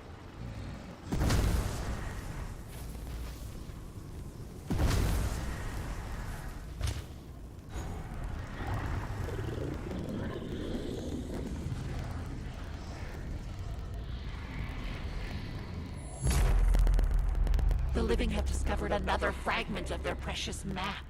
Bleed them dry!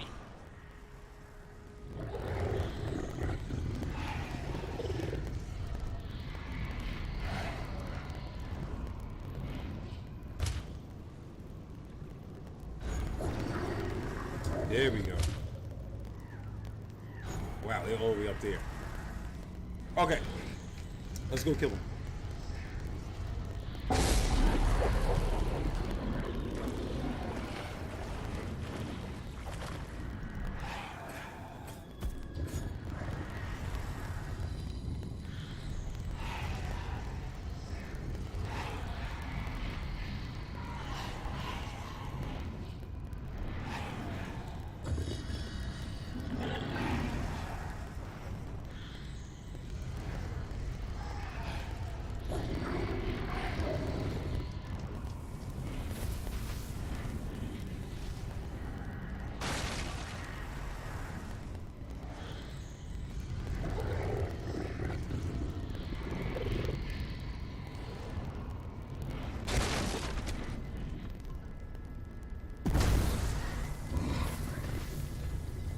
Is this like a static place where third place is always at?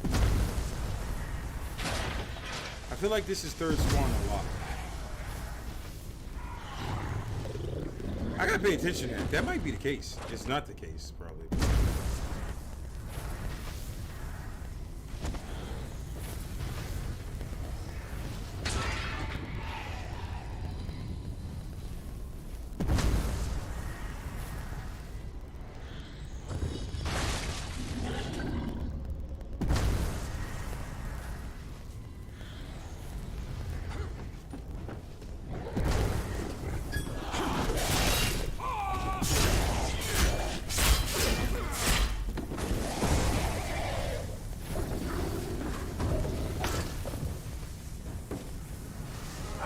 Oh, this bitch goes out the window. We got a smart team.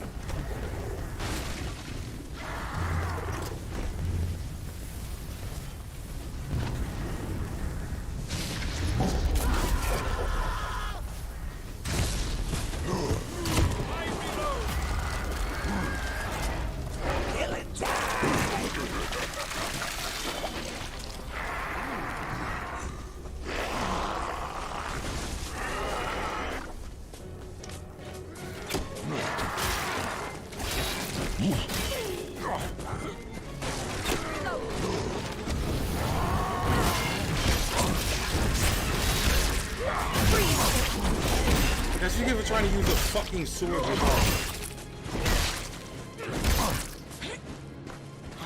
Time left. See under the lights. Cover me, I'm reloading. But this flashlight shit is so annoying. Join.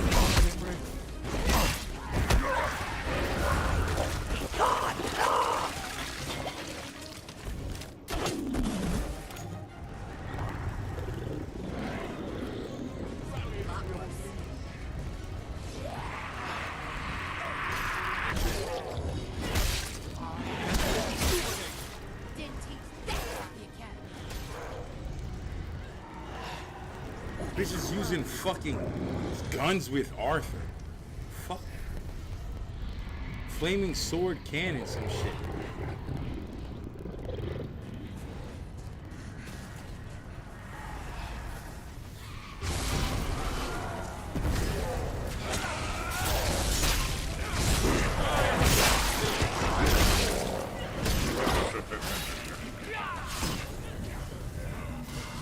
I need fucking blood points, please.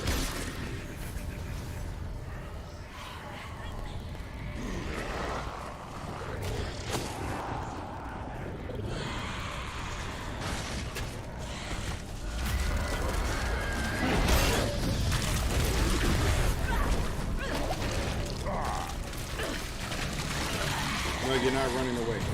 You're not running the fucking away.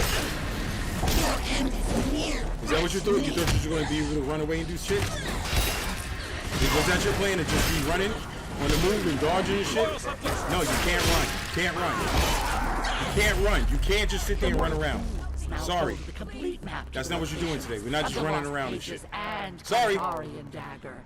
Try harder. Sorry. You can't just run hunters with speed and shit and just think you're going to run away. Sorry. Not happening. You can DC though and leave though. That you can do. You can DC and get the fuck out of my lobby.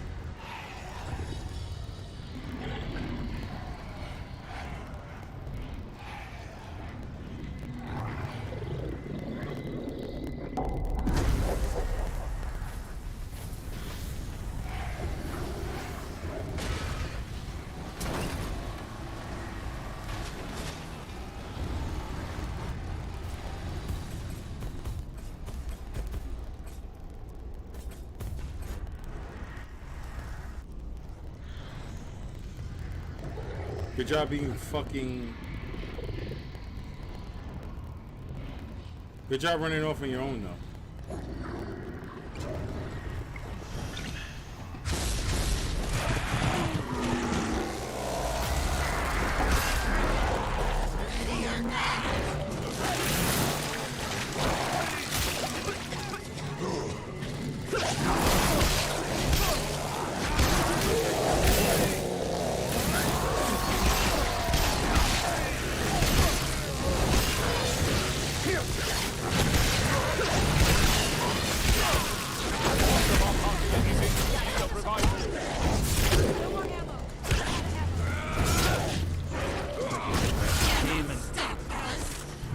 I can do this. You can do this. Get up. Stay with me. I can't be here alone.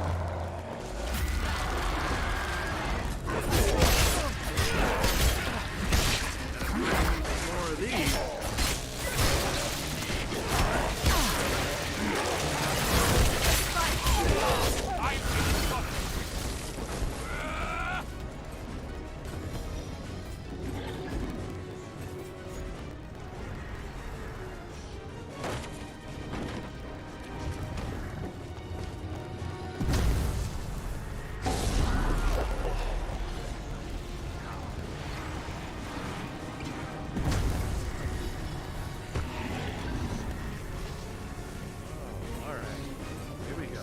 Point me at the bad guys.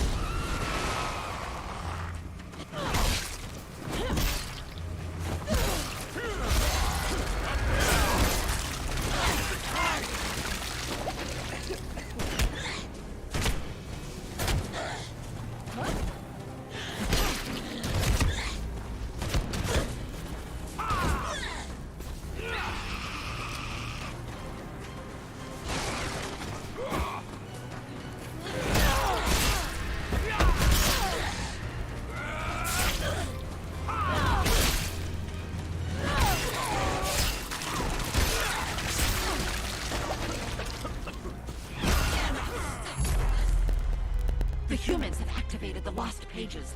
They will gather to defend them. Take them all out at once.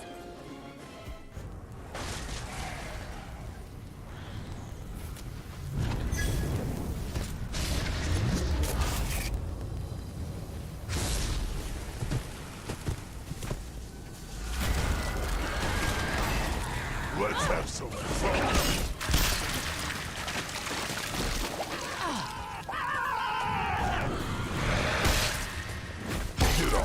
I'm not through with you.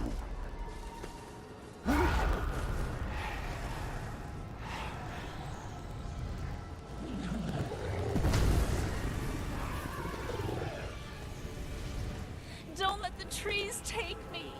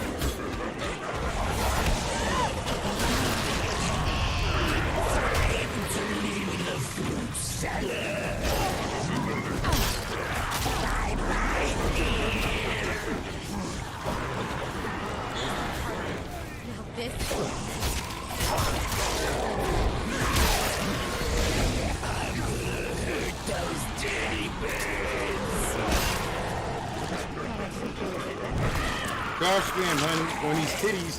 Dodge spam on these titties, bitch.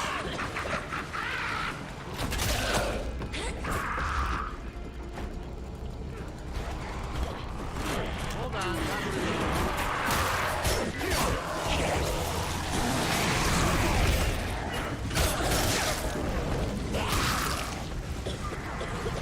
We disconnected.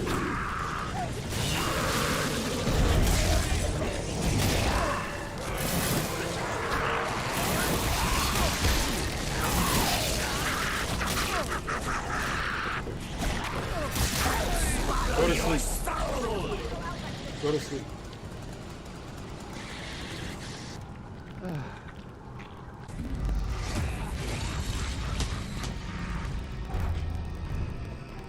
look for the strength to play DVD. Wicked beats. That was hilarious. This was the best defense that humanity could offer. Xbots. How Xbots. pitiful. What up, Xbots? Our victory was Xbots. never in doubt. All right, here's what I'm gonna do. I'm gonna actually have to end this stream and find the cable because if I keep doing this, I'm just not gonna play DVD. I just gotta force myself to end it. This killer better be good. I'm not gonna know if this killer's on some bullshit. I'm coming right back to this.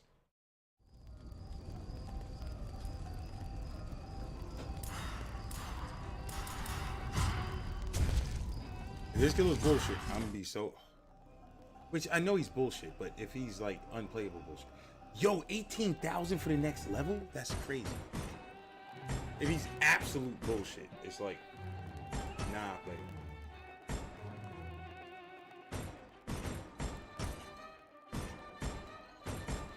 You know, let me see something real quick.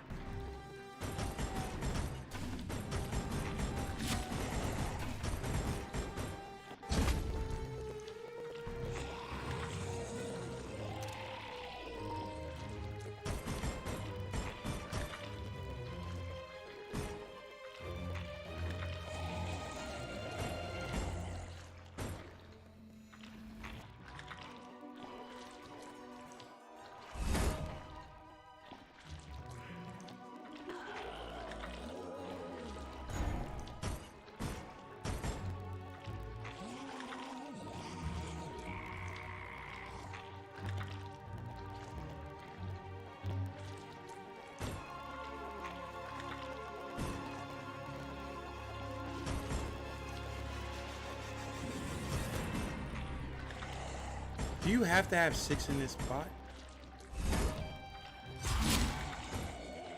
You do have to have 6.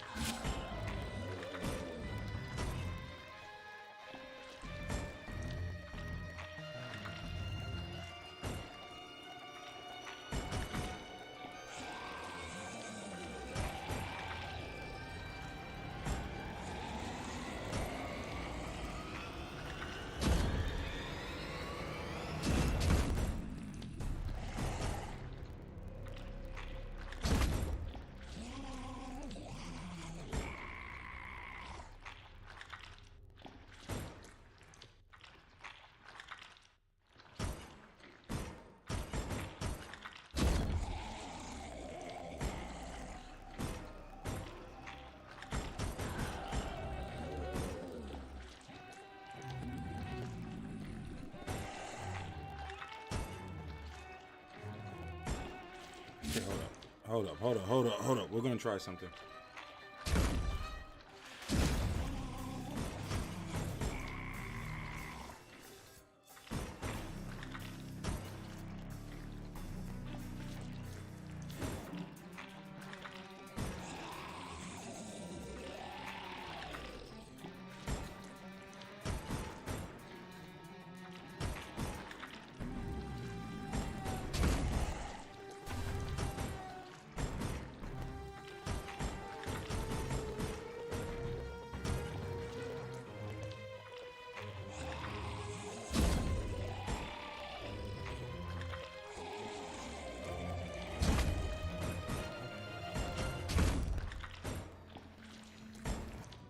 I'm trying something. Hold on.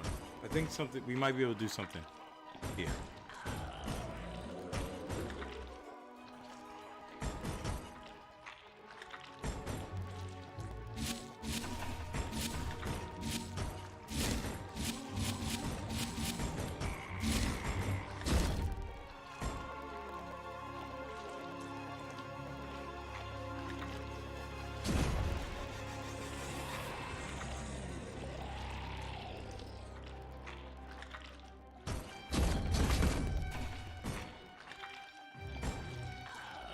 Sorry guys, hate to do this to you.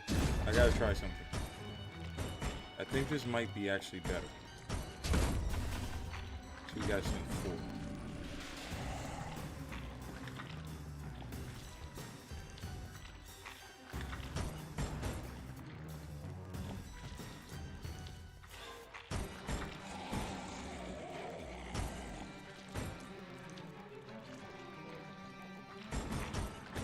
I want to see something. I'm sorry. I know y'all get mad about this. Even though you should be happy to see this, because this is where the magic happens. Let's go with that.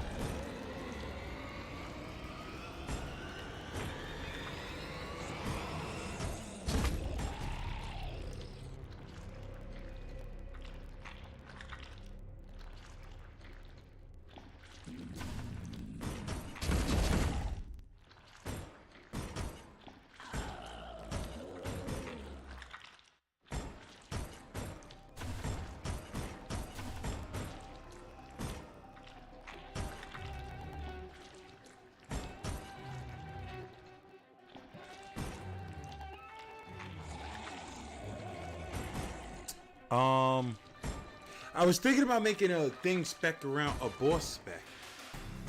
You could spec around her as a boss, right? You know what? Forget it. I'll do this later. Because I know y'all want to see DD and no one even likes the thinking aspect of this game. This is a good build, but... So, the thing is, we have inefficiencies here.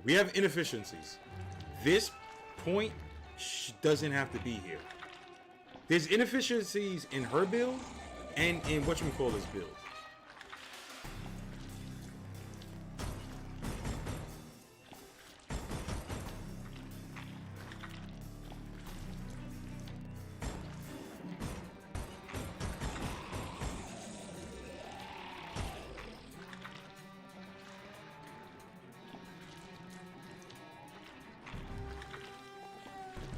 Okay, all right, let me go to PTV. Because you guys are... I was thinking in my head for a second.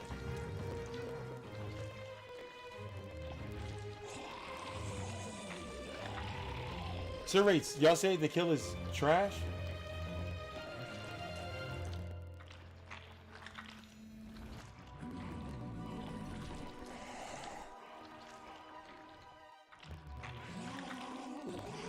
The new kill is trash?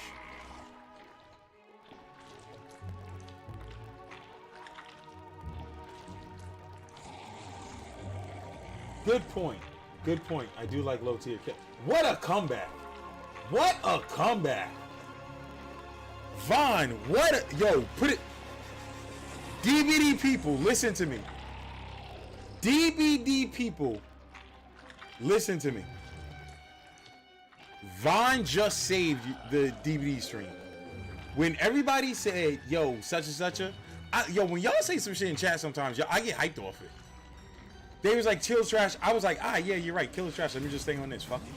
Vaughn's like, yo, what's your point? Yo, should we doing them low kill? And I'm like, yo, so many things went through my mind right now. I'm like, yo, that is a sick line Vaughn just dropped. Then I'm like, yo, what if he is low tier and everyone's saying he's weak? There's a chance for me to flex and show, yo, he's weak. Look at this. If y'all didn't know, I love doing that. I love doing that. People like, yo, this person's weak or this is useless. It's terrible. And I'm like, what? Let me show you how strong it is. Hence her. Everyone was talking about how bad she was. And I'm like, yo, let me show you this. The darkness isn't even that dark. I figured that. All right. Vaughn saved the day, guys. He really did. He legit did. I'm going to DB. I'm going to end stream now. I'll be back on this after seeing what's up with that. And the new map. I also want to see the new map also. And stuff. And maybe play with the perks. Alright. I'll be back on in a little while with the PTV. I will see you.